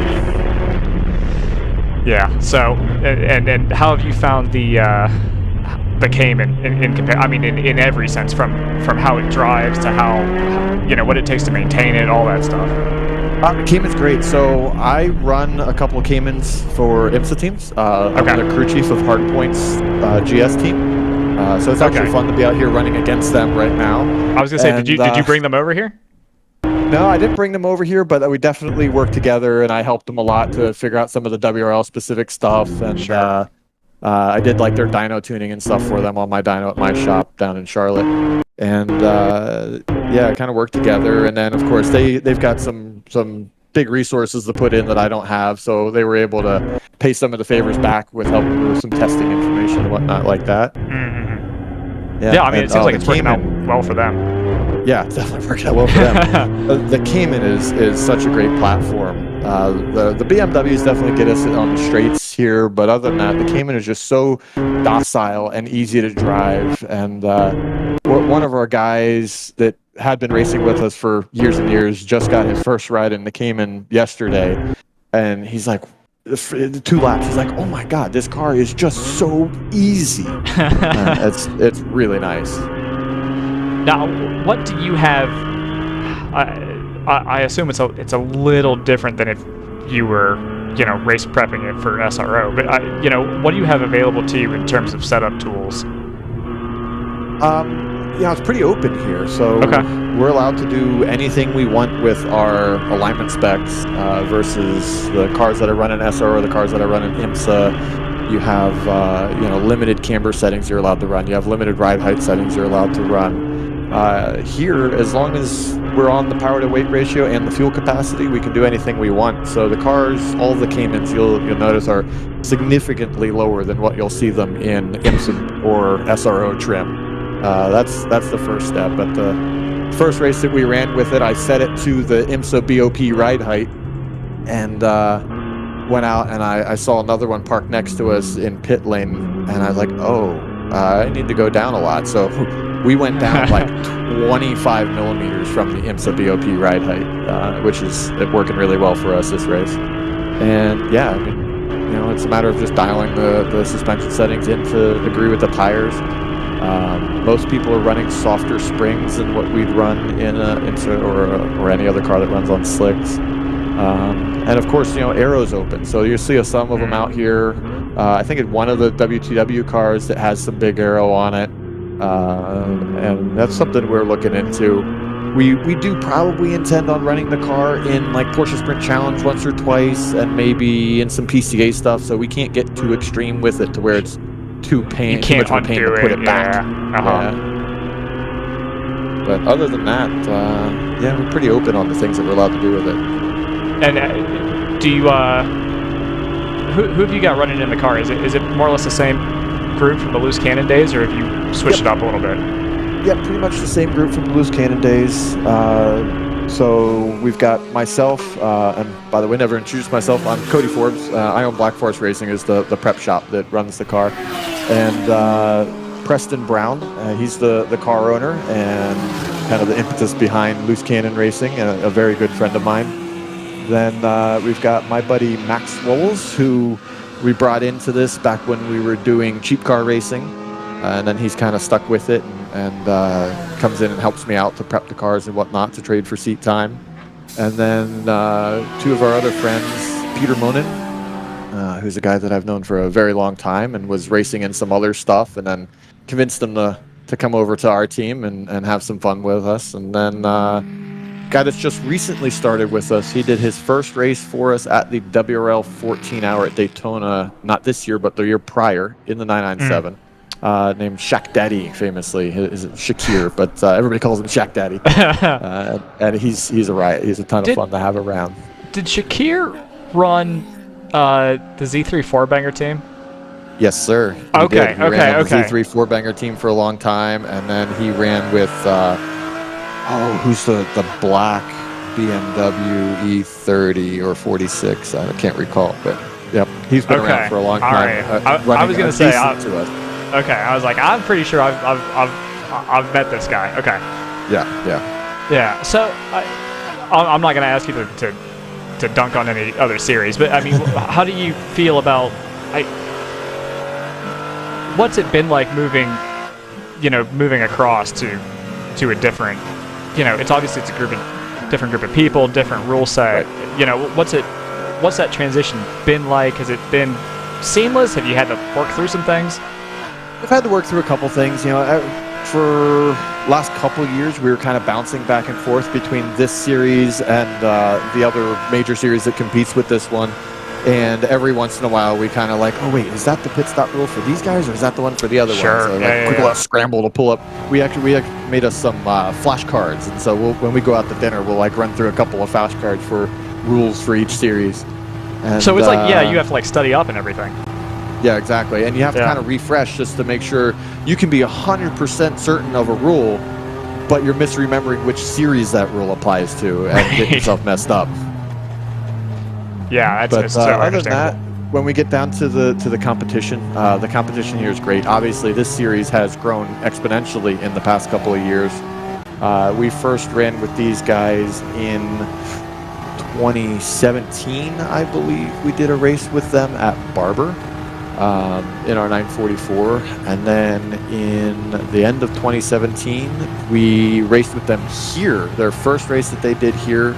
And it snowed, and that was a very interesting time.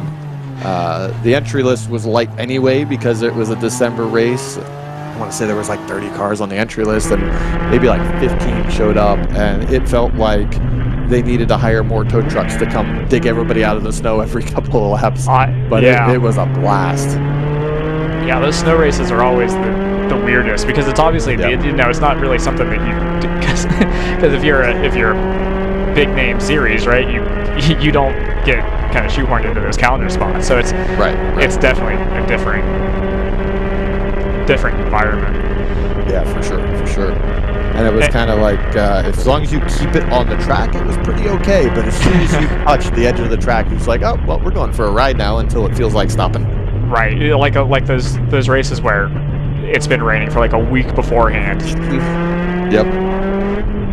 Yeah, I remember one point in that one, somebody went off the end of the back straightaway, and they didn't, nobody was going very fast because of the slippery conditions, but they went off and they just, tapped the tire wall, no damage or anything, and they sent a tow truck out to just flat tow them out, and the tow truck got stuck, and so then they sent out an ambulance to tow out the tow truck. A little bit like the woman that swallowed a fly kind of situation. Yeah, exactly, right. Yeah, and then from then we that was the last race we did with the 944 here, and we brought the 997 to Daytona a couple years in a row, and then let's see, we did COTA last year. We went to the Road America race as our first race this year with the Cayman. Unfortunately, had some gearbox troubles at that race and didn't even get to participate in the race.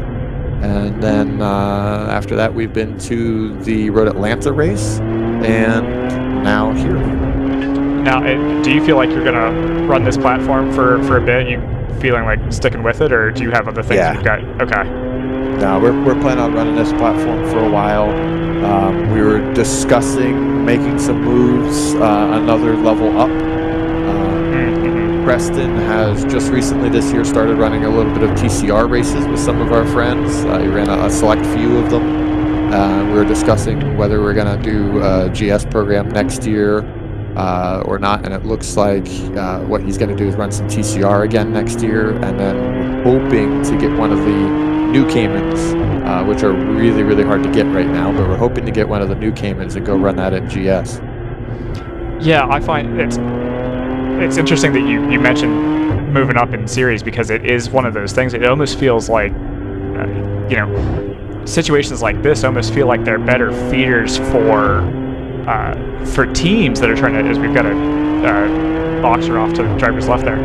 It almost feels like it's a better stepping stone for teams in terms of a feeder series than SCCA at this point. You know, yeah, and I think that's so interesting that it occupies that niche now. Yep. And yes. So it's really, RJ has done just such a wonderful job with this series, bringing it to what it is. You know, they have a couple of challenges to face, and one of their challenges that they're facing right now is their own success. These races sell out in minutes every time they post one, and so you got to be on it to make sure you can even win the race entry. It seems like. And you know, that's a wonderful problem for them to have, and for some of the competition, it's a less wonderful problem to face. But I'm confident that they're going to get it figured out, and probably, I would guess, do some expansion so that they can, you know, live up to the amount of volume of people that want to come here. Yeah, it's one of those things. I mean, we're not really even privy to those talks, so we have the same sort of rumor mill sort of input that you all do. So it's kind of fun to see. Okay, where do we think they're going to go next, and that kind of thing. It's definitely a very interesting time, you know, inflection point. I don't know if that's the right phrase for it or what, but it absolutely is definitely a different feel than it was, you know, even 5 years ago. It feels completely different, you know. Oh yeah, totally. Yeah. So, where was I going to go with that next? But yeah. So when it comes to running GTO, do you find have you gotten into the swing of trying to work to that power to weight window, or are you just kind of doing what you can with setup and that sort of thing? How do you kind of approach the formula? I think we've got it pretty well figured out. So I have a dyno pack brand dyno at my shop. Unfortunately, that's not to the rules here. They run on a dyno jet dyno, but there's one a couple buildings down from me. So I've been able to spend some time dialing my car in. I'll go over to the legal dyno down the street and get a number, and then come back and I can plug it onto my dyno and you know, work from that delta. Say, okay, well, the car makes 15 horsepower more or less on my dyno than that dyno, and now let's kind of tune, like, okay, I need it to make 10 more horsepower or 10 less horsepower, and just, you know, run those numbers and then take it out to the other place again just to double check that everything worked out right. So we've been able to nail it down. And I've prepped a couple of cars for this series now, and so been able to fortunately experiment with some different methods to do it. And I've got one car out there, I'm not going to say which one, but I've got one car out there that's running on an air restrictor method of restricting the power for this series. And I've got one car that's out there running on a software tune to do it. And the results are pretty similar. There's a couple of differences, and there's some positives and negatives to each one, but the results are actually more similar than I thought they would be. And, now, you know, go ahead. No, I was going to say, so we were talking earlier about some of the headaches that some of the guys that have moved over to the M4 platform have run into with the ECU kind of outsmarting itself, or outsmarting the people that are running it, depending on how you want to see it. Yeah, right. Are you running into, I think we've gone full course yellow for the 933. Yep. So have you... Does the restrictor feel more foolproof to you in that sense? You know, you don't have to worry about it resetting itself, or, you know, a hard reset undoes it or anything like that. I'm not sure how. Exactly. Okay. Yep, and it's also very, very simple to change, you know, and you can just would pop a hose off and change the restrictor, and ta-da, done, ready to go. And of course, that's also the way they do it in IMSA for the Caymans, is on restrictors. And so on the old Cayman, in IMSA, these cars didn't make enough power. They were kind of like the basis of the BOP when these cars were running in IMSA. And so they didn't make restrictors for these. So we had to go out and have some restrictors made. Really simple design. It takes a couple of minutes on the lathe. And then we can make, you know, 10 of them in very small increments and get it dialed in real close, nice and easy. And then it's completely foolproof. You don't have to worry about a reset on the tune, or you don't have to worry about making sure you selected the right map for this or that or the other thing. So yeah, I think it was a good way to go on that. And there's some other benefits to the software tune. You know, you can kind of manipulate the power curve a little bit. The rules are written in a way to keep you from doing that too much, but at least you can do a little bit to kind of tweak it. I was going to say, has the new rule about the flat curb, has that kind of affected the sort of calculus in the garage about what the right, or does it still improve the drivability to a point where it's like, well, I'd take the hit on that? Yeah, that's... If you don't want to get too into it, I understand. Yeah, right. No, there's a lot of debate on it, and we're all racers, and there's a lot of smart people up and down this pit lane, and there's some loopholes in the rule that are being exploited by some people, I'm sure, and so you can definitely work within the wording of the rule and get some interesting results and do some trickery with your power curve to make it all work out. Sure, I can imagine. Now the controversy at NOLA was tires, right? A bunch of people were trying to do tire brands and things like that. Have you been experimenting with tire compounds or anything like that? Has that been part of your R&D, I guess? Yeah, we wanted to on the Cayman. We were planning on coming and doing some, an SCCA event or a NASCAR event or a DE or something here, so we could do some laps, and we were going to get a couple different brands of tires to try. But the situation right now with tires is that you just can't buy the tires that you take want. what you can get. Yeah. Yeah, they're out of stock everywhere. So I wanted to try out the Yokohamas and compare them to the Coopers.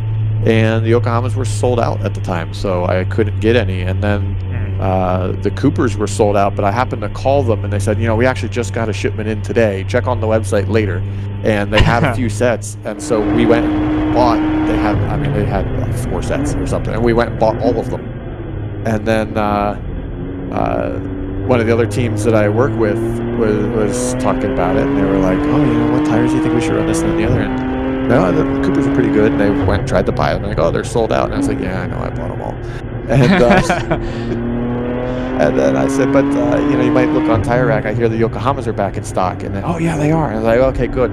I'm gonna get some too, so I can test them." And then, "No, don't bother. We bought them all." So it is really one of those things where it's just super dependent on what's available even like that day. It sounds like. Yep. It really it's nip and tuck at any given time if you can even get the tires that you want to run. That doesn't come into play in terms of you don't decide to change tires or not to change tires in a weekend or on a day based off of that, do you? It's not. Is it that critical? I wouldn't think so, no. Okay.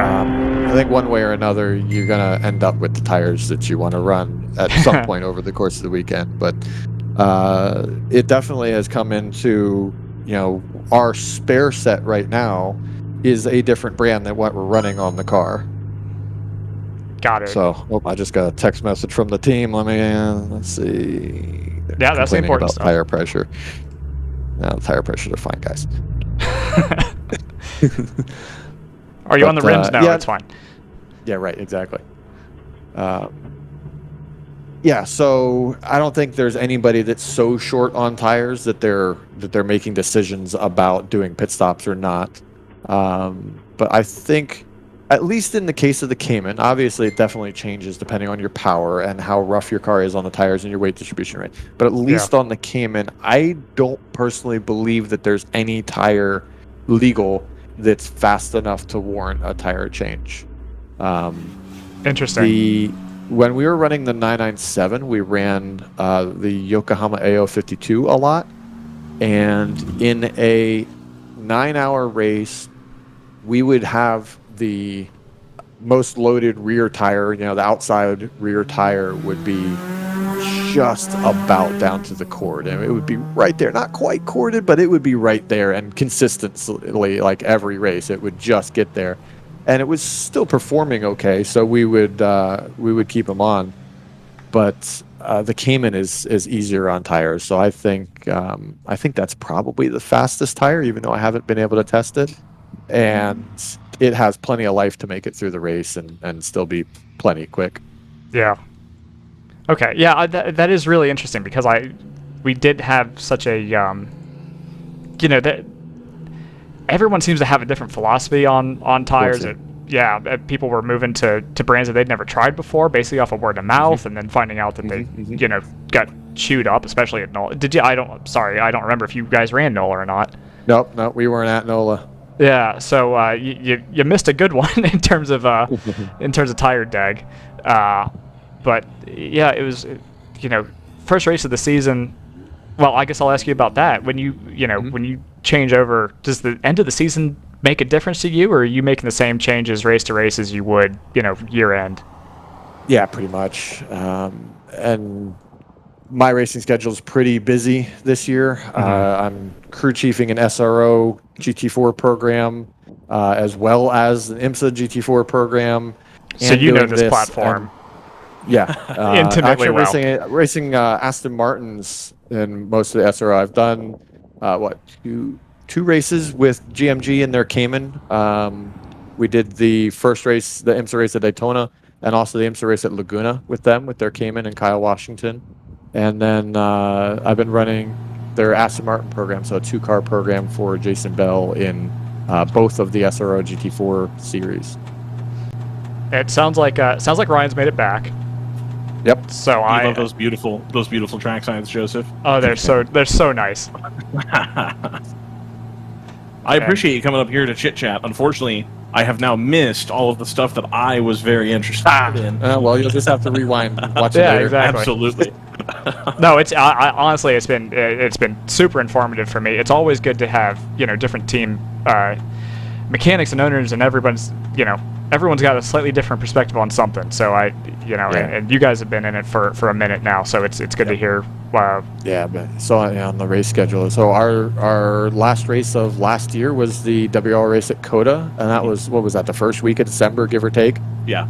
And then the first race of this year for me was I did a Spec Racer Ford SCCA race at Homestead Miami Speedway, January 4th.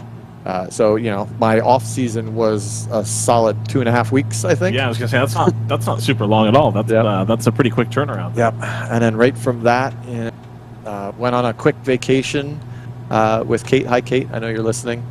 And we went on a quick vacation. I flew directly from that vacation to the Roar.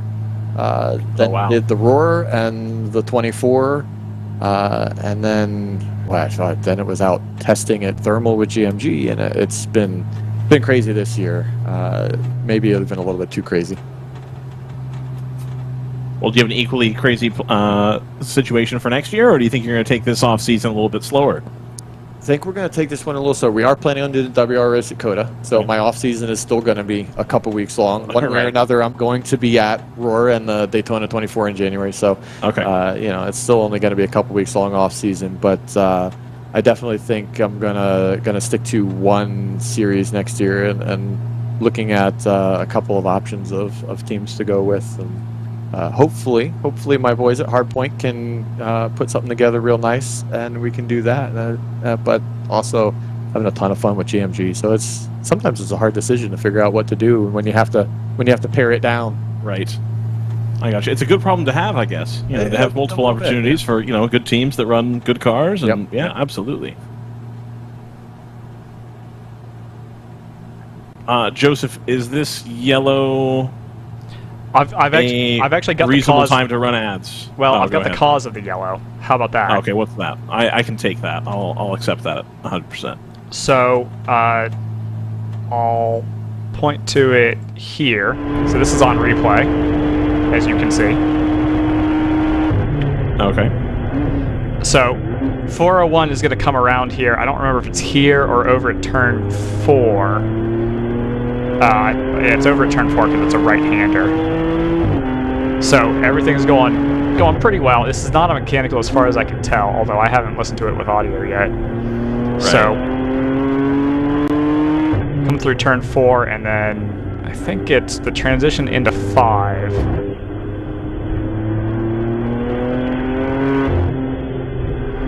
So that's pretty good.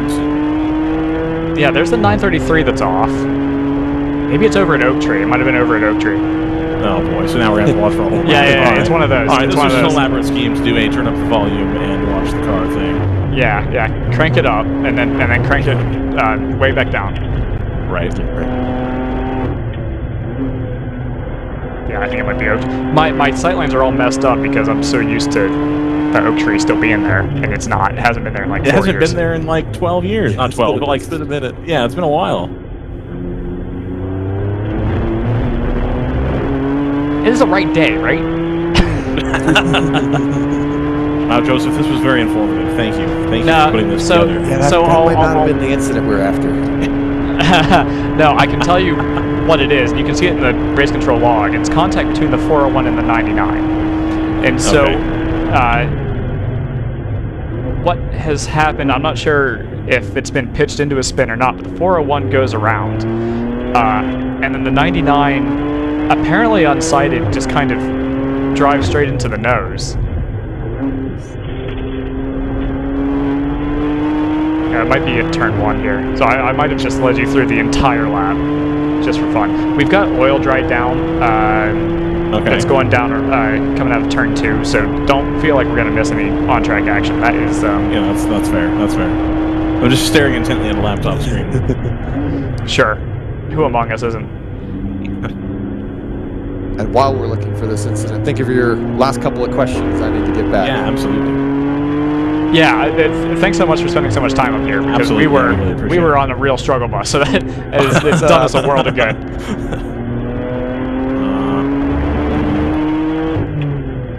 Yeah, Joseph, I don't know, man. We've definitely been through turn 1. We've definitely done, Yeah, we sure have. Can confirm. Come around, see, is there still a car parked on the left of 5 here? Yeah, 933 is out. Okay. Very interesting. I'm going to call it on that one, Joseph. I'll skip forward. We'll figure it out. If you've got to go, please go do what you got to do. Thank Absolutely. You for I'm going to get back down there to pit lane. I really appreciate it. If I can break away again tomorrow, I'll come back and see you guys again. Perfect. Fantastic. We'll be more together by then, I'm sure. Awesome. Well, I don't know about that. Thank you for coming up. I appreciate you. Enjoy the race, guys. Thank you. Thanks. We've got a car now stopped, I think, because we've just overtaken one. Okay. Okay, so I think the race control log, which is what I should have been cross-referencing, has this contact that's happening at 129. So I've got to go forward an extra lap. As fun as it was to go on board the 401. How long have we made him sit here? My goodness. It wasn't for that. It was so that I wasn't monologuing while you were fixing cameras. I mean, I guess. To be perfectly honest, I mean, if he needed to bolt as soon as you came up, I would have totally understood. Yeah, no, I gotcha. He was very polite about it, so that was nice. He was. You could hear it in his voice too. He was like, "These guys need me." He put the team on his back. I'm gonna be honest. Well, Joseph, I think we will have an old friend of the show joining us shortly. Okay, so I think I've actually got the accident now. Do you actually have it now? Oh, here it is. Overshoots the braking point, and then spins around. 99 is unsighted behind the 696 and goes straight in. That was, wow. All right. Okay. Apologies for language. That's the first time I'm hearing it. So, but understandable. Yeah, absolutely. Yeah, that's got to be pretty frustrating. It was almost really bad because on watching the replay, thought he was going to take out that M2. Barely missed, and I was like, oh, thank God it's over. Okay, cool. He must have just spun and whatever. And then you see the Black Forest car come through, and then another car, and then the 99 jumps out, and it's like, oh man. So, yeah, that's not good. Round 3 racing running out of cars. I think this will be repairable. So I'm not sure about the... So both the 401 and the 99 were stopped. I think the fluid that's down is from the 99 leaving the scene of the accident. Okay. So I think they've basically spilled the contents of at least their radiator onto the ground, and I think that might be day done for them. Well, there's in the front of that M4, there's a radiator, and my understanding is an air-to-water intercooler. So there's a lot of fluid in the front of that BMW. So that tracks. I believe that. Well, and it's two of them, right? I think the 401 is actually currently circulating, which is, if I'm honest, part of the reason it was I was having a time and a half trying to actually identify the accident. But again, should have just cross-referenced the race control log.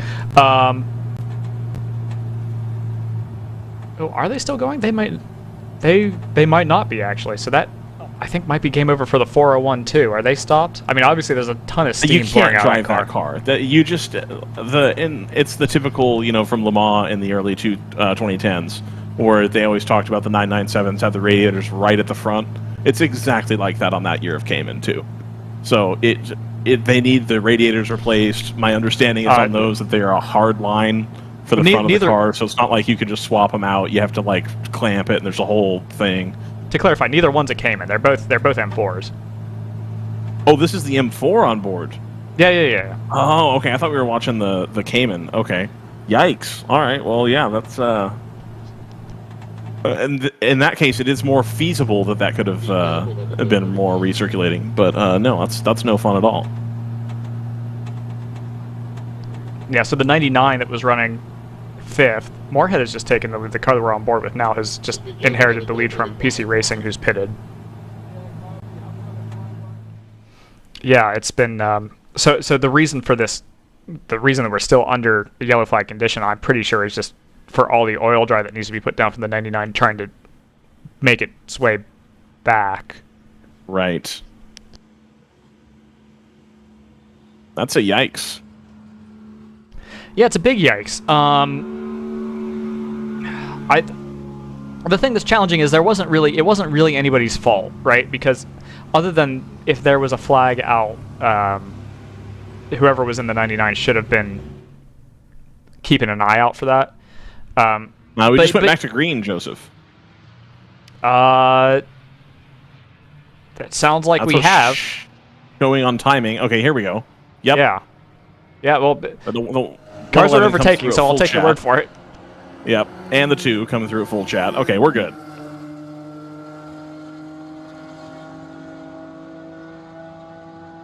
That's reflected in timing now, so yeah, wow, everyone's just kind of clustered around the same part of the track. Yes. When they went green, there was no one on the front straight at all. So we're under, I guess at some point there, we could have gone to break. Look at those beautiful track sides, though. It's incredibly, it's 1,000 times more helpful than what we had before, which is 2 pit lane cameras, 2 pit straight cameras, and then one looking down. I mean, they're all good shots, but right. We definitely had reduced track coverage. Yeah, the cameras, when I went to them, the screens were just off. So I assumed that it overheated, turned itself off, stopped the feed, and then the screen turned off. Because all I had to do was go wake the screen back up and hit start, and they were they in managed access mode or whatever it is?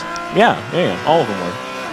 I kept triple clicking to put them in managed access, and it was like, oh, you want to turn managed access off? And I was like, no, I thought it was on. Please.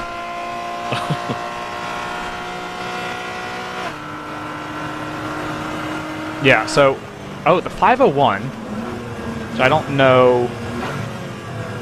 It's the Thunder Bunny car. I think that penalty's already been doled out, but they've been given a lap penalty for passing under yellow. Okay. But that's... I'm not sure what that's for. Oh, I guess it would have been a standing yellow. No. Oh, wait. We go full course yellow before we go Code 35, don't we? Okay, so that's what that would have been for. Absolutely. Absolutely. Great. Good, great. Messing with this. One moment, please. What, the mixer? Call How's that? Oh, that's so much better. Okay, there we go. That was a few little love taps on the mixer there, and that sorted it right out. That's how you know it's a good mixer, when you have to beat it for it to actually turn back on. Now we're back to Joseph's only on my right channel, which, well, what are you going to do? Yeah. That'll open the left ear up for all that ambient noise. Yeah, there we go. So we did get a bunch of pit lane infraction warnings. The last penalty would be the 73 catching a penalty for a visor up.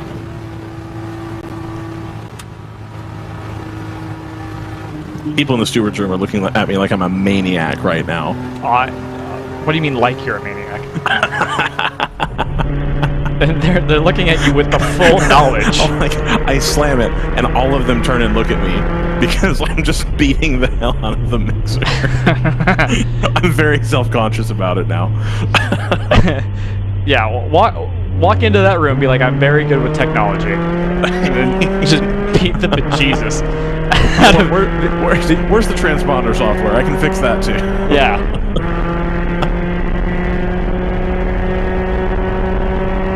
It's going to be a really interesting race. JTR's overtaken Hardpoint. How has that happened? Wow, I am hot. Oh, that's okay. Hello. Okay, daren't touch that one, and I do this one right here. Yes, there we go. Like, I wonder if we open this, are these things that we can solder back together ourselves? Anyway. I don't know how I'm supposed to respond to that. Like, it's clear that their switch is loose, and so it's like, okay, cool. It can't be that hard. It's a 10-year-old mixer. Brendan can dip into the fund. Into the fund? Into the fund. Get us a new. Can we get us like a digital one that has like buttons instead of like knobs from the 70s? There's nothing wrong with knobs. Looks like we're producing a show. Right, but I mean, the buttons are at least solid state. They're either working or not. And then it'll be more clear. I actually wonder if I'm about to end up on the incident log and we're about to get a penalty. For avoidable contact? Number 69, DriverSeye Live. You knew that was coming. There's actually no number 69. With the mixer. I know, that's why I picked it. Because you're a big Nicky Hayden fan. Yes. Oh, hey, Lorenzo. Oh, yours is much better. Oh, hi, Lorenzo. Half the people that were in MotoGP when I developed that impression aren't in the series anymore. It's not even the same commentator anymore. No. Yeah, no, they've gone through 2 commentators since then. The one after him is just doing British Superbikes now. Ah, okay. So of his own choice, he wasn't fired. About Scott Redding and the other one, poor old Johnny Ray. Okay, Johnny Ray has never done MotoGP, to my knowledge. No, I was talking about British Superbikes. Oh, okay. No, Johnny Ray's in World Superbikes. Oh, he's in World Superbikes. I thought he was in British Superbikes. Maybe he was first. I don't know. I like the Scott Redding not actually riding on the motorcycle in the turns thing. I think that's very impressive. Evidently, it didn't work out in MotoGP, but I mean, he was alright. No, but he rides the bike totally different, it seems like. He's like completely off the bike, not holding onto it at all. That's how it appears to me, at least. I don't know what to tell you on that. Anyway, welcome back. World Racing League at VIR. 2 hours and 35 minutes to go. Oh, Joseph's trying desperately to get us back on track. No, I'm not JT. Thank goodness. Sorry, JT. No, so I've done some irresponsible math because that's the only way that I can keep track of a race like this when I have 8 things to do. So the GTO field, this will not be a surprise to you. I don't know where Hardpoint lost all this time, if I'm honest. That's messing me up a little bit. I don't know if they pitted. They must have. I don't have a record of them pitting in the timing, is the thing that's messing with me. They pitted on lap 105. Oh, I see. They had 3 slow laps. That has to be a pit. Either... No, maybe not, because that's just the length of the yellow. That's what I'm thinking, but I don't think there's a yellow in the... Hey, that camera's down. Hey, why is that camera down? What camera? There's no camera down. Turn 7. Oh, Boston. That's the one that we're in a perpetual battle with the sun. Well, so that one's just not gonna happen. Pick up a parasol or something. A nice parasol, maybe a fan. Yeah. But no, I'm struggling to work out why. I don't know if it's on my end or if it's a timing thing that we never actually went yellow for that. Okay. I'm just not 100% sure. So I'm digging into that. All right. Because that would be... Yeah, something's now up. lost 2. Oh, okay, there we go. There we No, go. something's up with the hardpoint car. Their last lap is a 2:11, and they had done a 2:11 right before that. So they've got something going on. It's going to be a... JTR's going to walk backwards into this race win again. I mean... Don't you love that, though? Like, that's fantastic. I mean, they've had good pace, but Hardpoint's pace has been in a different league entirely. Their best lap was a 2:01.1. That's a full second faster than JTR's. But they've turned 3 laps now, very consistently, in the 2:11 range, which is a good. It's obviously 10 seconds slower than that, but it's 5 seconds slower than the pace that they are running in their last stint. So I'm kind of confused by that. They did also pit under a... Maybe that's the difference, but so did JTR. I don't know about this. I can't quite figure this one out. Maybe it's more obvious than I'm giving it credit for.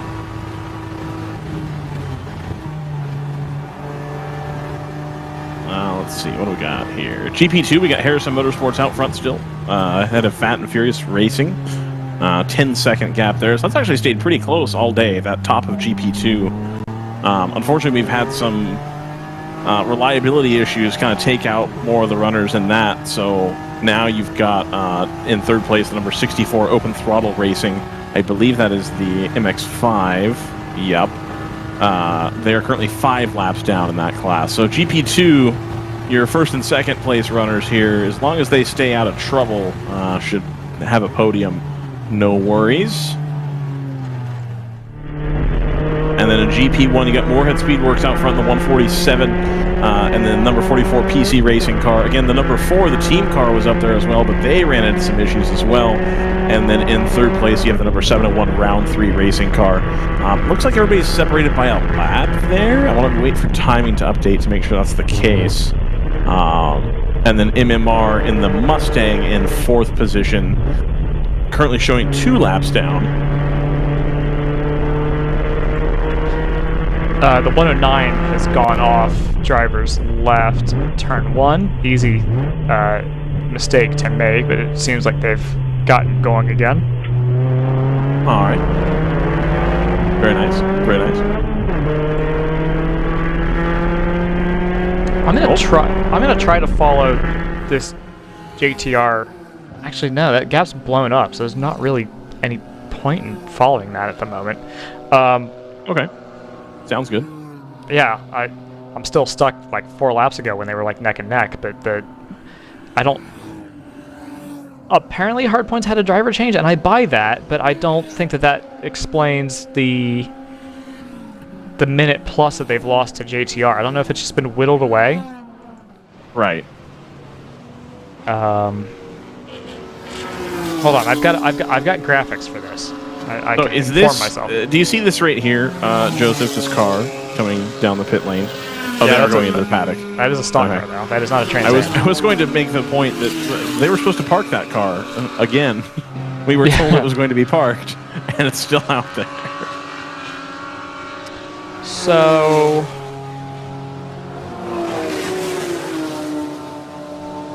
Hardpoint lost a lot of time on lap 104. Like more than you'd expect from a normal. Well, maybe not. Maybe did they just have 2 like full service pit stops way too close to each other? I kind of doubt that too, to be honest. Yeah. 104 was their pit stop. That made sense. They did have a long lap on lap 97. That doesn't really make sense.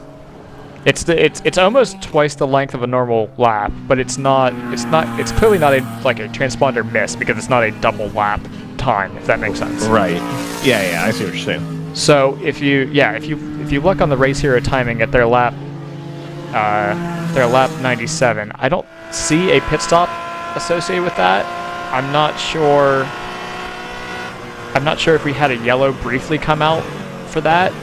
So maybe the difference is that JTR was able to get in and out during a brief yellow flag. That would make some amount of sense. So maybe that's been the difference yeah, that's as close as I'm going to get, I think, to an explanation. That's fair. That is fair. They've also been... we need somebody to shout out whoever was in the car for that first 30 laps or so, because they had a ton of pace in that car, and that actually might have been... Okay, I'll reformulate that thought. Okay. Okay. All right. So I think some of the gap going away is maybe a long pit stop compared to the competition. Some of it has just been that the 696 has been whittling away time on the 79. Really since about lap 30 or so of the race. So there was a big pace difference there in favor of hardpoint. That's kind of gone away. And I think that's, if you have the driver closing that car out that opened the race for them, I think you could easily see this swinging the other direction. So kind of watch this space for the lead in GTO, because I don't think it's settled just because JTR is walking away with the lead at the moment. Right.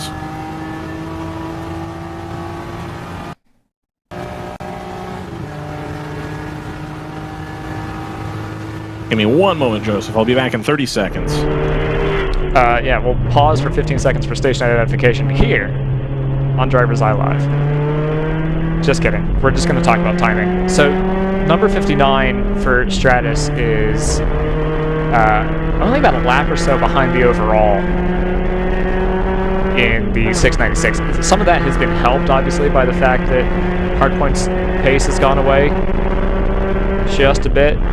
They're still holding down a 3-lap gap over 9-4 Motorsport, so that seems pretty secure in GTU, barring some issue.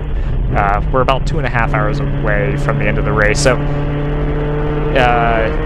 to do it on pace, I think would be a big ask for 9-4. Although I will say we mentioned that how well they had been doing to split the gap between the two Stratus cars, and that is held up. Stratus, the 58, has not been able to overhaul that car, so well done to 9-4 for finding maybe a little something in that car. In GTO, it is, as we've been harping on, it's JTR with now it's over 40 seconds to get back to hardpoint, and then it's about a little under 4 minutes, maybe just under 2 laps back to TLM and Ruckus Racing. That car is right next to the TLM team car with Monoflow, and actually that's just changed on this lap. Monoflow has just gone through in the 770. Joseph, we have another guest. Oh, perfect. This was guest number 2 that I was trying to get, and it's friend of the show, Brian Guidendelli. How are you today? Good, how are you? I could complain, but look, we're at VIR. Right. We're having fun with World Racing League. We're driving some race cars. It's beautiful here, so sure, the team is not having the best day today, but not at all. I'm still in a good mood, still having a good time. Perfect. Now, you're in the Sentinel car, right? Correct, 609. Okay, cool. So, in a sense, good luck for you that your car is still out there. The other one is not, but at least you're able to. You'll have something to do tomorrow. Are you gonna try to get all the other drivers into the other car, or? Well, no. So 609 is also retired for the day. Okay. So we basically made the decision with 609 to retire early and conserve for tomorrow. We were down at the 5 laps. Okay. And just looking at code 35, one of the challenges here is, unlike a full course caution race, you really can't claw it back. Right.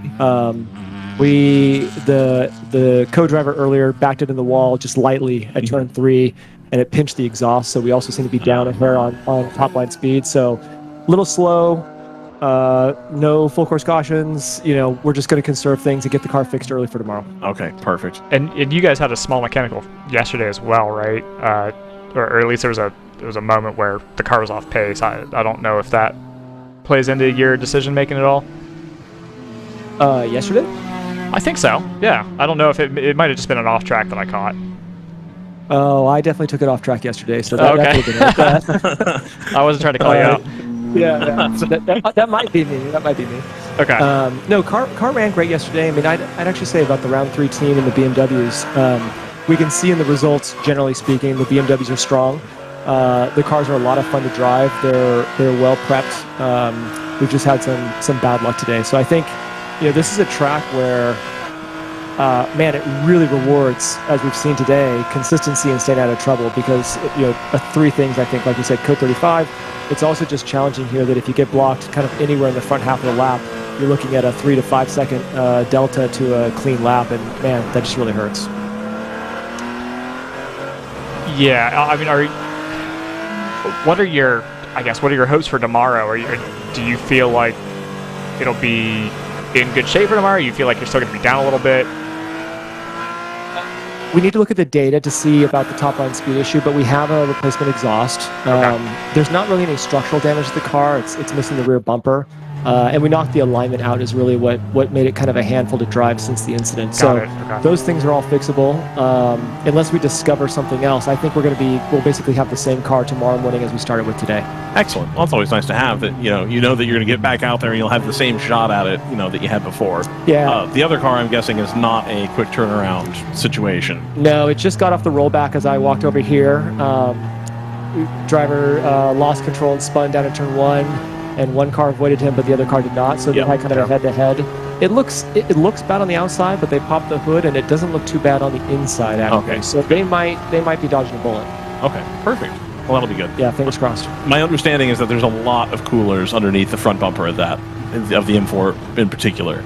So that was my, do they have spares of all the coolers? Probably, but how much labor is it to get in there and fix all of those and get everything re-bled and all that kind of stuff? So yeah, if they can get back out there, that'll be fantastic. Yeah, it is a challenge, I think, for all the teams, but supply chain issues. I mean, we don't have a lot of spares, and nor does anybody else. So I think we have the parts we probably need for that car.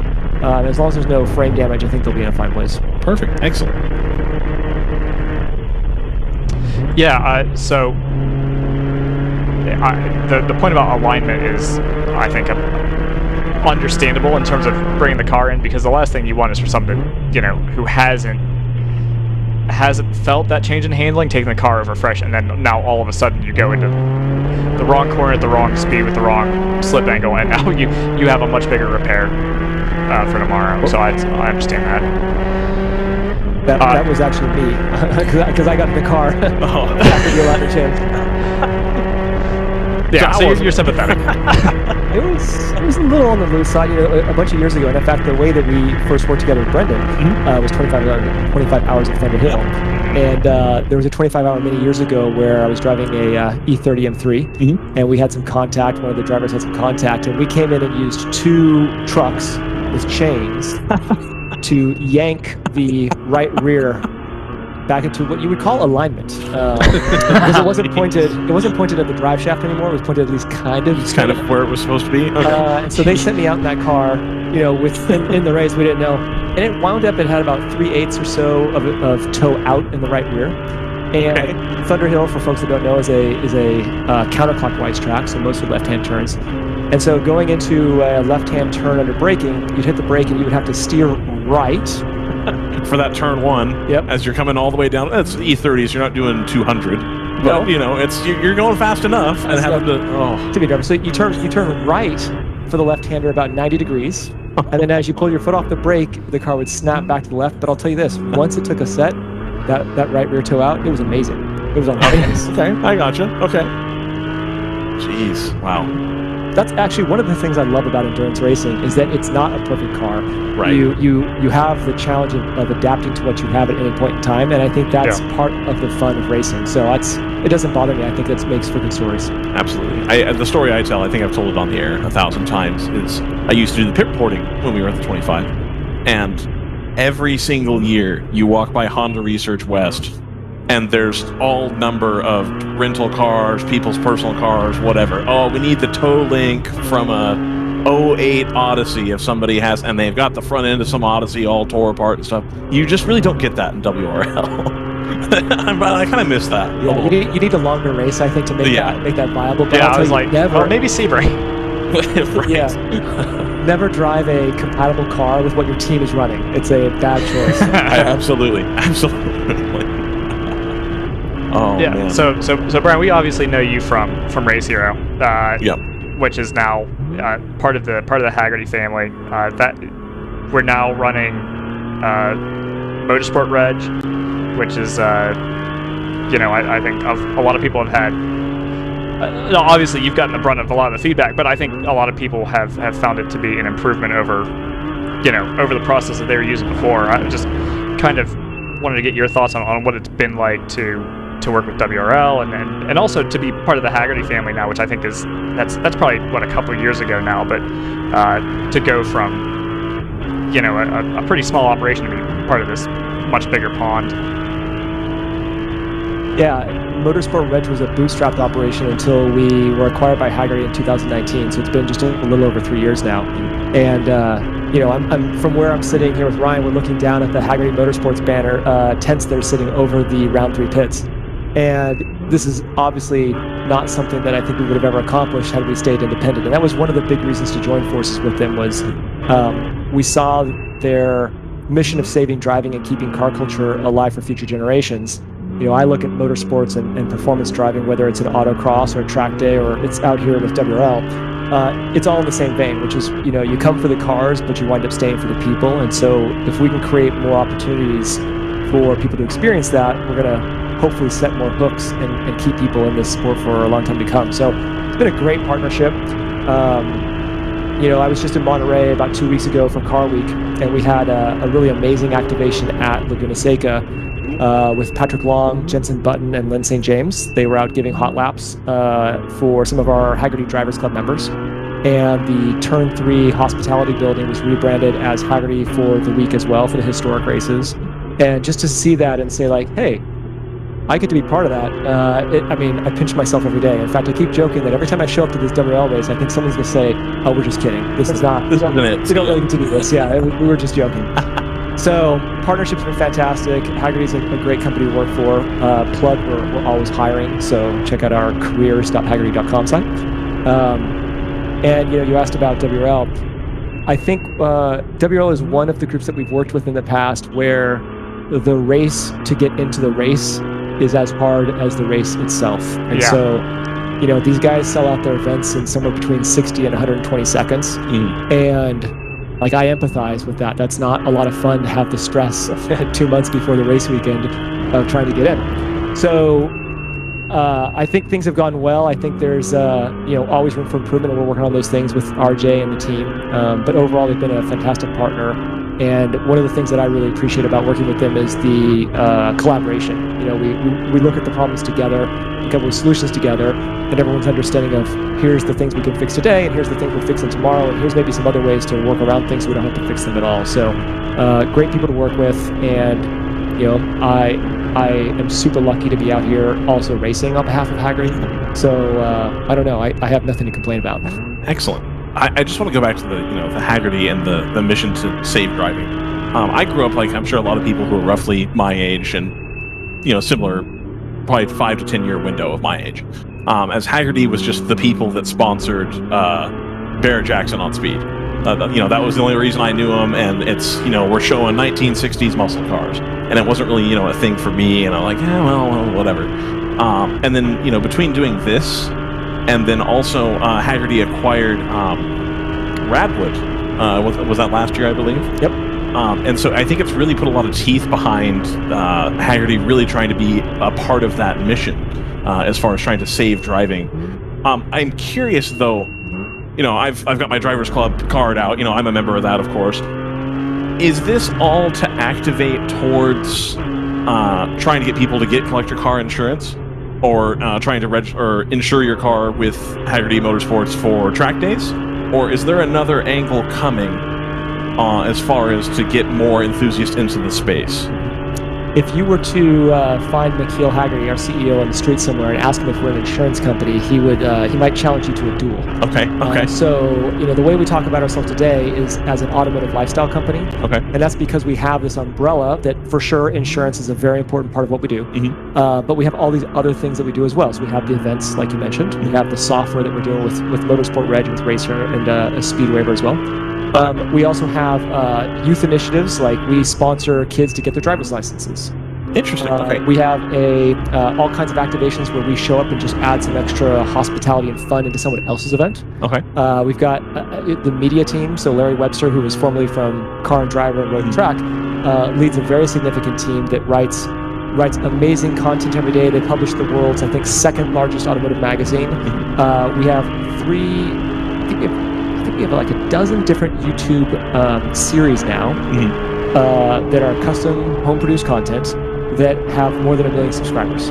Excellent. And so when you look at that overall package, like, yes, insurance is a very important part of our business, but really that mission of saving driving is directly tied to the Drivers Club, because the Drivers Club is the umbrella under which anyone who likes cars or motorcycles or boats or other things like that, but anyone who loves cars can get involved and get some benefits, even if you don't own a classic car. Right. I mean, the most classic car I own is a 2003 Dodge Ram pickup truck that is my tow vehicle. So, I can also be a member just because I'm an enthusiast. And I think that's how I paint Hagerty today, is about bringing enthusiasts together. And look, if you've got a car that we can insure, yeah, we would love to do that. If you want to go to a track day, we can help you with that. But most importantly is that we want everybody to be part of this tribe for, like I said, keeping it alive for future generations. Perfect. I think that was a very succinct explanation of that. I think I'm peripherally aware of all the stuff that goes on, but I've often wondered what the actual explanation is. So thank you for doing that. I really appreciate it. It sounds a little altruistic. It does, and that's really what makes me always question it. Like, no, I'm all in, but like, where does it meet the road? Like, what's going on here? Yeah. But yeah, I mean, it sounds like it's been a great opportunity for you. You've touched on that. I don't even think I'm rich enough to walk into Monterey during Car Week, much less go to the event. So, no, so it's really been awesome, and I'm happy to have seen that. I remember, I'm sure we hadn't met at the time. I remember you coming up and checking in with us about the Race Hero stuff and doing everything, and so it's been a really cool climb to watch. And equally so, it's been really cool to see Hagerty become more and more involved about trying to get the younger generation of enthusiasts, about it, and try to foster that group of people into being able to continue as we start to face things, where we're trying to switch to public transit and all these other things that are fantastic. But at the end of the day, I still want to be able to drive my car 100%. We did just go red for something on track here, Joseph. Yeah, it looks like we've got a car off at turn 10 to driver's right. Beyond that, I don't have any more information for you. Okay. We've also got one very concerned in race control right now, so something's going on. Yeah, I'll keep scanning track sides. Well, the reason they're concerned in race control, someone's locked it up, I think, going to... Oh, wow, it's a huge accident. Okay, then we best not show it then, I reckon. Well, it's already gone past us, so... Oh, okay. Well, let's not show it again. Well, the driver's out. The driver's out of the car. Oh, the driver's out. Oh, okay. All right. I feel less bad then. Okay, that's better. Yeah, but I think we've had 2 accidents simultaneously. Well, maybe. Unclear. So I'm going to keep looking around at whatever angles we do have. Now it's going to be very difficult because everyone is stopped on track. But, yeah, we've got reports of an impact at the turn 7 tire wall. Was that the one that was impacted earlier that they had to replace the tire wall on? No, that's turn 10. So, okay. Yeah. I'll keep an eye on excuse me. I'll keep an eye on that to see if I can help identify anything. But yeah, well, obviously we've got a red flag, so everyone is stopped out on track at this point while they attend to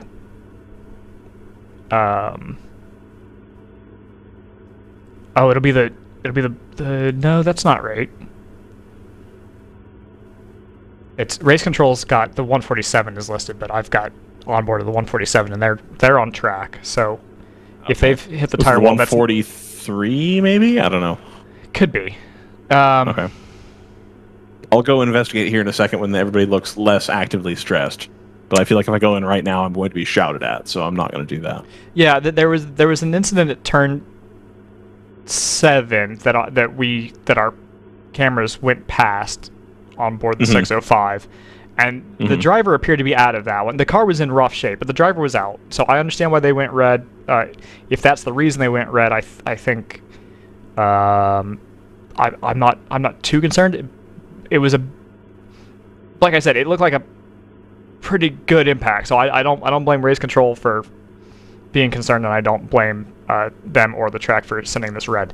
So okay, Joseph, can we send this to commercial real quick, please? Yeah, we absolutely can. Okay, let's do that. Real quick, is Brian going to stick around, or does Brian have? Do you have anything else to say, Brian? Okay, perfect. Then we'll have you hang out, and then we'll come back from commercial. Sound good? Yeah, perfect. that sounds great to me.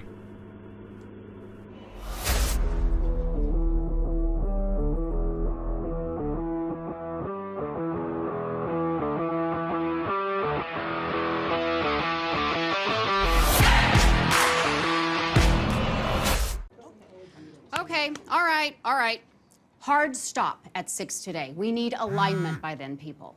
Here's where the rubber meets the road. Have these initiatives moved the needle, like, at all? Well, let's shift gears a minute. We're really kind of at the apex here. Well, we gotta stay agile. I said we fast-track the pivot. Can we circle back? Keep everyone in the loop.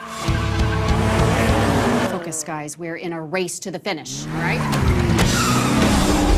We need to put the pedal to the metal. We need to nail those hairpin turns, cross that finish line, and take that checkered flag. Yes, Josh. Yes! Start your engines! Woo! Ready to hit the track? We've got you covered. With the world's largest motorsports calendar, track day insurance, and more. Hagerty. Let's drive together. Sentinel by Candelaria Racing Products is a comprehensive motorsport video system incorporating live streaming, local recording, picture-in-picture, flag status, leaderboards, data overlays, and more. Perfect for endurance racing, sprint racing, and HPDE. Sentinel includes everything you need to get started. With the ability to control the live feed from the cloud and GPS auto start, you will never miss an on-track moment. What are you waiting for? Get your Sentinel today.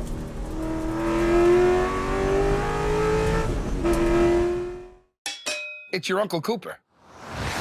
Your SUV is a multi-purpose tool, like a corkscrew fish scaler. And that means your tires should be multi-purpose too. Like these Cooper rugged Treks. They're tough, but also run smooth as butter. And with dual sidewalls, it's like having a multi-tool that can look like a completely different multi-tool. Don't take that idea, by the way. I'm gonna patent it. Go with the Coopers. Cooper! Welcome back to WRL at VIR. It's the Saturday race. Race 1 of the weekend, a double 8-hour here. I'm Ryan. We got Joey Joseph on the controls. We got Brian over here from Round 3 Racing, sitting in with us for a little bit here. So I have the update, Joseph, on what occurred, and it was the 147 was on fire, pulled off, and then the driver got out, grabbed a fire bottle from the flag station, and put the fire out himself. And so, because a fire occurred, they now want to go do the whole full response thing, which makes sense. And then they're going to bring that car back in, and then we'll get back going. Okay. That is what I was told. Okay. The car was on fire, and then it wasn't. I think that's the 909 that was on fire. Interesting. Okay. Because the 147 went through the scene of the accident and is fine and has a live onboard, and they're still fine. I don't think it's that. Okay.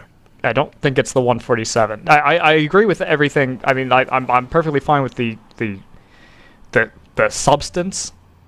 Okay. I just want to correct that it's not the 147. Okay, perfect. Well, then I will believe that. Then I'm okay with that. Yeah.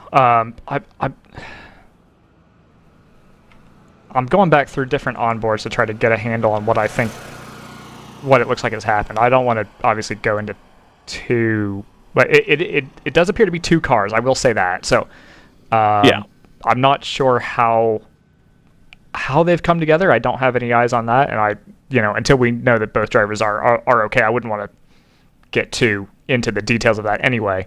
Right. But yeah, it does appear to be a 2-car situation. I don't have an identification for you on the other car.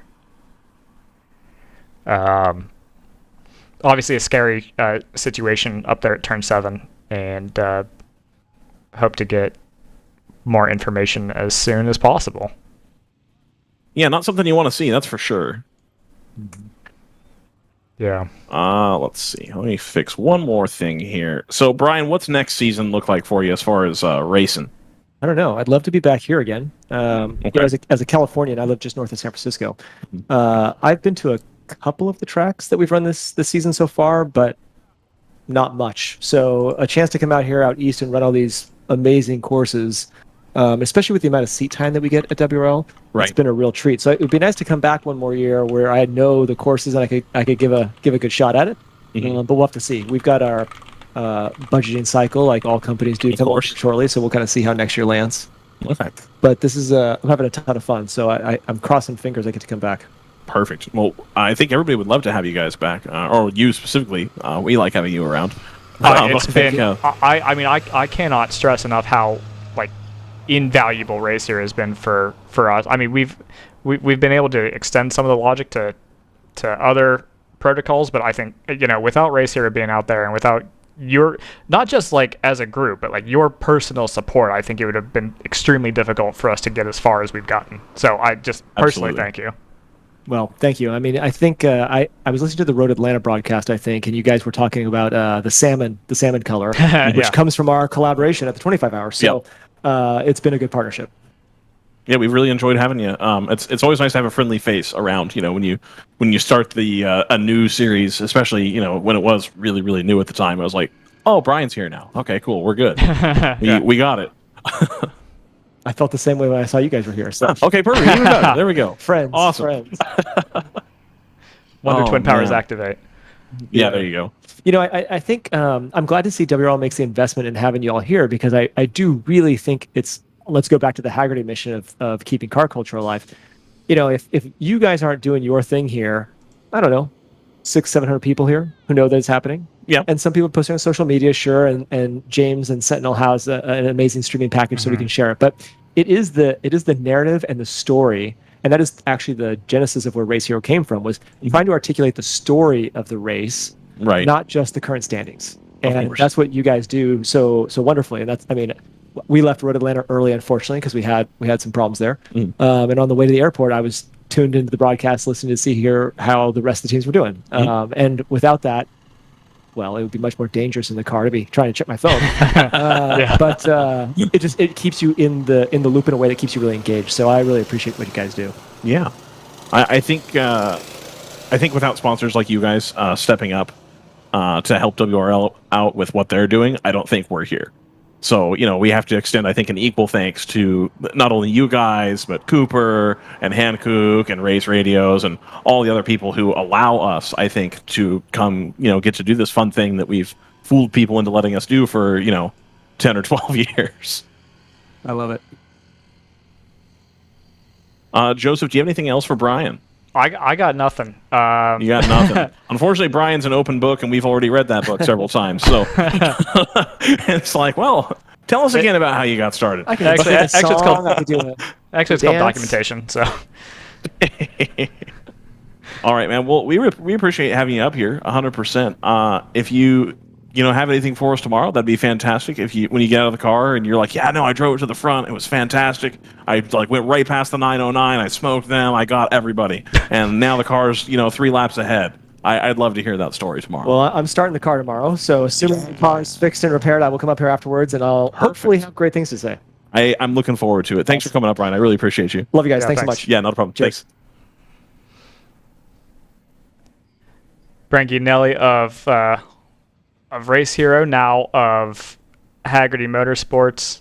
It's always good to reconnect with Brian. And like we said, he's done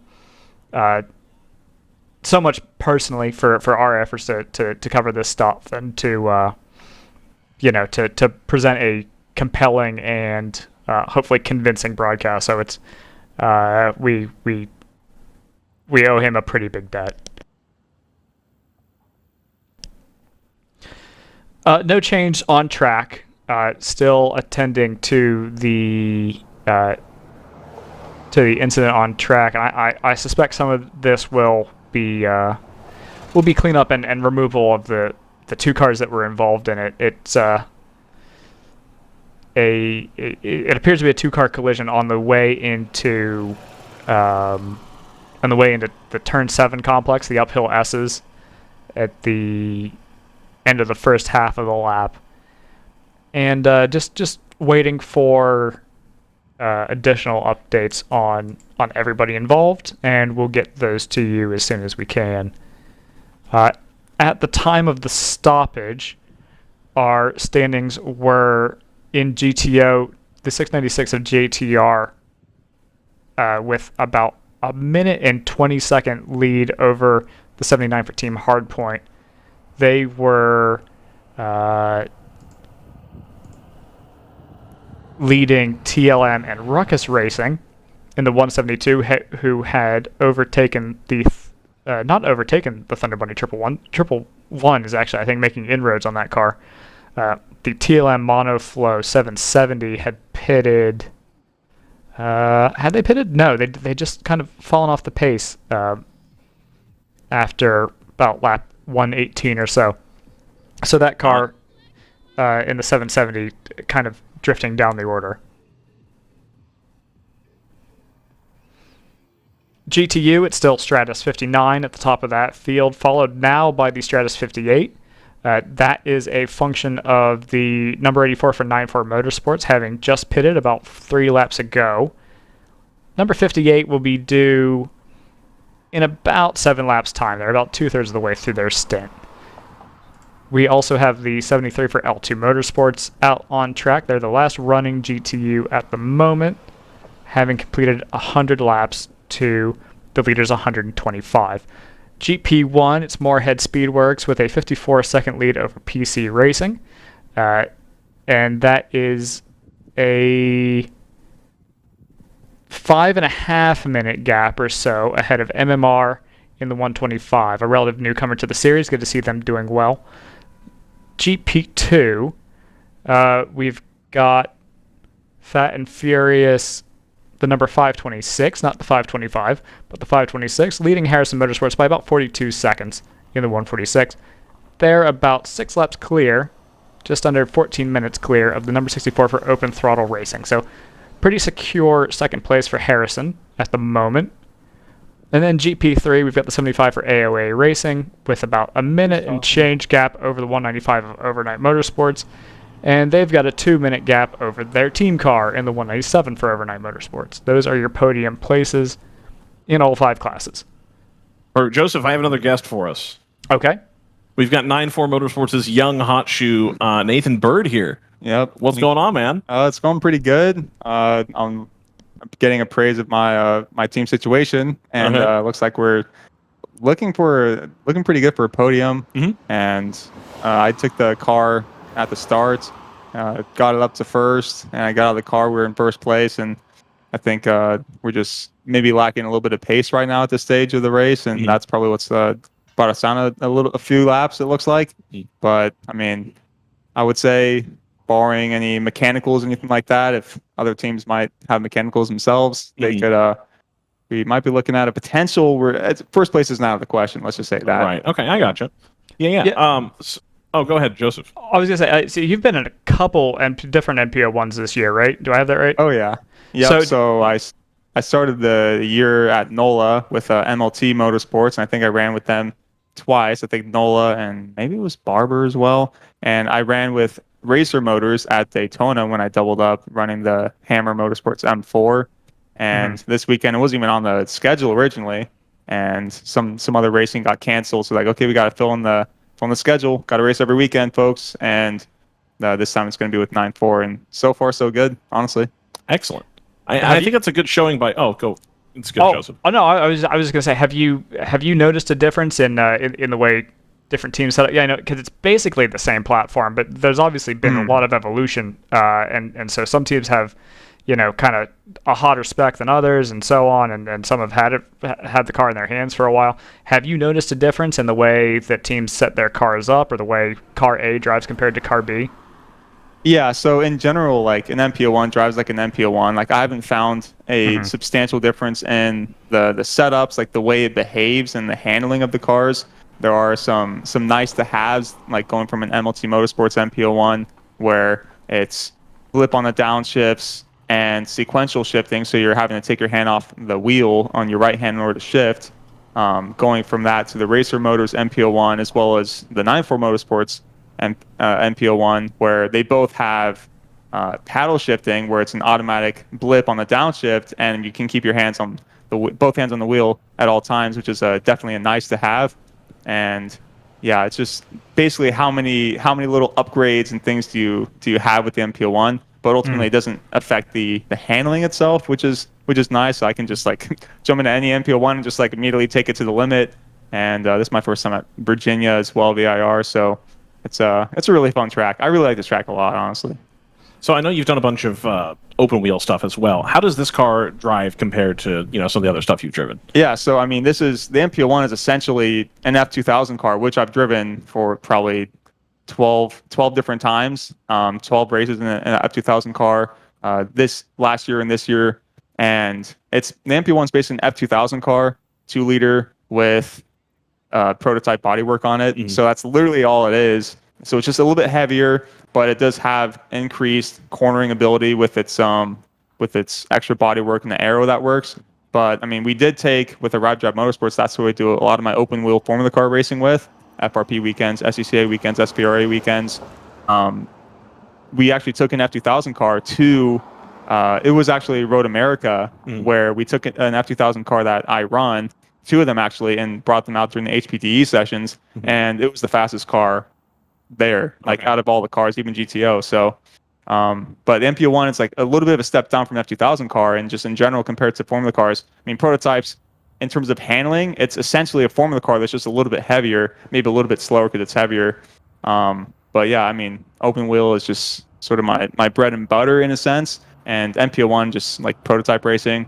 Like the first time I saw a prototype in MPO1 was last year, my first ever WRL race, and with Jonathan Newcomb Racing in the Honda Civic, and that was at Road Atlanta, and I saw the Stratus Racing MPO1, and they were running a GTO still at that time, and I saw that, and I was like, man, if I could just race one of those, and I'm doing all my passing under the brakes and corners, like, versus passing on a straightaway. Right. Like as a developing driver, that's like my dream essentially. Right. So I saw that and I was like, I need to get an MPO1. And then the next year it's like, okay, now we have an opportunity with MLT, and then just keep on getting an MPO1. So it definitely is a great tool for my development as a driver, especially in terms of just Formula car stuff and open wheel stuff. It translates really well. Obviously you're learning a bunch of road courses that otherwise haven't been able to go to. Right. And like Daytona was my first time ever there with the WRL, and VIR is the first time. So WRL offers a lot of awesome opportunities and just great tracks because the entry fees are definitely covered there. Right. Yeah, absolutely. 100%. What do you have on the docket for next year? Well, I mean, this year I'm pretty much racing every weekend. It's like probably over 100 races across, like by the end of the year, 17 different disciplines of racing across short track, oval racing on both pavement and dirt, as well as doing road course stuff, and with across like endurance racing and all the Formula car racing I'm doing and open wheel stuff like that. And next year it's probably going to be similar, and we're going to try to condense it in the same amount of racing but in less weekends, so I can hopefully have a couple weekends off here and there. Okay, I got you. And in the meantime, maybe work on some cars and helping some guys' shops that I race with, and that'll be good for my development on the mechanical side as well. And so it'll probably be a similar ballpark of like 18 different disciplines next year. So Gotcha. We're not slowing the roll anytime soon. Perfect. Well, it sounds like a good trajectory to be on. It sounds like a great opportunity you've got there. Oh yeah. So yeah, please enjoy the rest of the weekend. I understand we got a whole other 8 hours to go tomorrow. Yep. Are you going to start the car tomorrow? It feels kind of selfish if I was going to start both races, so I'm probably going to maybe finish off the race tomorrow. I think a good philosophy we had as a team going forward, I think it's best to have the fastest drivers start the race and finish the race, because at the start of the race, there's the most traffic that you're going to have, and at the end of the race, there's the least traffic amount that you're going to have. So you need to be fast to be able to take advantage of all the traffic opportunities and have a really good average traffic lap time, as well as at the end of the race, when you have the least amount of traffic, you have the most clear track, which means it's really good to be on the pace and as fast as possible. So maybe I'll end up finishing tomorrow's race, which would be pretty nice, and just have a good sense of what the car feels like at the beginning versus the end, and hopefully just keep on having no mechanical issues so far. So perfect, man. Well, I appreciate you coming up. Thanks a ton. Yeah, for sure. Thank you. Awesome. Have a good rest of the race. Have a good rest of the weekend. Yep. You too. Thanks. Yeah. Nathan Bird started the number 84 for 9 for Motorsports today. Ran really well. Was up fighting with the 59 and the 58. Basically the semi-works Stratus Sabico team. Yeah, and still sitting. Now they've slipped back a bit to third, about a minute and a half behind the second place car. They have also just pitted, as we mentioned. The 58 hasn't quite come onto sequence yet, so we expect them in about 7 laps. That'll help make up some of that. Actually, it might put them basically on a par. That might be a question of how many pit stops each of these teams has.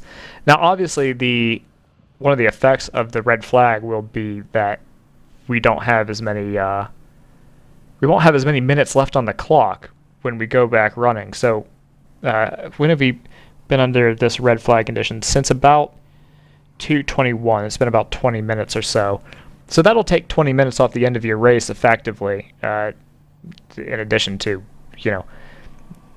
everyone's kind of been sitting out in the sun for a minute. That'll heat soak a few things, including the drivers. So it'll definitely change the dynamic of the race a bit. Everyone will be a little sort of, physically cool in terms of, muscle looseness or whatever.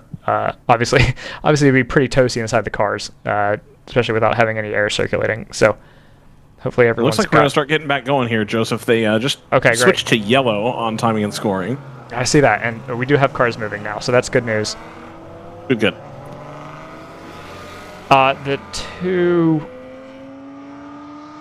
entries that are listed under race control now as having made contact at turn 7 are the 15 and the 909. 15 would have been 6th in GP3. The 909 was sitting at 9th, so in a points-paying position in GTO.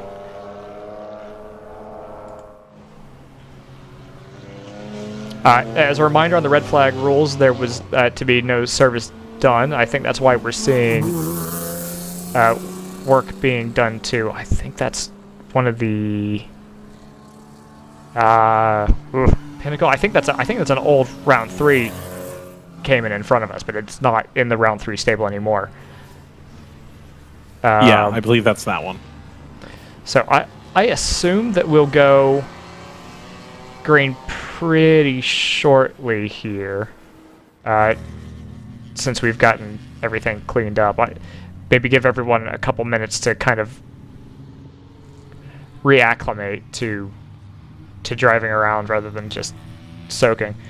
But if we go to... No, I think we might be green, actually. No, I take that back. There's a green car driving around, but I don't think we went green. No, the Moorhead car looked like it had picked up some pace. I don't know if they'd fallen back in the Code 35 running. So they do have a double yellow out, but people are moving very quickly. I wonder if, because of the way the black flag and red flag got thrown, if they're going to try to bunch everybody up? Question mark? That sounds like a stupid thing to say, but at the same time, Because like they're definitely not going 35 miles an hour. That much is clear. Yeah, they're doing about 2.5 times that. Yeah. So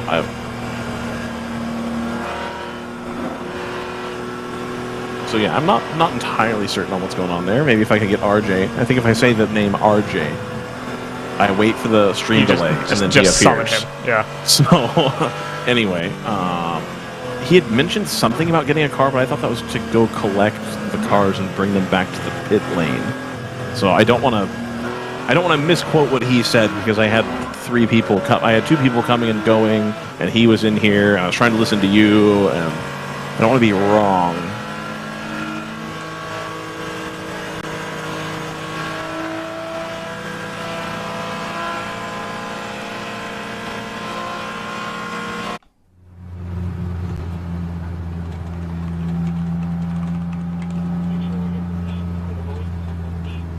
Yeah, it definitely looks like we bunched up. I'll look around the track sides to see if I can identify a pace car. I'm not seeing one at the moment. That doesn't mean there isn't one out there.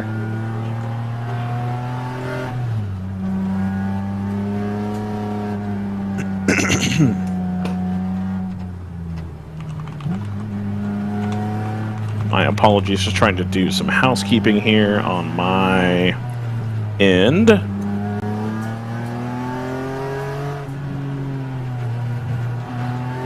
We've got a bunch of takers to the pits now. We got a bunch of people coming out of the pits as well, like lots. A lot of people going behind the wall. I've seen, now obviously we just saw them, but I think I saw one more. 501 heading back out. 770. So they're still not displaying the purple flag, which I know you don't like that because it's confusing, but there are no purple flags out, which is the Code 35 flag. I strongly suspect that we might get a restart here.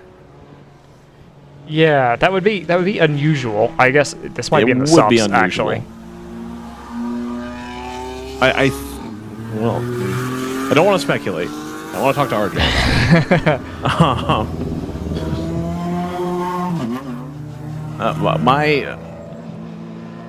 What would make sense to me is that there was a miscommunication about black flag all versus red, and some people came in and some people didn't, and that this would be a way to try to right that particular wrong, if you can call it a wrong. Again, I don't really know what happened. I'm not really seeing anybody getting called out for that. I don't know if maybe Race Control sent out something that I'm not aware of, but I'm not seeing anybody being noted for breaking protocol. Okay, so the 64 is currently leading the field, and they just went green, so I guess I don't really get to know. But it very much seems like they were like formed up for a restart. Like a restart just occurred. So, and there is a safety car coming in. So I believe they did do a single pace lap. Okay, I never actually caught it on the track sides. I believe you. I just watched it happen in front of my face. So yeah. No. That all makes sense. Again, we got the hardpoint car coming into pit right now. Oh, that's terrible timing. Yeah, that's awful. That's 100% not what you want.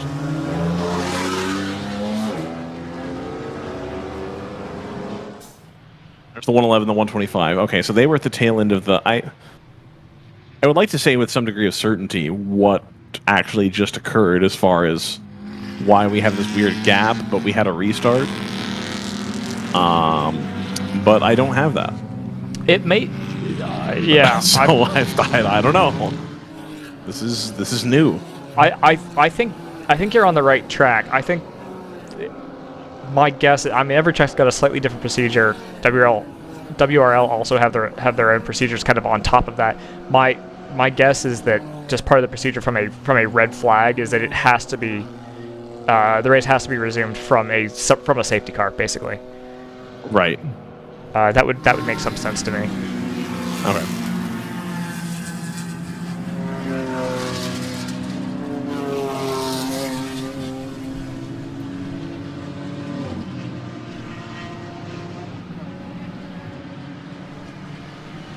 Okay, so... Well, we've got an hour and 41 remaining here at VIR.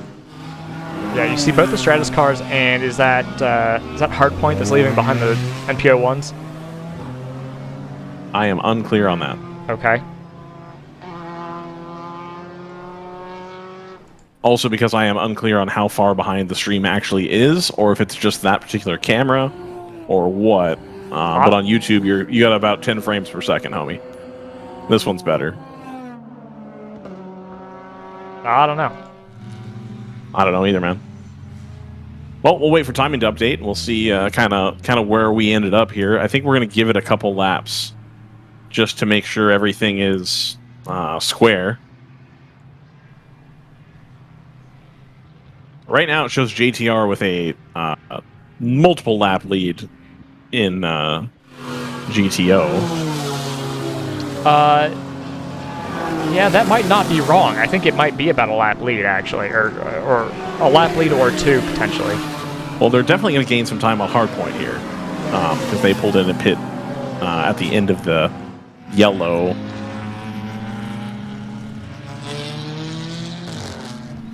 I wonder if Hardpoint needed a stop, and they were stopped out on track, you know, at turn 3 or something like that. And so they came all the way back around, and then pitted, and then it went green. I was like, well, what are you going to do? When was the last time that they stopped? Last time Hardpoint stopped before this was... It's about 20 laps ago. A little bit more than 20, like 20... Yeah, I'm going to say 23 laps ago, something like that? I'm going to say that was on schedule, yeah.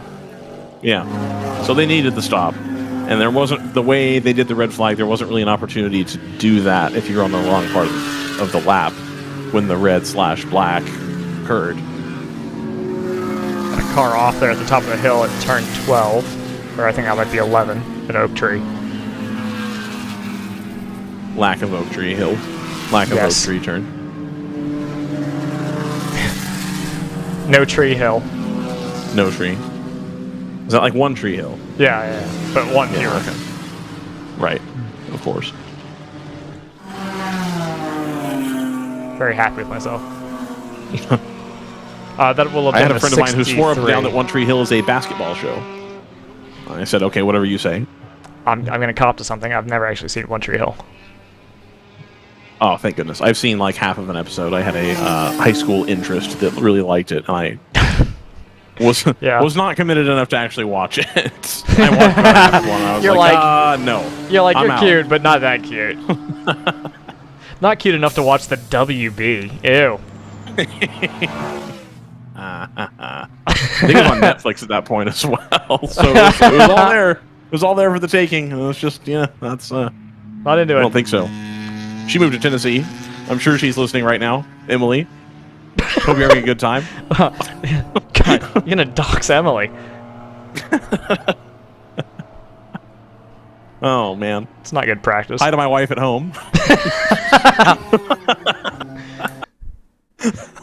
Everything could have changed if only... if Ryan was into the One Tree Hill, the entire trajectory of your life would be different. Oh, Stratus off at the top of the hill. At the top of No Tree Hill. There we go. Back on. Much to Nathan Bird's benefit, hopefully. Yeah, actually, that the 58 having pitted does elevate the 84 back up. So as we kind of thought might happen, that's reshuffled GTU. So now it is 84 splitting the Stratus cars again. They are they are off strategy compared to the Stratus cars. So that'll really be if we get another yellow / purple / whatever. How does that impact that GTU race? Yeah, actually, we've got a spinner still at the top of the hill, I think. If you look off to basically the horizon, you can see one of the NPO ones, I'm not sure which one it is, has come around. I don't think it's one of the Stratus cars. All 5 of the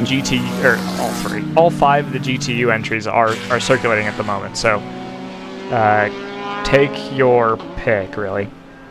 I gotcha. Talk to yourself for a moment, Joseph. Oh. Okay. I'll come to rescue you in like 45 seconds. It's okay. Okay. I trust that means that we've got someone to talk to. But in the meantime, I want to make a point of that strategy offset in GTU, because that'll basically mean that we've got sort of a third of a stint split between the 84 and at least the 58. I'm not sure there's much of a fight in it for the win in GTU, but if you're looking at points, I think it is still relevant between the 84 for 9-4 and the 58 for Stratus. So yeah, I think that is worth keeping an eye on. Have we lost that camera too? Hope not.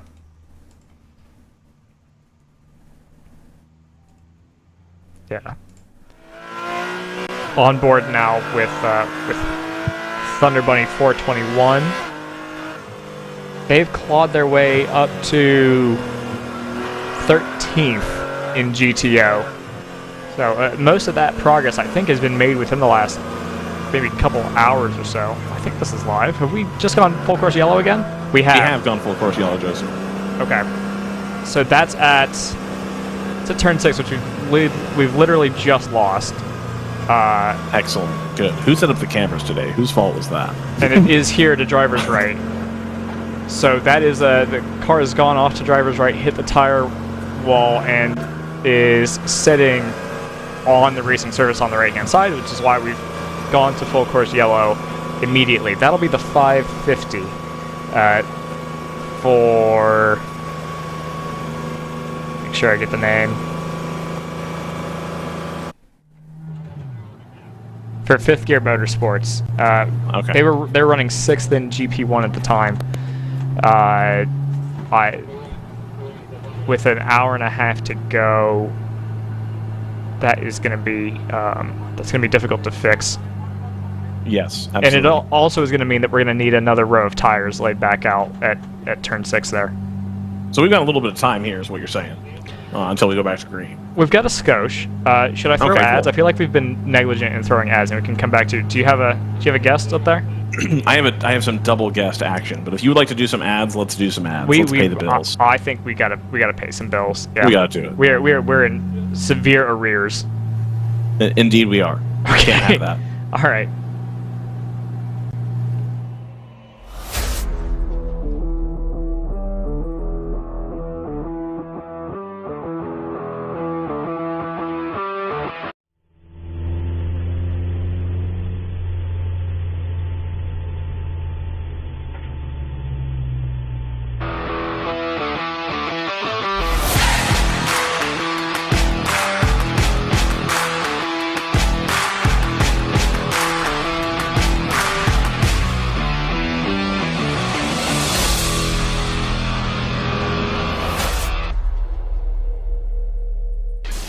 When the finish line calls, we answer. Hit the road with insurance protection from Hagerty. Whether you drive a built racer, sports car, or exotic, and save an average of $264. Get a quote today at Hagerty.com. Focus, guys. We're in a race to the finish, okay? Here's where the rubber meets the road. These initiatives move the needle, like, at all? Well, let's shift gears a minute. We're really kind of at the apex here. We need to put the pedal to the metal. We need to nail those hairpin turns, cross that finish line, and take that checkered flag. Woo!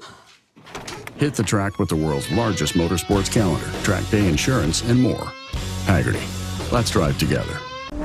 Sentinel by Candelaria Racing Products is a comprehensive motorsport video system incorporating live streaming, local recording, picture-in-picture, flag status, leaderboards, data overlays, and more. Perfect for endurance racing, sprint racing, and HPDE. Sentinel includes everything you need to get started. With the ability to control the live feed from the cloud and GPS auto start, you will never miss an on-track moment. What are you waiting for? Get your Sentinel today.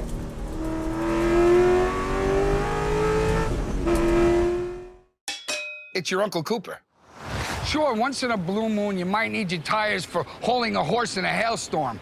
But most days, you're gonna need your tires for tougher things, like teaching your sister's kid how to parallel park.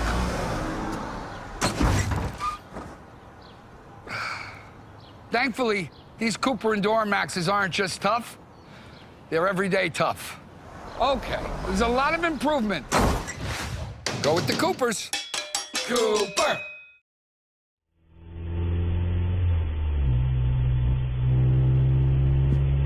Live from VIR, it's WRL day 1 of the 2-day event here.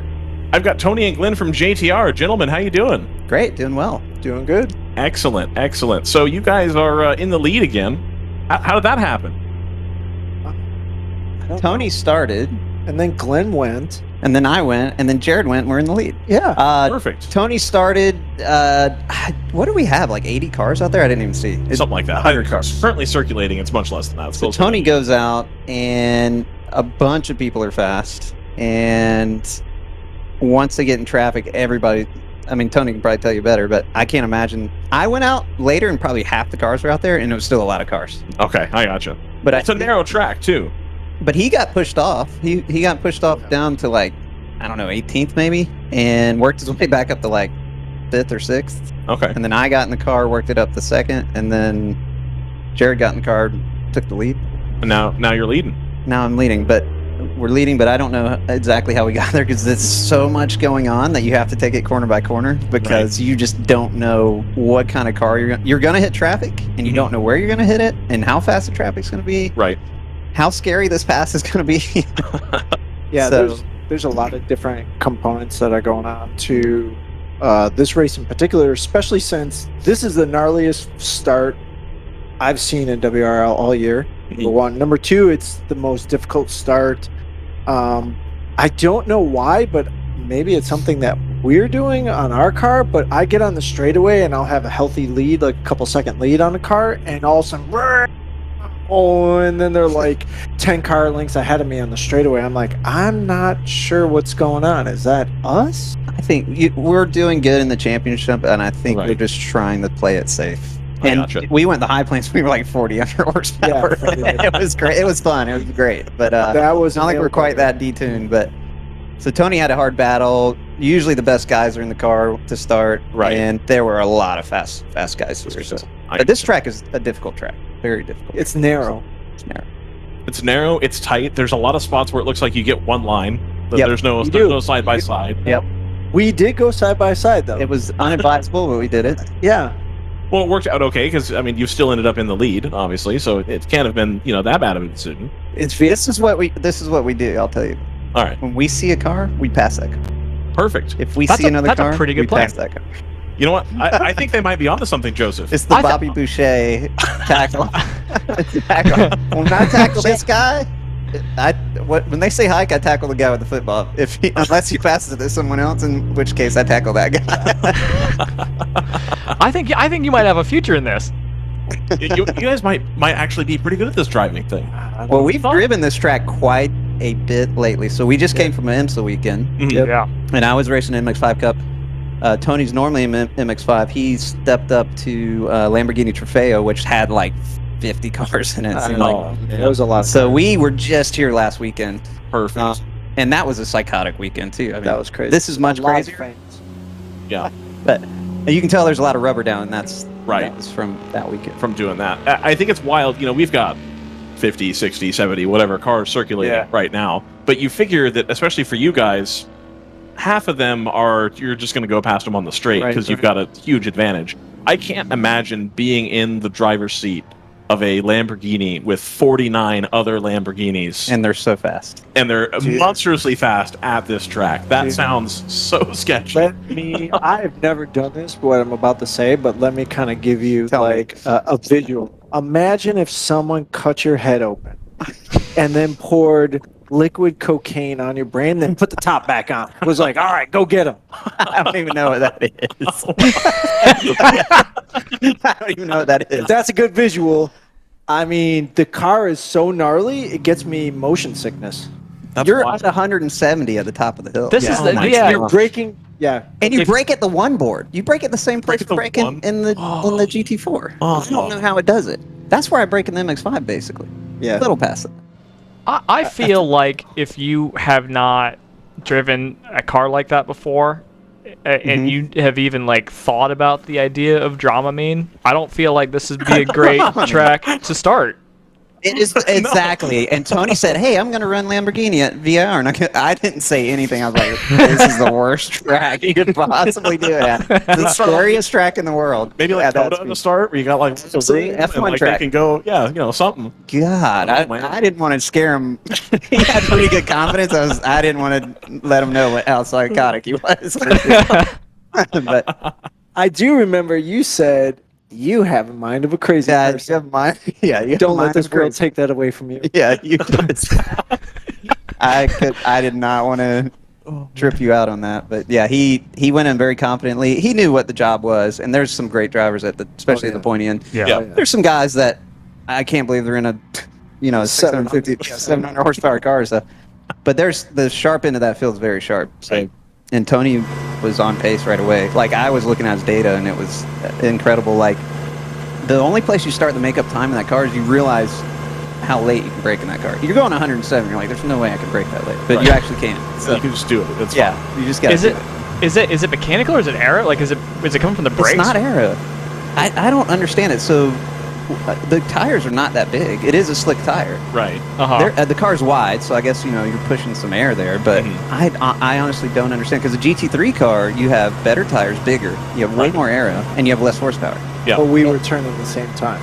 And you're turning at the same time. They did an update on the. So Tony and I actually, we were able to go out to Portimao and race Trofeo car, and it was the Evo 1 package, which is, everybody told me it's the hardest GT car to drive. If you can drive this car, you can drive a GT3 car. It won't matter. And I guess now they just updated to an Evo 2, which is what, more brake booster.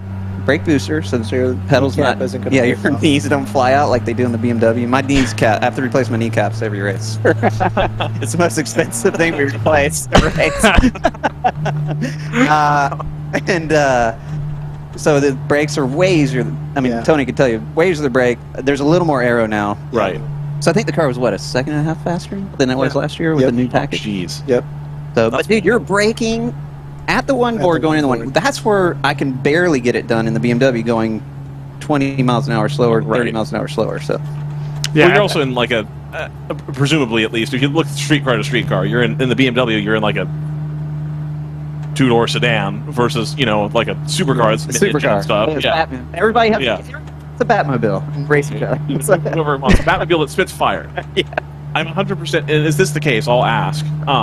Does it have to spit fire, or is that a decision someone made that, like, no, we're Lamborghini Super Trofeo. When I shift down, I want it to go bang and shoot flames out the I'm back. telling you, look, I could put any one of you guys in here and you go do one lap and you'd be like, where's my trophy? You just feel you just feel like people are lining up, signing autographs. You're like, all right, during a practice, 700 horsepower, check. Flames shooting, check. You're checking all the boxes. And he gets out of the car and he's looking for the fans, signing babies. Oh, everything. He's like, where's my trophy? Glenn, get my trophy. It's somewhere around here. So I took first in the second race. Yeah. Excellent.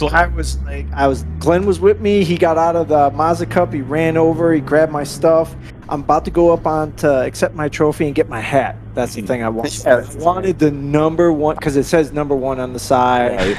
It's got the Pirelli thing. I was like, this is my first Lambo win. I'm going to cherish this. I got my hat. And the race director comes over and he's like, hey guys, we have a lot of fans here, so it'd be nice if you guys gave some other fans your hat. And I turned to Glenn, I'm like, F that, I'm not giving anybody my hat. It's my hat. Anybody my hat.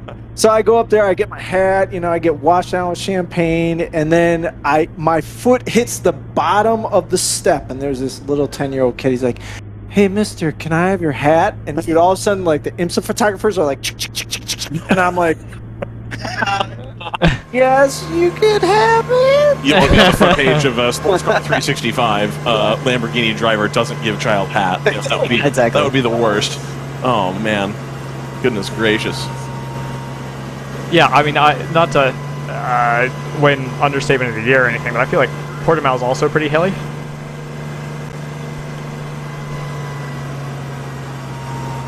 Oh, have we lost the mixer? I think we've lost the mixer, Ryan.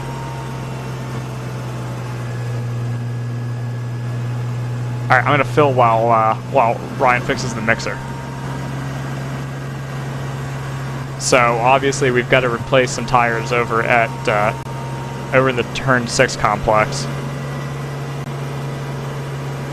That's really the hold up at this point in terms of getting us back my to racing. apologies, Joseph. All right, the mixer is back. Wow! Don't even ask what happened in the Don't video. even ask. Yeah, no, it's all good. We had a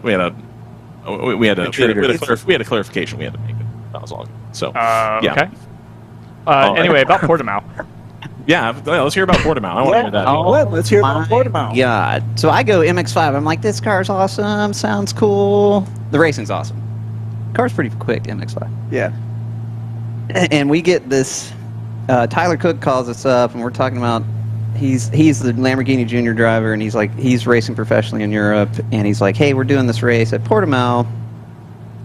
You guys should come with us. We're talking the team, and it's a German team and called Leipert, and they want bronze drivers. They want some bronze drivers out there, so that could track them sklounces. That can track them sklounces, apparently. that's German. So yes. They invite us out there, flying to Portugal, and dude, the track is incredible. I don't even know what is it like if you mixed Road Atlanta with a high-speed circuit. It's the craziest track ever. There's plenty of runoff, thankfully, and we're like, okay, we can do this. We got like 700 horsepower in Lambo. We're going from MX-5. And dude, you come out of the pit. I'm checking all my things. I'm doing, like sign of the cross, and like doing all the checks, getting out of the pits, and you have the pit speed limiter on, you turn it off, and your eyes just start vibrating, and you can't see. And it is unbelievable. The car's the most amazing sounding car because it's a V10? It's V10, yeah. Okay, V10 sounds incredible. It's the fastest car out there. So there's other GT3 cars out there. We're faster than them down the straightaways. We can brake almost as late as them. We just can't corners. And I get out there, and I don't even know what kilometers are. I'm coming to the last turn, and the F1 cars are like easy flat through there, and this car has no aero, so you're just like wheeling the car at 200 kilometers. I'm like, I'm going 200 kilometers. I have no idea what that means. And I'm going get speed. The full throttle. The car just keeps accelerating. The straight's super long, and the speedometer looks like an RPM gauge. It just keeps going up. And you're like, oh my god! And you get up to 280 kilometers. I'm like, I have no idea how quick this is. It feels fast. So it's like 170 miles an hour. And then they're like brake at the bottom of the hill, and I'm like at the 2 board, like where you would brake in an MX-5 Cup car. Yeah. Where the GT3 cars are braking. Yep. The brakes are massive. They're not like BMW M4. Brakes are massive though. Kneecaps intact, and we did really good. We ended up. It was a 24-hour race. We had 5 of us. We had a Lamborghini Junior driver with us, Tyler Cook, who was very fast. Yep. He's racing this weekend, I think, at Hockenheim, I think. Mm-hmm. And we took first. Took pole, and we had a couple of issues. But Tony and I we were on pace with the Junior driver, and we ended up winning the race. And sweet, it was awesome. Yeah, it was a great experience.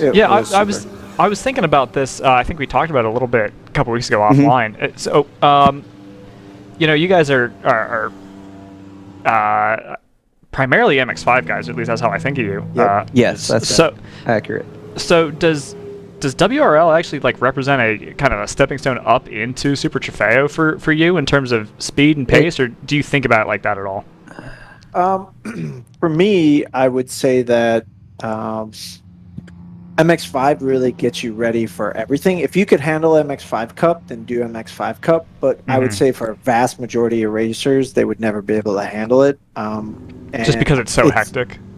It is. I don't know. It's like you need 6 hands to do 2 hands worth of stuff. And and you have people that are constantly, you're all in this tight group. So if you can't make it there, immediately. Instantaneously, because all the cars are so heavily scrutinized and regulated. Know if you can make it. And I'm probably a mid-packer in that group. Which means you're fast. I can qualify really well. Yeah, but Glenn and I usually have a strategy. I usually qualify really well, but I think, so does it get me ready? I would say it's a combination of that and WRL, just seat time, understanding, being able to, I would say, judge when someone's going to go left or go right. You have, let's say this morning in my stint, maybe I passed 40 or 60 cars.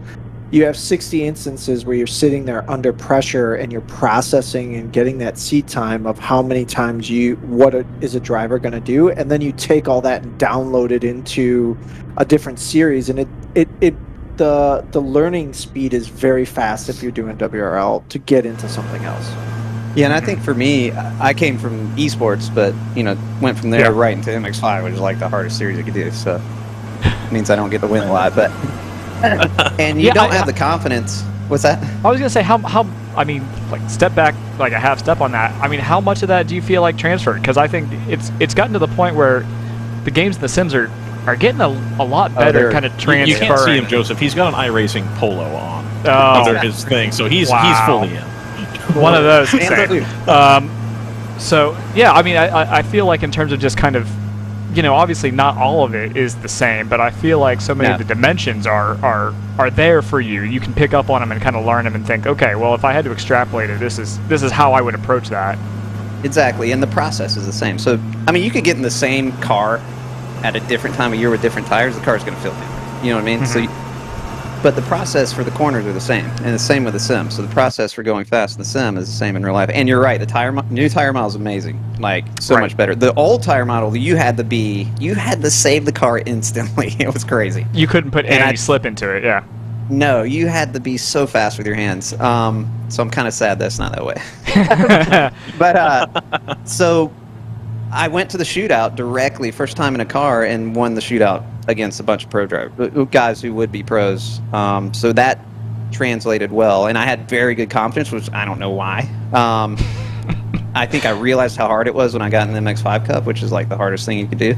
I feel like competitive-wise, I think it's the most competitive series, but and the car tries to kill you, by the way. Tony didn't mention this, but not only is the car trying to kill you, other drivers are trying to kill you. So something is going to kill you. It's just a matter of time. So, but as far as jumping up the WRL, which has been fantastic, is it gives you think, oh my God, I'm in MX5, I'm going to jump in M4 or GT4, and you have no idea how big that jump is, right? So it gives you a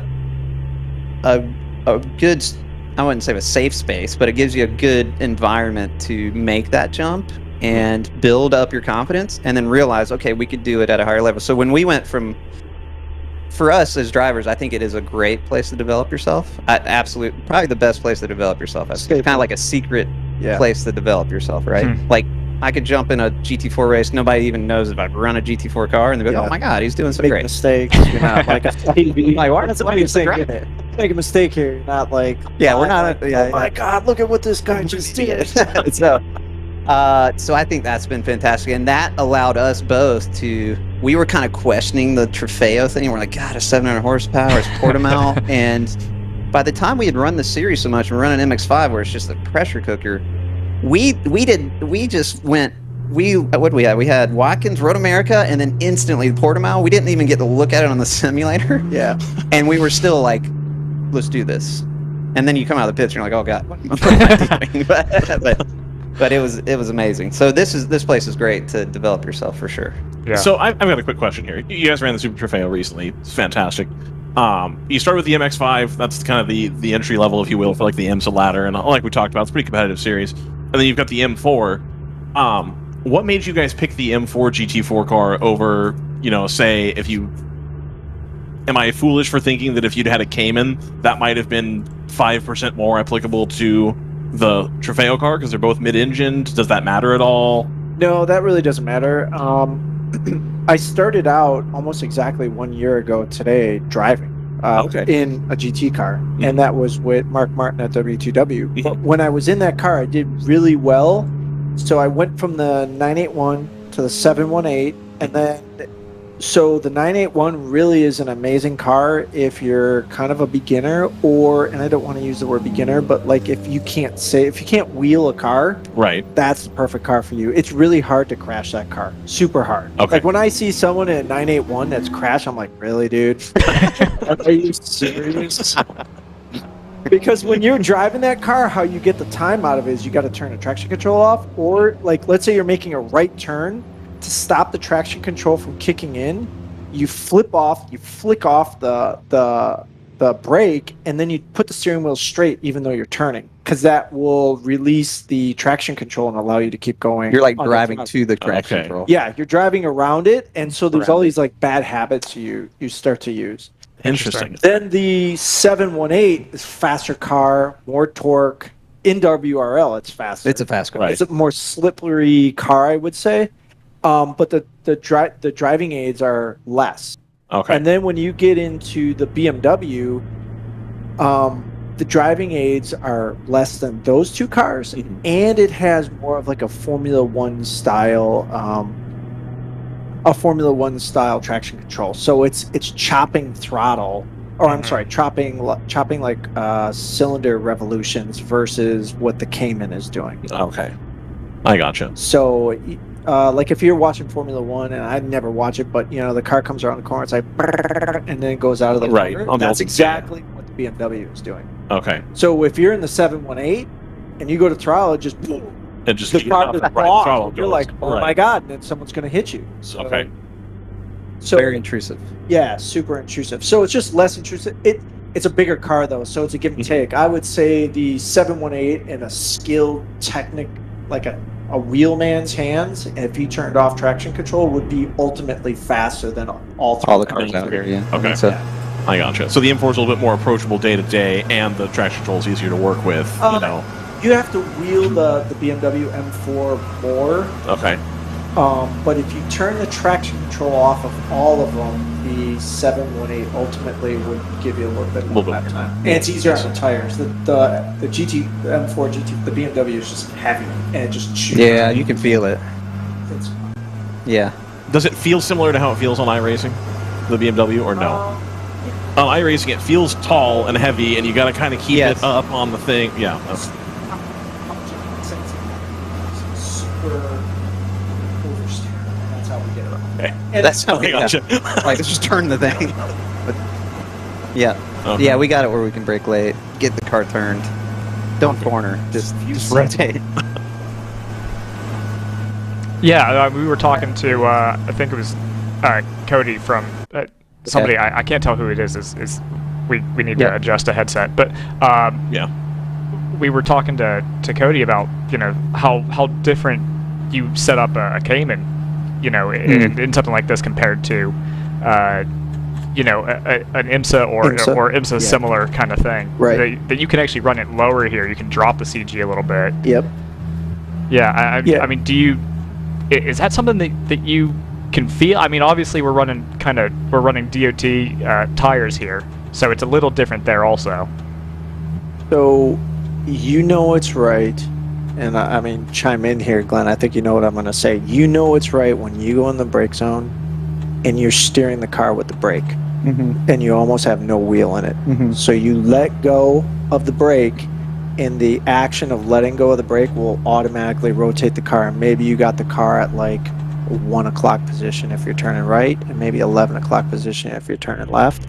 It's very minimal. You're steering the car with the pedals. That's how you know that you got the balance right. For us, anyways. That's right. So there's a lot of drivers and pro drivers that hate driving like that, but ultimately to be on the brakes as little as possible, to rotate the car as fast as possible, and go to throttle as fast as possible.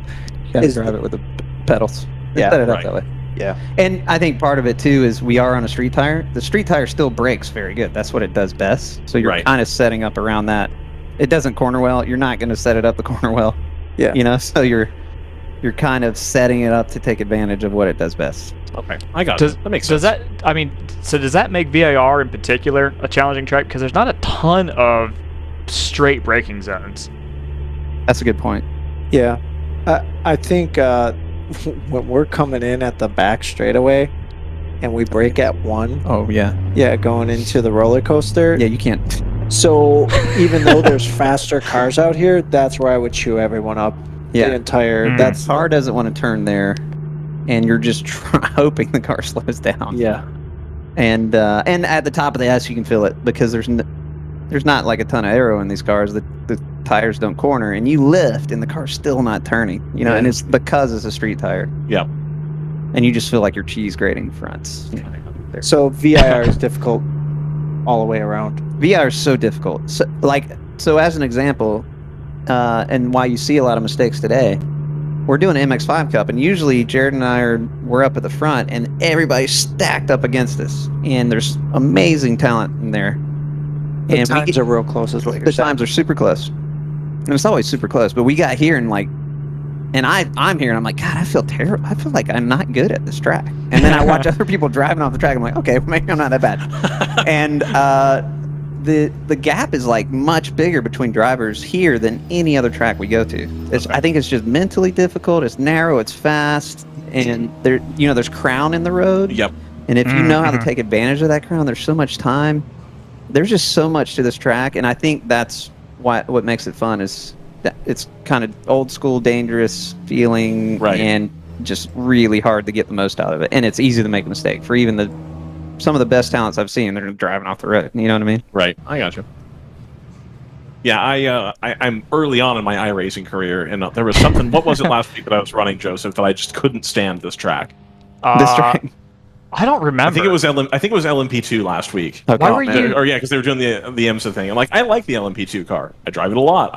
I feel like I'm not trash in it. I'm not good, but like I'm not garbage. And I grew up playing Gran Turismo and Forza and all that stuff. And so like this isn't a track that features ever. Yeah. And so I had like never run laps here before, and I hated it. How is like, it going up so the S's difficult. in an LMP car? Awful. No, I disagree. I couldn't get the line right. I couldn't do the thing. No. There's multiple of these turns where you're unsighted as you go down around the. I'm like, this is awful. I can't. And it's like a slot car because it's so narrow. The car's wide, and then you got a narrow track. Exactly. It's like following the track. No, I hated it. I hated every moment of doing that. I lost I rating and safety rating and the whole. I was like, this was awful. I disagree. I thought it was a lot of fun. We have an LMP2 driver. Oh, go ahead. Oh no.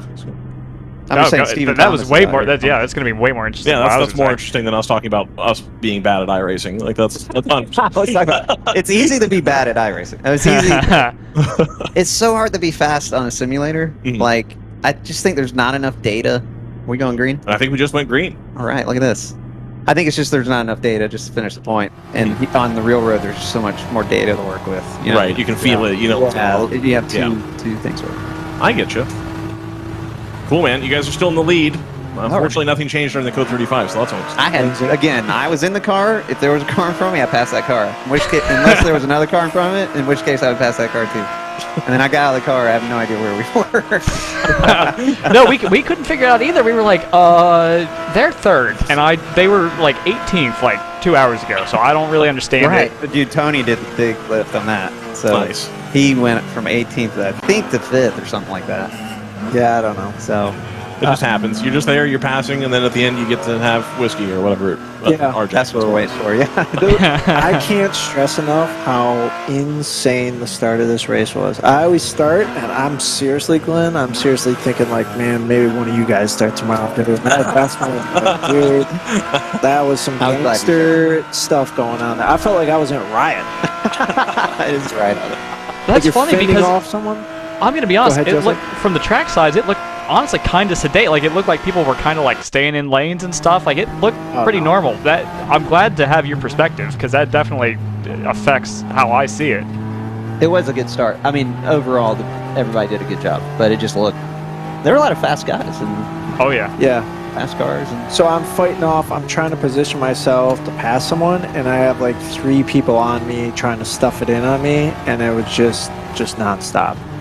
Just constant. So like, when did it really start to even out? Take an hour? Does it take 20 minutes? Obviously, we had a couple Code 35s. Yeah, it was probably like an hour and a half before I could like seriously do just one. Maybe I got one clean lap. Okay. And there were times where I thought, okay, I'm being super chill, and then this isn't working out because I'm just getting bullied off the track. And then they come in on the radio, they're like, hey bro, you got to pick up that pace. I'm like, all right, cool, fine. And then I got doored off the track. Okay. So I went off a tree, and then I'm like, all right, dude, I already got doored. Skip it. We're just going all in. And then, and then I'm like, I guess it doesn't matter. It got so bad, I would say I probably made 15 passes where half the car was off the track. Yeah. Excellent. Well, you got to use everything. It's all there. Yeah, it was just becoming a joke almost. I'm like, is this really happening? That's why you got treads on the tires. That's yeah, right. it's the street tire. You're good. You're good to It go. runs the grass better than the slicks do.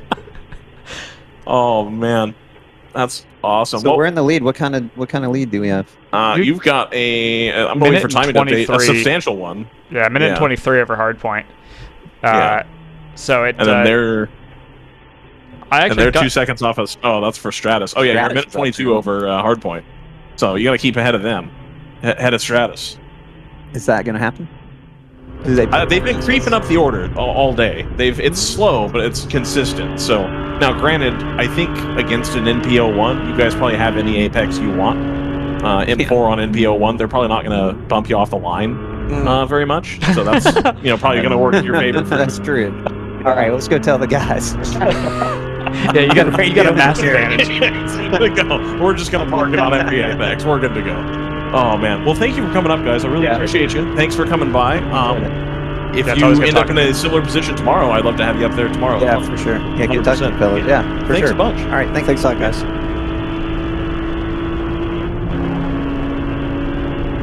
Yeah, JTR, as Ryan alluded to, still holding down the point both in GTO and overall. They are in a good position. I mean, obviously they've had the pace to claw their way back up. We saw a few entries. At least Team GTR had a similar kind of climb up from their 1 lap penalty. Unfortunately, that ended with the collision down at turn 1 with the 401. It knocked both those cars out. But yeah, it's been a good steady climb from the 696 for JTR, and the 59 has pulled within a lap of them, which I don't think I was expecting. That gap is now, I don't have a time for it, I'm afraid, but it is under a lap if you look at Race Hero. They're on different laps for the moment, but as soon as the 59 crosses over to begin lap 140, we'll have an actual time for you. Obviously, that doesn't pay any points, doesn't shift anything. That is strictly a bragging rights game, but it's definitely a game that people are willing to play. Absolutely. Joseph, we're going to have one last interview here. We're going to try to keep it a little bit brief, but I need to pre-brief that one, and then I'll be back here in about 45 seconds or so. Great, because I've got an update on the scoops line from Aaron Vogel, with an update there from Hardpoint, now sitting in second, did lead the race for some time. Rob Ferriel started the car. I think we talked about him being, I don't know if we talked about it on air, but we talked about it offline. Got lucky and had some strategy with a really short fill on the second yellow that took us to the lead. That's good info. Aaron took over the car second, and she said they held the lead through the second couple hours of racing, but never quite got the yellows right in terms of pit strategy, and that's part of the reason why that lead got kind of whittled away. We had several of those, and so it sounds like in the hardpoint camp, doesn't really feel like it ever kind of landed quite right for them. That was part of the issue. Randall Bryant in the car after Aaron, so I think that'll be third driver in. First race since the pandemic, which is it's been a minute, so understandable. Getting a little bit of rust knocked off there, and also an iRacing devotee. So we are numerous apparently. Catherine Legg in the car to finish the race. That's kind of exciting, if I'm honest. I kind of like that she's in the race. Holding down, now this was holding down P3, so they're looking at the overall is what that tells me, because they are P2 in class. I kind of like that they're shooting for the overall. Another fuel stop and driver change. Help them out there. Eileen Bildman, cancer survivor and team mom, according to Aaron, went down with a little bit of a food allergy scare, but she'll be back in the car tomorrow, so that'll flesh out a 5-driver entry in the 79. I think she's going to start it. No, she doesn't make any mention of whether or not she's going to start it. But hopefully she gets in there kind of early. You know how unpredictable some of these races can be. And a nice note of thanks from Aaron. So thanks for that update. That is very helpful information. Helps us round out our understanding, you know, in lieu of being able to do some pit reporting, since we're running a pretty thin skeleton crew. And Ryan, are you back on comms? Ryan is not back on comms. So I can tell you that 64 for Open Throttle Racing has come into pit. Still in third. We're seeing them here. That's Patrick Wilmot doing his third stint in his third car of the day. Gives a point by. That is not saying hi to us. That's a point by to the big mission car to his inside here.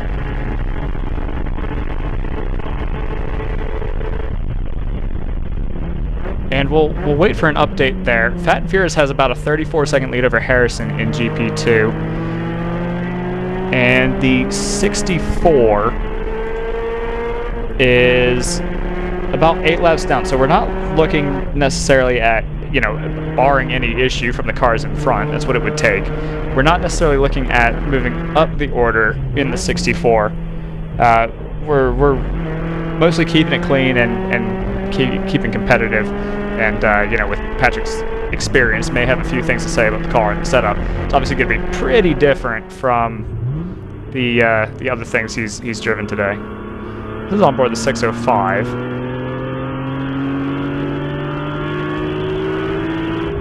Which is on a little bit of a delay. Not a big one. 605 running in the podium places in GP3. About a lap behind, well, a lap even behind the 195. I don't know if that might be the second car in shot there.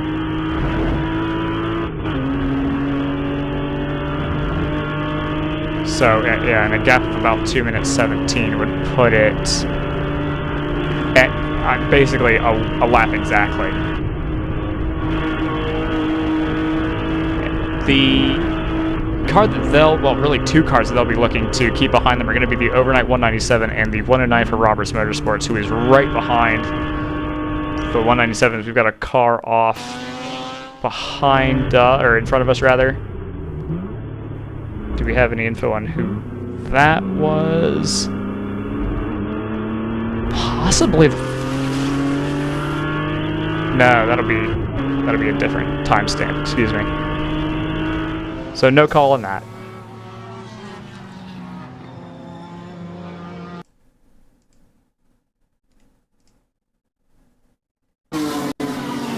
There we go. Camera's back.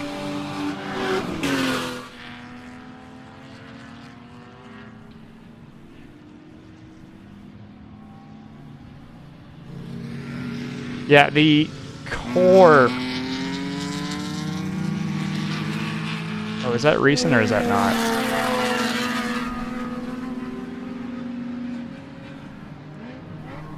Yeah, the number 6 for Core Motorsports has come back out. I believe they're circulating. I think they're on their out lap.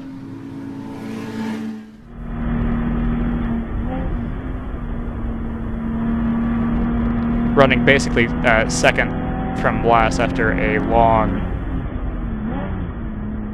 stint in the pits. I'll double check that actually. They may still be in there.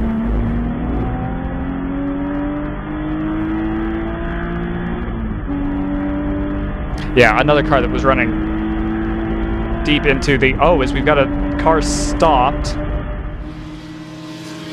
We've just gone out of shot there, but a car spun. May have been a two-car collision actually, as you see the slow Miata, it's either a Miata or a Boxster up at the top of the hill, and I think we've just gone full course. Oh, we've gone red. We've gone straight to a red flag, and that's why everyone stopped. It looked like there was a decent amount of smoke coming out of the first car there, so I imagine that's what the red is for. As far as I know, this is the only incident on track. The 44 has gone off to driver's left, so this may be this may be multiple cars involved. I don't see them in shot. We'll cut over to one of our onboards.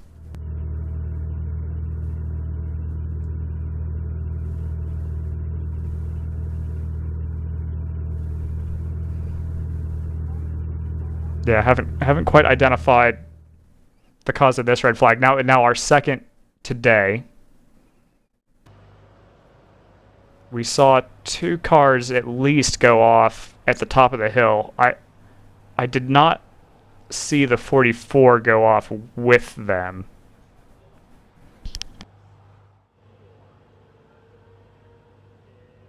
That obviously will be big at the very least for the GP1 standings, because that was PC Racing. If that is correctly identified, the number 44 for PC Racing was running 40th behind Moorhead, chasing them down for the lead in GP1. That will have pretty significant points implications. Obviously, we go straight to red. You have understandable concerns for the safety of the drivers. I don't have any information on that, but also no obvious cause for concern just yet.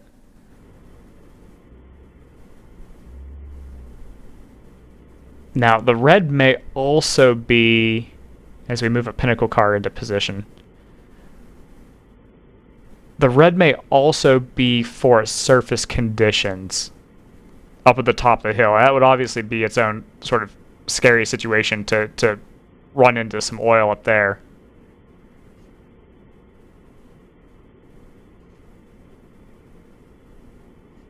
Yeah, in other shots I'm seeing recovery vehicles being sent up to I think check out the surface there.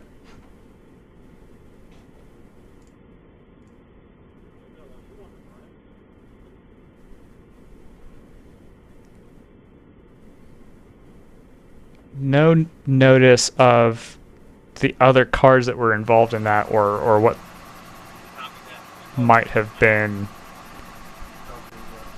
the cause of the 44 going off. It is just listed as car stopped. I'm not even seeing any notification of a car into tire barriers, which is usually something race control is very good at listing, that a car's gone off and made contact with something. That doesn't seem to have happened.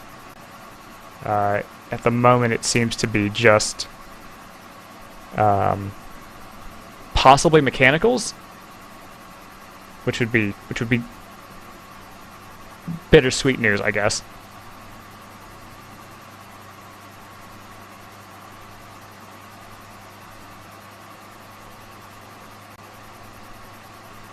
We'd also lost the 404 at some point. There's always a chance of misidentification there.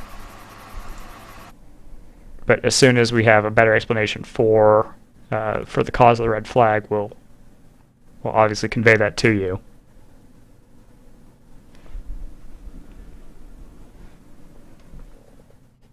Not sure where Ryan's gone. I assumed to also investigate cause of the red flag with the assistance of race control, which should be off to his side.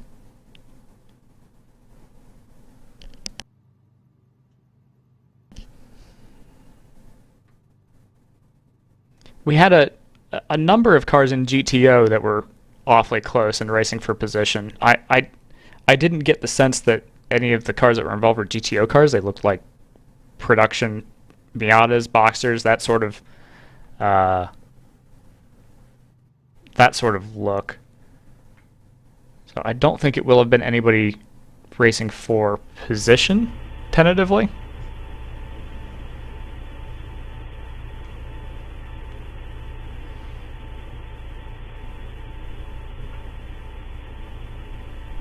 And now we wait.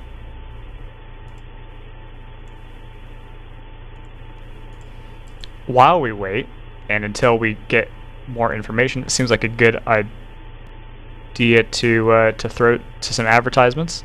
This, I think, will be our last break of the day. I don't think we need to take care of any more. And fingers crossed, we'll be back on the other side with some more information.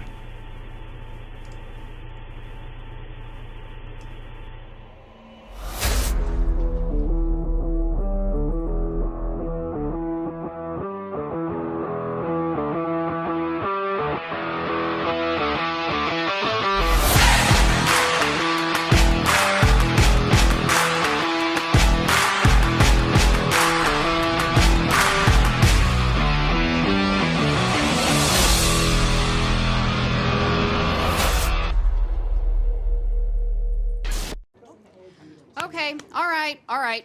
Hard stop at 6 today. We need alignment by then, people. Here's where the rubber meets the road. Have these initiatives moved the needle, like, at all?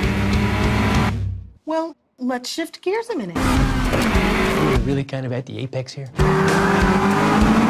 Well, we gotta stay agile. I said we fast track the pivot. Can we circle back? Keep everyone in the loop. Focus, guys. We're in a race to the finish, all right? We need to put the pedal to the metal. We need to nail those hairpin turns, cross that finish line, and take that checkered flag. Yes, Josh. Yes! Start your engines! Woo! Ready to hit the track? We've got you covered with the world's largest motorsports calendar, track day insurance, and more. Hagerty. Let's drive together. Sentinel by Candelaria Racing Products is a comprehensive motorsport video system incorporating live streaming, local recording, picture-in-picture, flag status, leaderboards, data overlays, and more. Perfect for endurance racing, sprint racing, and HPDE. Sentinel includes everything you need to get started. With the ability to control the live feed from the cloud and GPS auto start, you will never miss an on-track moment. What are you waiting for? Get your Sentinel today.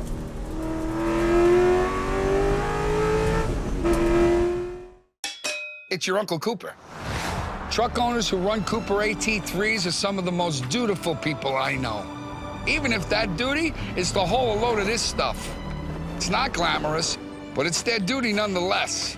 So if you and your truck are constantly tackling the regular duties of the day, go with a tire that can handle them all. Oh, man. I stepped in it. Go with the Coopers.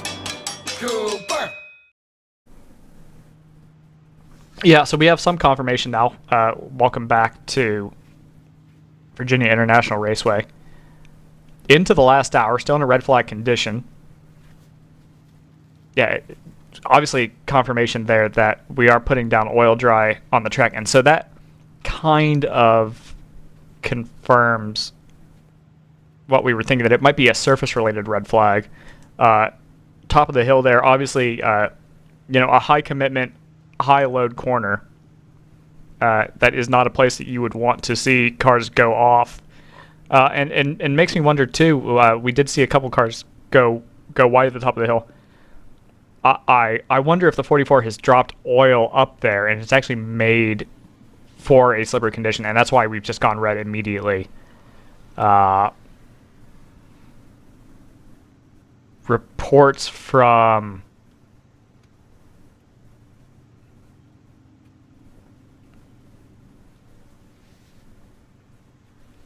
so we've got recovery vehicles out there, but they're not bringing extra cars with them. I think everybody that went wide has come back to a position of safety on their under their own power, and everything at this point is just going to be putting oil dry down and possibly recovering the 44, which is the car that was stopped on driver's left coming out of turn 12.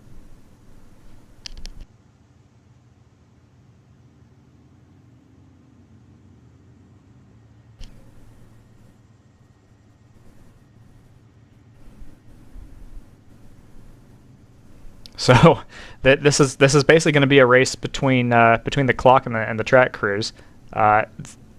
We have seen far larger oil spills than this, so I feel pretty good about the possibility of this race resuming. We haven't gone, obviously, to a checkered flag, which the series has done in the past. If they know the race can't be restarted in time, they will just end the race. So, obviously, some confidence that it can be restarted here. And I don't think that the 44 has gone much further than this either. So I don't think the oil trail has extended that far.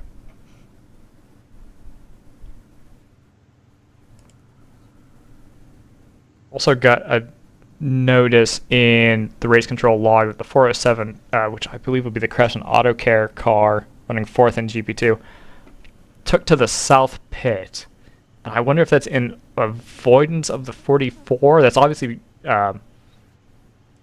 pretty unusual. I believe the south pit would be this section of track right here. You see basically the fork to the left. TC Klein car is starting back up. That feels promising.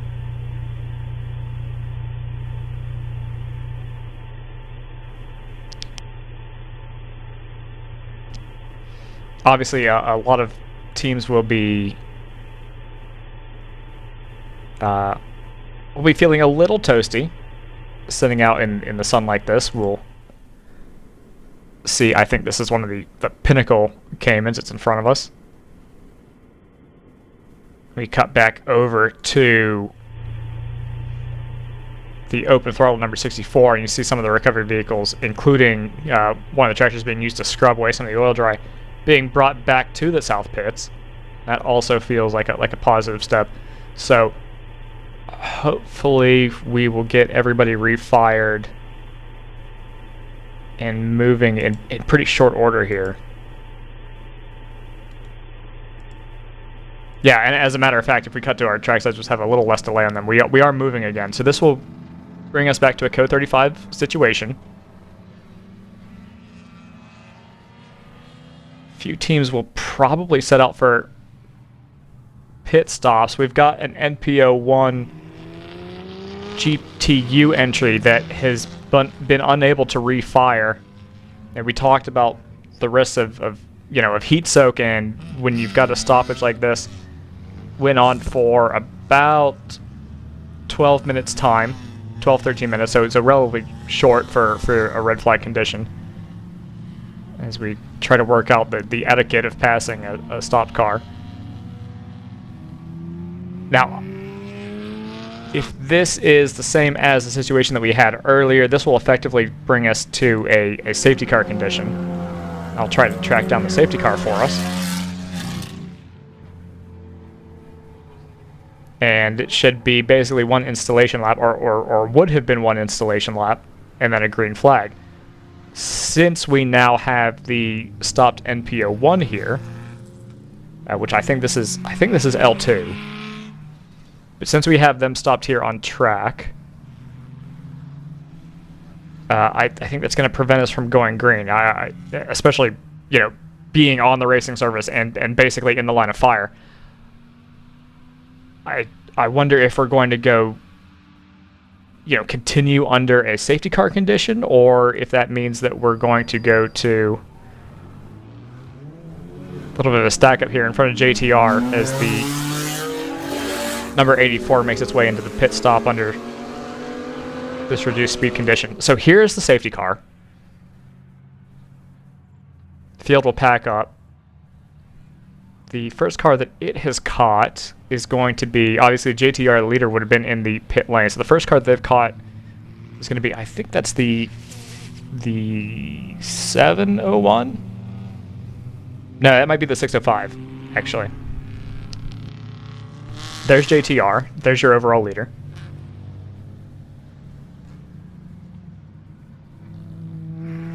So if we go find their onboard, what do you know? Now, a little bit of a delay here, obviously. This is heading into turn 1. We just saw them go through turn 4. But if we stick with this camera, we'll have a pretty good sense of where where our pack is.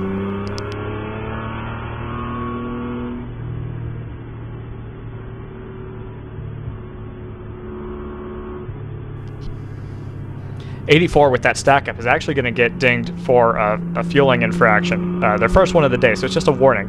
But they had people on the wall as the car was coming into its box. That makes sense because they had been held up pretty severely by the cars that were in front of it in pit lane.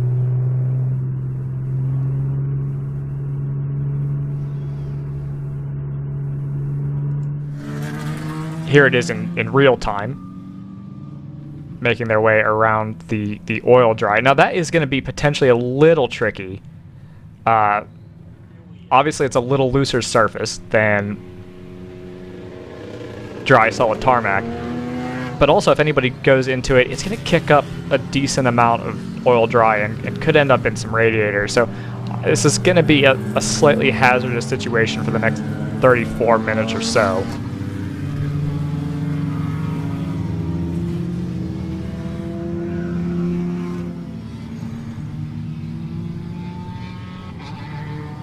I'm seeing the 201 as stationary, and that's the only GTU that hasn't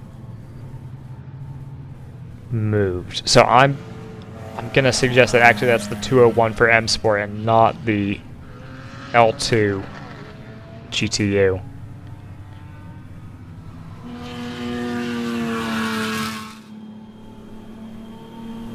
A couple teams exiting pit lane. I think as many people as possible are going to try to take advantage of this. 763 will go behind the wall.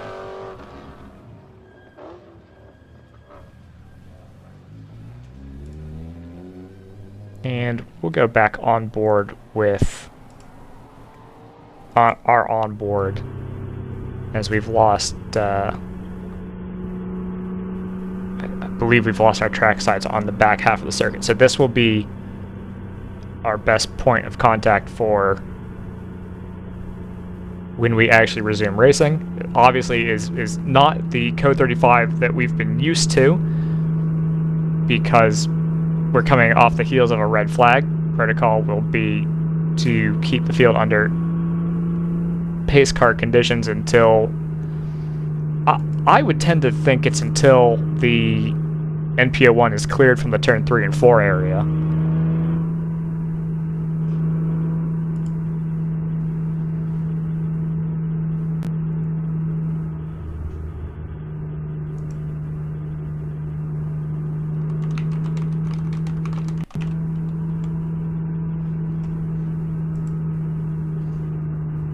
And that has not yet happened, just to be clear on that. So we do still have that disabled car. I don't know if they're going to be able to tow that or if that is locked down. They've got it on a tow rope and moving just fine. So I think we're going to be good to go.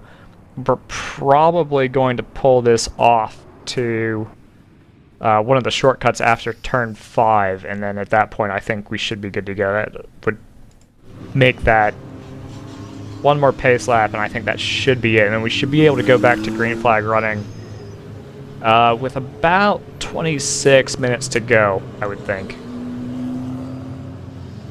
Some teams are going to take the opportunity to make their last pit stop here, and not just because it's a yellow flag condition, but also you know, it's slightly more advantageous to do this now rather than under a Code 35 because you can go more than 35 miles an hour to catch up coming out of the pits here.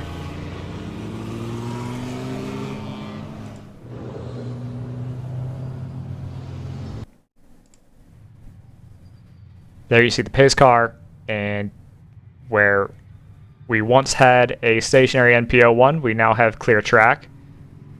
Lights are still on, but I see no reason to think that we wouldn't go green next time by.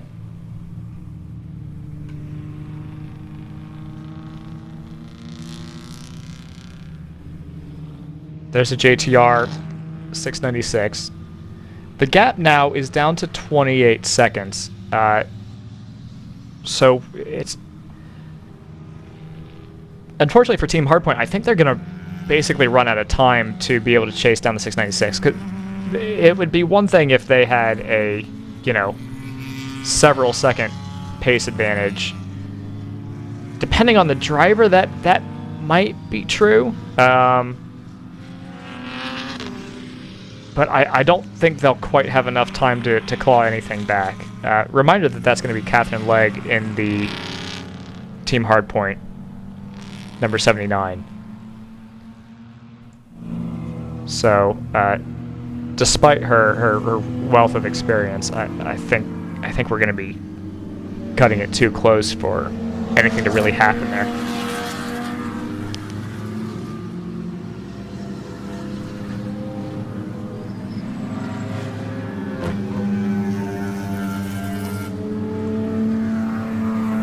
Throwing a little irresponsible math just to see if there's anything that we might be missing here. I think most of the positions are going to be more or less settled here.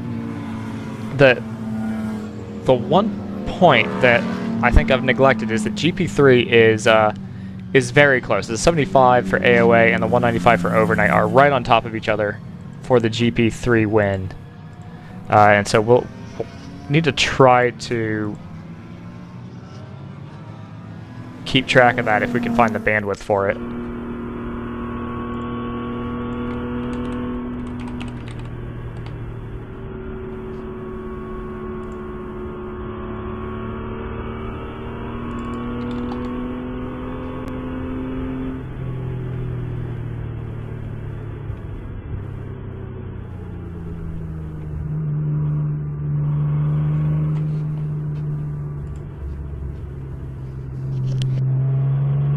Yeah, no such luck. We do sometimes have an onboard from overnight, but it doesn't look like we do today. So I can't pull that in. We'll try to follow it on the track sides, although I don't need to tell you that they've been a little spotty today. Sorry, Joseph, I have returned. Where were you? Was talking to the owner of the Chandler School. Okay. So we're going back to green here at VIR. Yeah, we sure are. 28 minutes remaining. Or 28, 29, something like that. We're getting there. We've got 30 minutes to go, Joseph. JTR still in the lead, only 6 seconds ahead of the number 59, so hopefully they don't have to employ the strategy that I was talking about earlier. Hopefully they can just stay ahead and or the other car gets by nice and easy. Choice Racing 511 heading back out on the track now as well from the pit lane here. I'm a little disappointed, if I have to be honest here, Joseph, that the 505 is now down to 12. That is classic Ginetta territory down there. Well, as you'll remember, it lost an entire tire going down the front straightaway, which is the worst time to lose a tire. That lost the tire. Okay, yeah. Got it. I was only partially clued in at that point because of the other things going on. Yeah, so the other thing to keep an eye on here, got to slow, that's the 89X coming through. And I made a note to the viewer that you won't have heard, but there is a very tight fight for the lead in GP3. You'll note the 75 only had about a second gap as they crossed the line over the overnight 195. So keep an eye on that. See if that changes hands. I'm going to try to follow it with the handful of track sides that have stayed healthy. Those stayed alive. Is it still the same two that are giving us trouble? The one looking up towards the S's, and then the one looking down the hill into 16? We've also lost both of the ones at the bridge. Oh, great. Okay, well. Yeah. That's going to be a battle for tomorrow. Hopefully there will be more cloud. I think it's a heat thing. I really do. I mean, sure. The one, though, is completely shaded by the bridge, so I don't know if the screens time out, or I don't know. We're kind of piercing the veil here, but that's the whole point of managed access. But it doesn't stay on. Like it does, it like turns the system off. It looks like, but then some of them don't do that, so that's why I don't really understand what's going on with that. So, JTR back to the lead of the pack. Absolutely. Let's try to track down this fight between AOA and the 180 or 195. Perfect. Sounds good to me. GTU, what happened there? Did 9-4 still? Oh, let's see. So 9-4 and the 58 battling for the last spot on the podium right now. That was the 195, I think, that's just gone through shot here. Red Boxster. Okay. 407 has not emerged. They went through the south pits right around the time the 44 broke down. Okay. Oh, look at this. We've got ourselves a fight. You see it. There's the one. Where's the AOA car gone? They might have gone through shot and I've just completely missed them. I looked away for a second. That was my fault. I like this shot though. Yeah, there's so much delay on what I'm seeing versus what's on the YouTube that I have open versus what's on the YouTube that's in the other room. Why are you following I have YouTube? a hard time deciding which, because the VLC was crashing. That's why. Okay. It crashed about every 30 minutes, and I got frustrated. Well, that'll be on a 25-second delay, so. Oh, okay. Well, great. And then we can just shut that bad boy down then. Well, not VLC, YouTube. Yeah, the YouTube. Yeah. Okay. The VLC is now stable-ish. I still have not ascertained what it is that creates stability for VLC, but it's doing it now. Well, definitely not shortening the buffer time. I lengthened it. I'm out to 1.5 seconds. So looks like I think that was TC Klein that's gone 2 wheels off coming out of turn 12. Okay.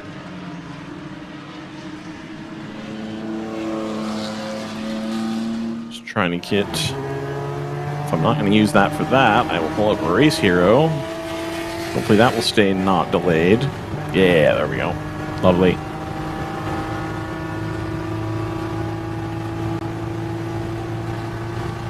Oh, actually, can we get a shot of the overnight and AOA fight from this camera view? Let's see it. I'm gonna try a few things. All right. I'm here for you, Joseph.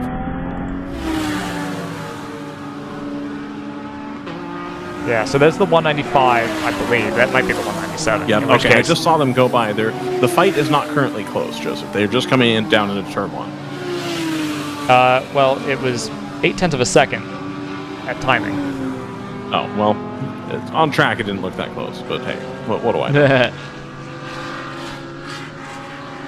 Oh, it's since gone out to 2.6 seconds, so I think yes, that's... okay, that seems a lot more like what I saw.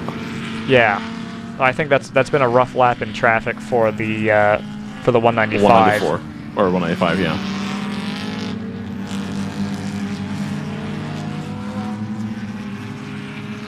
Excellent. Oh, go ahead. I was going to say I think that's the 75 that's gone through shot. The only AOA car left. But the Corvette had mechanical issues early, and the 15 was involved, we think, in that accident with the 909 earlier.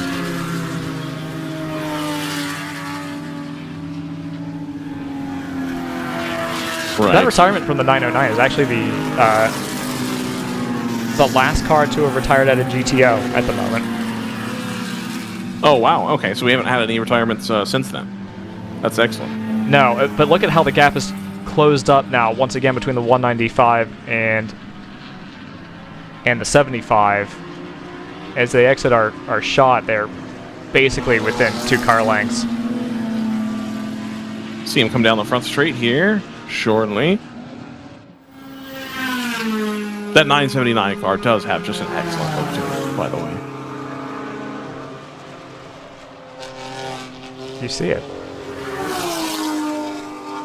There's the 79. So we're getting closer here.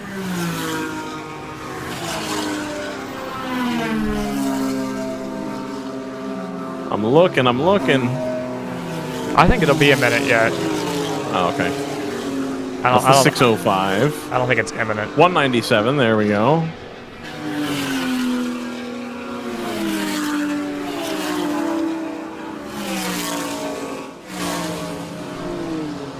Okay, so there goes the 75 across start finish. And then, oh, it's right behind. It's probably half a second. Yeah, 0.7, there we go. They are right back on at the 195 over the number 75 AOA racing car. going through shot into turn 1 now. They've got a car in between them. Yep.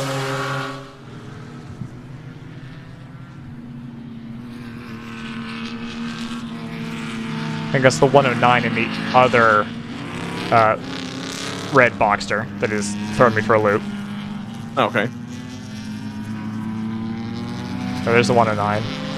So there's the 75, followed by the 195. All right, we figured it out. Perfect.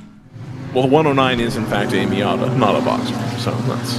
No, but I was looking at red cars. Gotcha. Okay.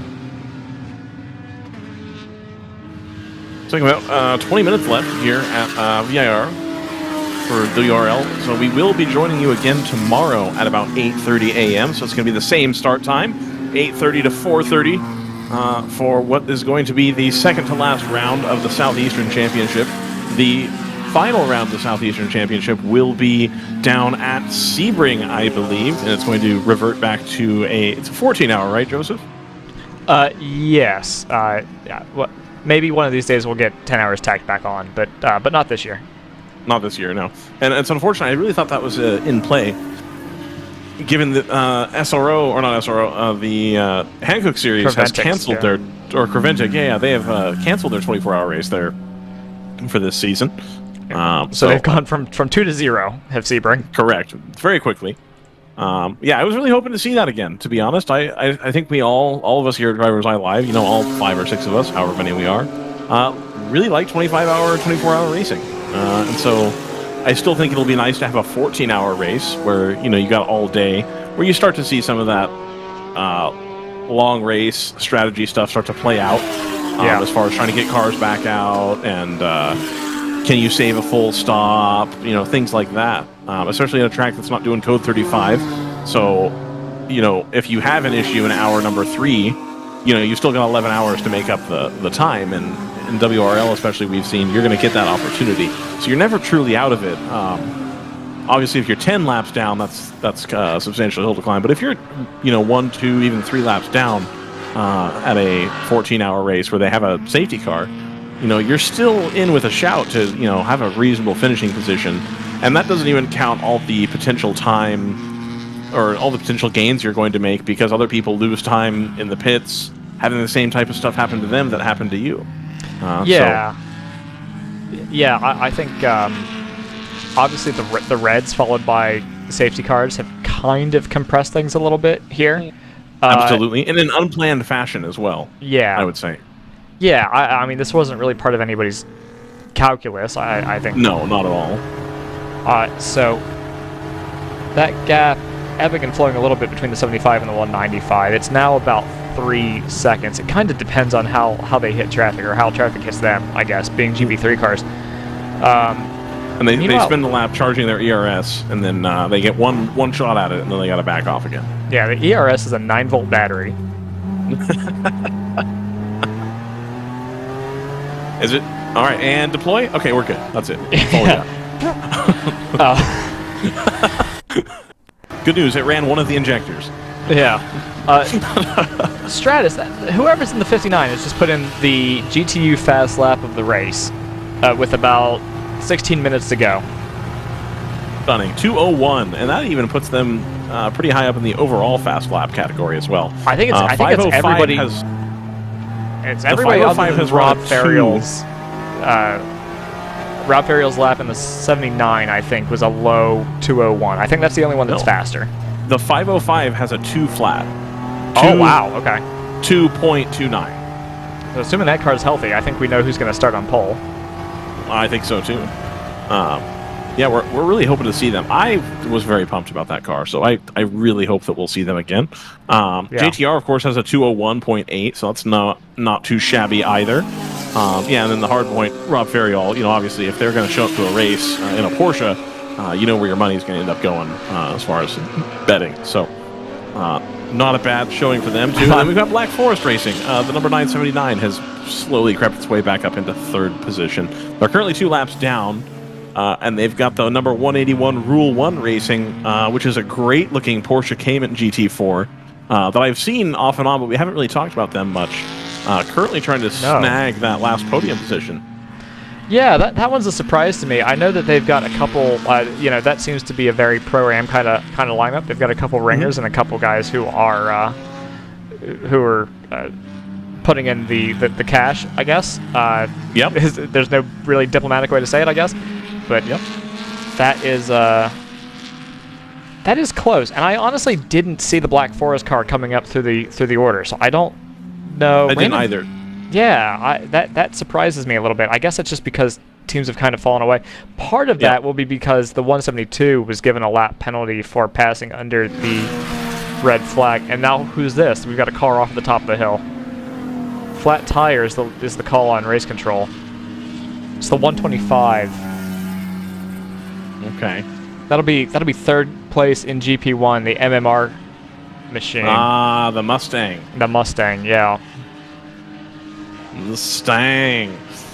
One of two, how right? Close are they? So they're a lap ahead of. No, they're on the same lap as the 134 Big Mission Motorsports car. Yeah, so, they're gonna fall back to at least fifth and possibly sixth. There it is.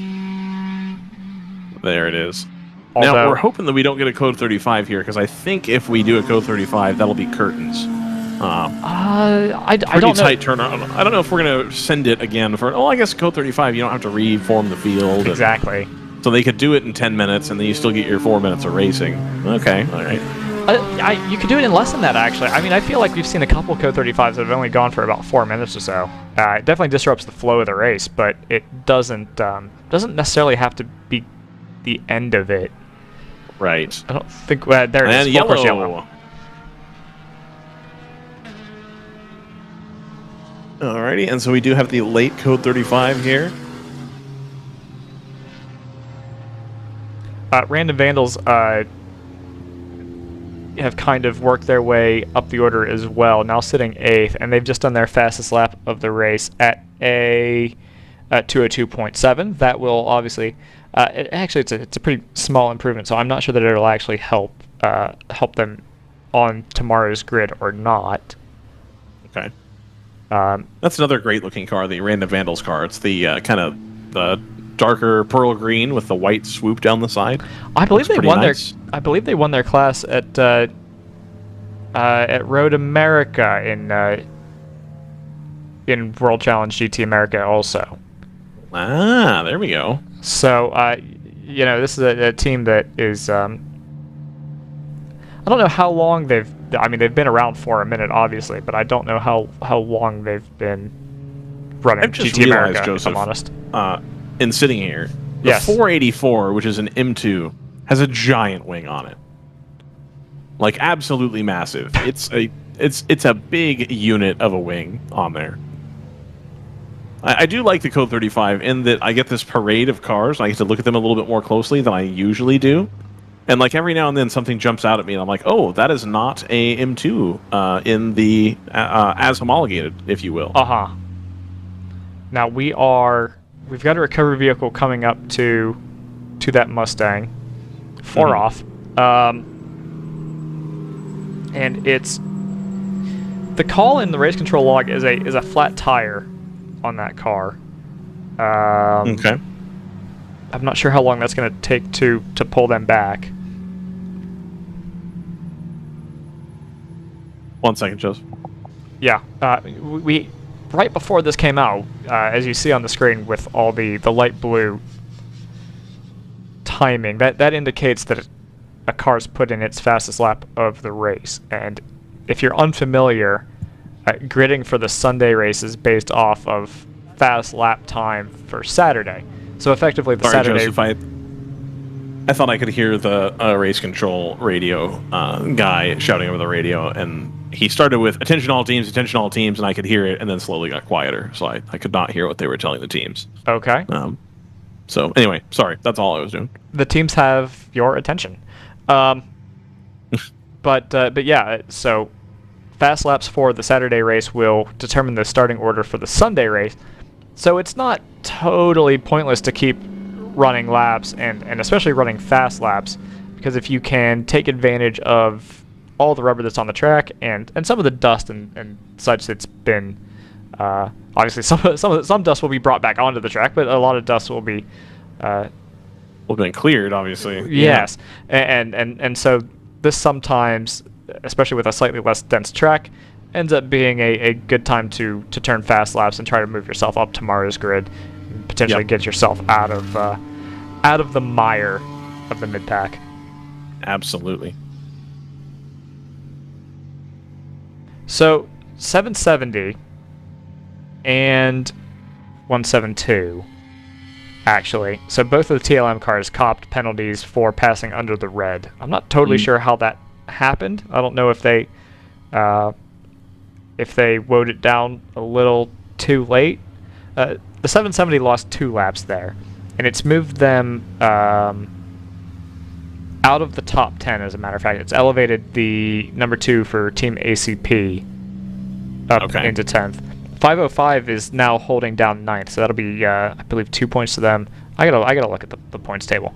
Both W2W teams are in the top 10, but just on the outside of the top 5. And we've got the Thunder Bunny 111 up into 5th, as well. You know, obviously the big points scorer will be the 696 for JTR.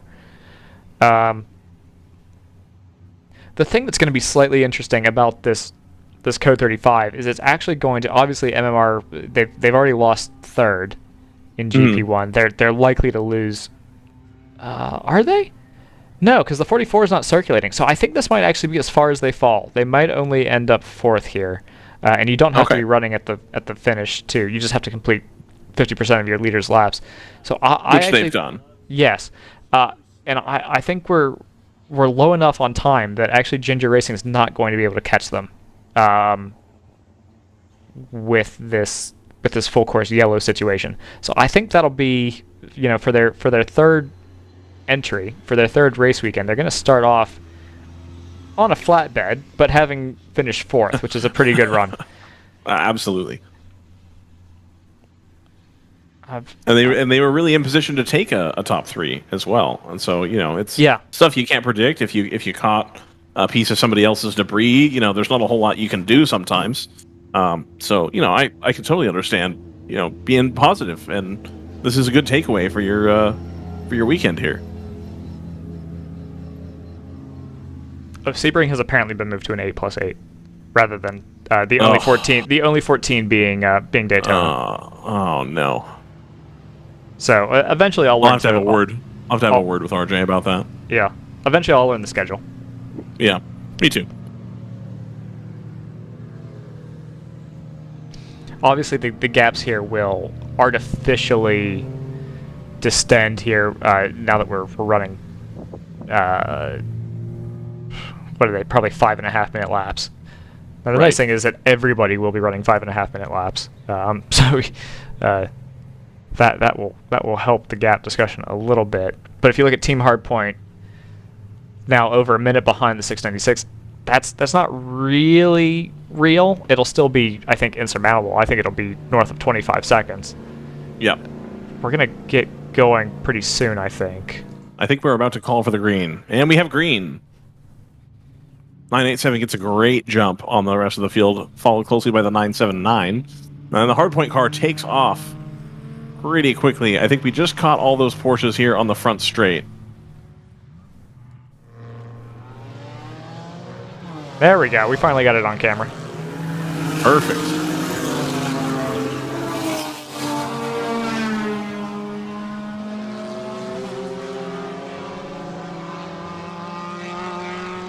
.933's made it back out, so that's the other thing about some of these races is that you will just get teams that that could have been bad. You will just get the occasional team that, you know, you just want to see the checkered flag sometimes.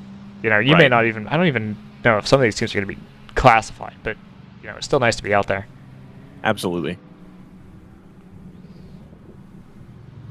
The split decision car got pretty loose coming out of turn 3. Had it all gathered up by the time they needed to get into turn 4. That's good.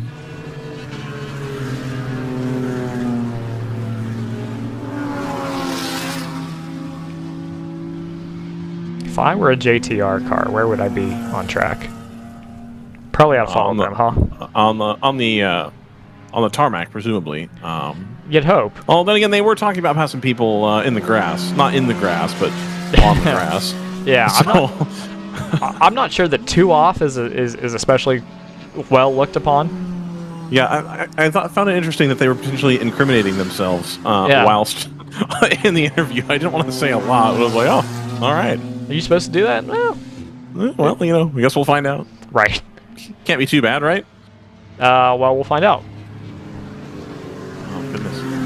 The 107, which will be the GP3 Craftsman car, is going to lose 2 laps for passing under yellow during code 35. Excellent.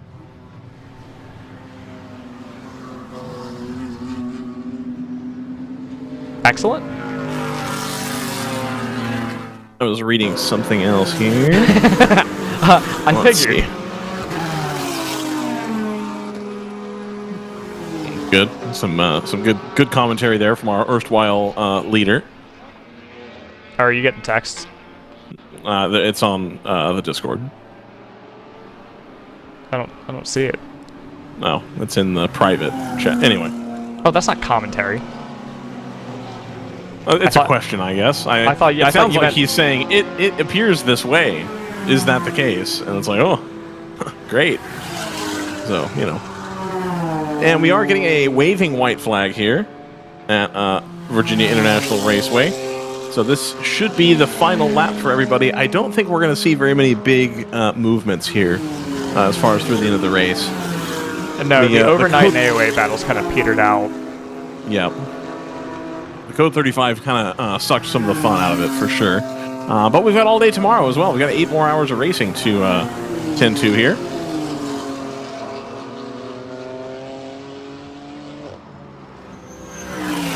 This will be a great points haul for the JTR car. And then GP2, it looks like Harrison Motorsports couldn't quite hold on to that first place that they held for some time. Looks like Fat and Furious was able to get that done and consolidate their position. And then the number 64 Open Throttle Racing car in GP2 looks set to take a 3rd place here in their MX-5. So very excited about that. And we have the checkered flag coming out over here. So that is the end of 8 hours here at VIR, and it's going to be JTR taking the win. And then in GTU, we're going to have, I believe we're going to find that it's the 59 that has the win for GTU in the Stratus team. Get this to show. And then the JTR car did hold on to the overall by only 5 seconds.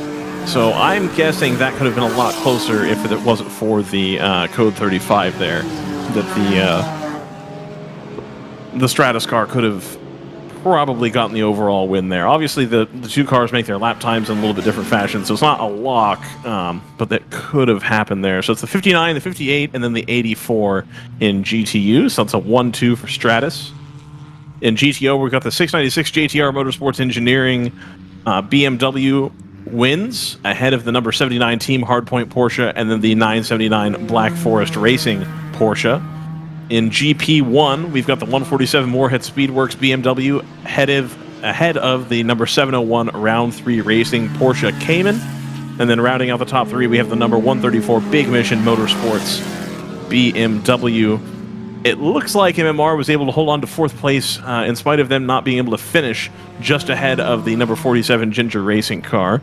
So that's GP1. GP2, we've got the 526 Fat and Furious Racing, as I mentioned a moment ago, ahead of the number 146 Harrison Motorsports, both of those BMWs. And in 3rd place, number 64 Open Throttle Racing Mazda MX-5. And then in GP3, the number 75 AOA Racing MX-5 takes the win over the 195 Overnight Motorsports Porsche Boxster. That was kind of a battle we were trying to follow there at the end of the race. And then in 3rd position, we have the number 605 Round 3 Racing Porsche Boxster coming home with a nice bit of hardware for 3rd place in GP3 and a 2nd place in GP1. I don't know if that totally undoes the drama they had today for their GTO entries, but I think they're looking forward to getting at least one of those cars back out on the grid tomorrow. Yeah, I think it's gonna be a rough weekend for the 401. I'd be pleasantly surprised if either them or the 99 come back out tomorrow. But yeah, the 609, I'm looking forward to seeing them back out there. And yeah, I definitely a day of mixed fortunes for round 3. I think it's safe to say. RJ just pulling JTR into the impound is going to be done on the pit lane today. So we've just pulled JTR up into the front, and we've also pulled the number 75 AOA car. We're going to see them as well. So Joseph, I think we've got some storylines to follow for tomorrow. I'm pretty excited. Hopefully we're going to see a little bit less yellow. I think we'll have a little bit thinner track situation, and I think people will have learned from some of the issues that we had today, and that should hopefully, I think, lead to us having a little bit cleaner race. As far as, we had a lot of code 35s, we had a lot of mechanicals, we had a lot of issues with contact. So I'm really hoping we end up having a lot fewer of those tomorrow, and generally I only get to cover the Sunday race. So I'll be excited to see a Sunday race having also watched all day Saturday. I think that'll be a good time. Yeah, I'm very curious to see how. I don't know. I say this every weekend, I feel like, but I'm curious to see how this goes with basically a clean slate. We had a lot of entries that kind of fell by the wayside for various reasons, and I do hope we get to see all of them back. I think that's probably unrealistic in some cases. Absolutely. But I think. I don't think we expect to see the 14 back out for the entire race. Obviously, that was a fun car to see. There were an awful lot of GTOs that ran into some pretty bad luck. And again, I don't know if we'll see them tomorrow, but I think having them in the race and having them healthy, the 421 having started so far down the order, they've ended up in 11th. I think we've had a decent amount of kind of reshuffling. Fat and Furious has shown back up in GP2, which is going to, that's going to affect the point situation in that class in terms of teams being able to make up ground or being able to retain an advantage. GP1's going to be interesting because it all depends really on what's happened to the 44, whether or not they're going to be able to come back. That I assume that they will, because A, they've got 2 cars, and B, they tend to be the team that is offering up spares to the other cars in the paddock. So I'm hopeful that they'll be back out and see some of these newcomers if they're able to put in consistently fast performances, or if this ends up being a bit of a beginner's luck flash of the pan kind of thing. I think it's hard to have beginner's luck flash of the pan in this type of endurance racing, especially when you're coming from a similar series. I mean, what does similar even mean? But on the other hand, it's amateur endurance racing, so I feel like if you come and you put on a good showing, you know what you're doing, right? It's the same discipline of sport. It's at a little bit different level, I think. I think your competition's a little bit better, but you're judged on your individual performance, not necessarily how other people react to you. So I always think it's a really good omen if you come in and you're new, quote unquote, to the series, and you come in and show well. I think you're going to continue to show well. So I'm really excited. I don't think this will be a flash of the pan situation at all. I'm trying to build height, Ryan. Oh, sorry. Can the rough and tumble newcomers stick it to the man, or whatever? Yeah. Okay, all right. Standard disclaimer: all results are provisional. Yes. With obviously tech is pending, and I don't think we've got any pending stewards' decisions that will affect us. I don't think so. But remember, post-race scrutineering, like in any series, it can throw things up in the air a little bit. So absolutely, watch this space for. It is important to note that while the actual provisional results for the race are provisional, any point standing that Joseph has given is binding. Which is a good thing, because I haven't done any. Oh, goodness. Okay. Oh, You're goodness. welcome. Well, I believe this is as good a time as any to sign off. Joseph Rockefeller Center over there in Ohio. Thank you for joining me and producing the show today. I literally could not have done it without you. My pleasure. I'm Ryan West. Please have your pets spayed or neutered. Have a good evening. We will see you tomorrow at 8:30 a.m. for the second event here at the VIR weekend for WRL. Thanks.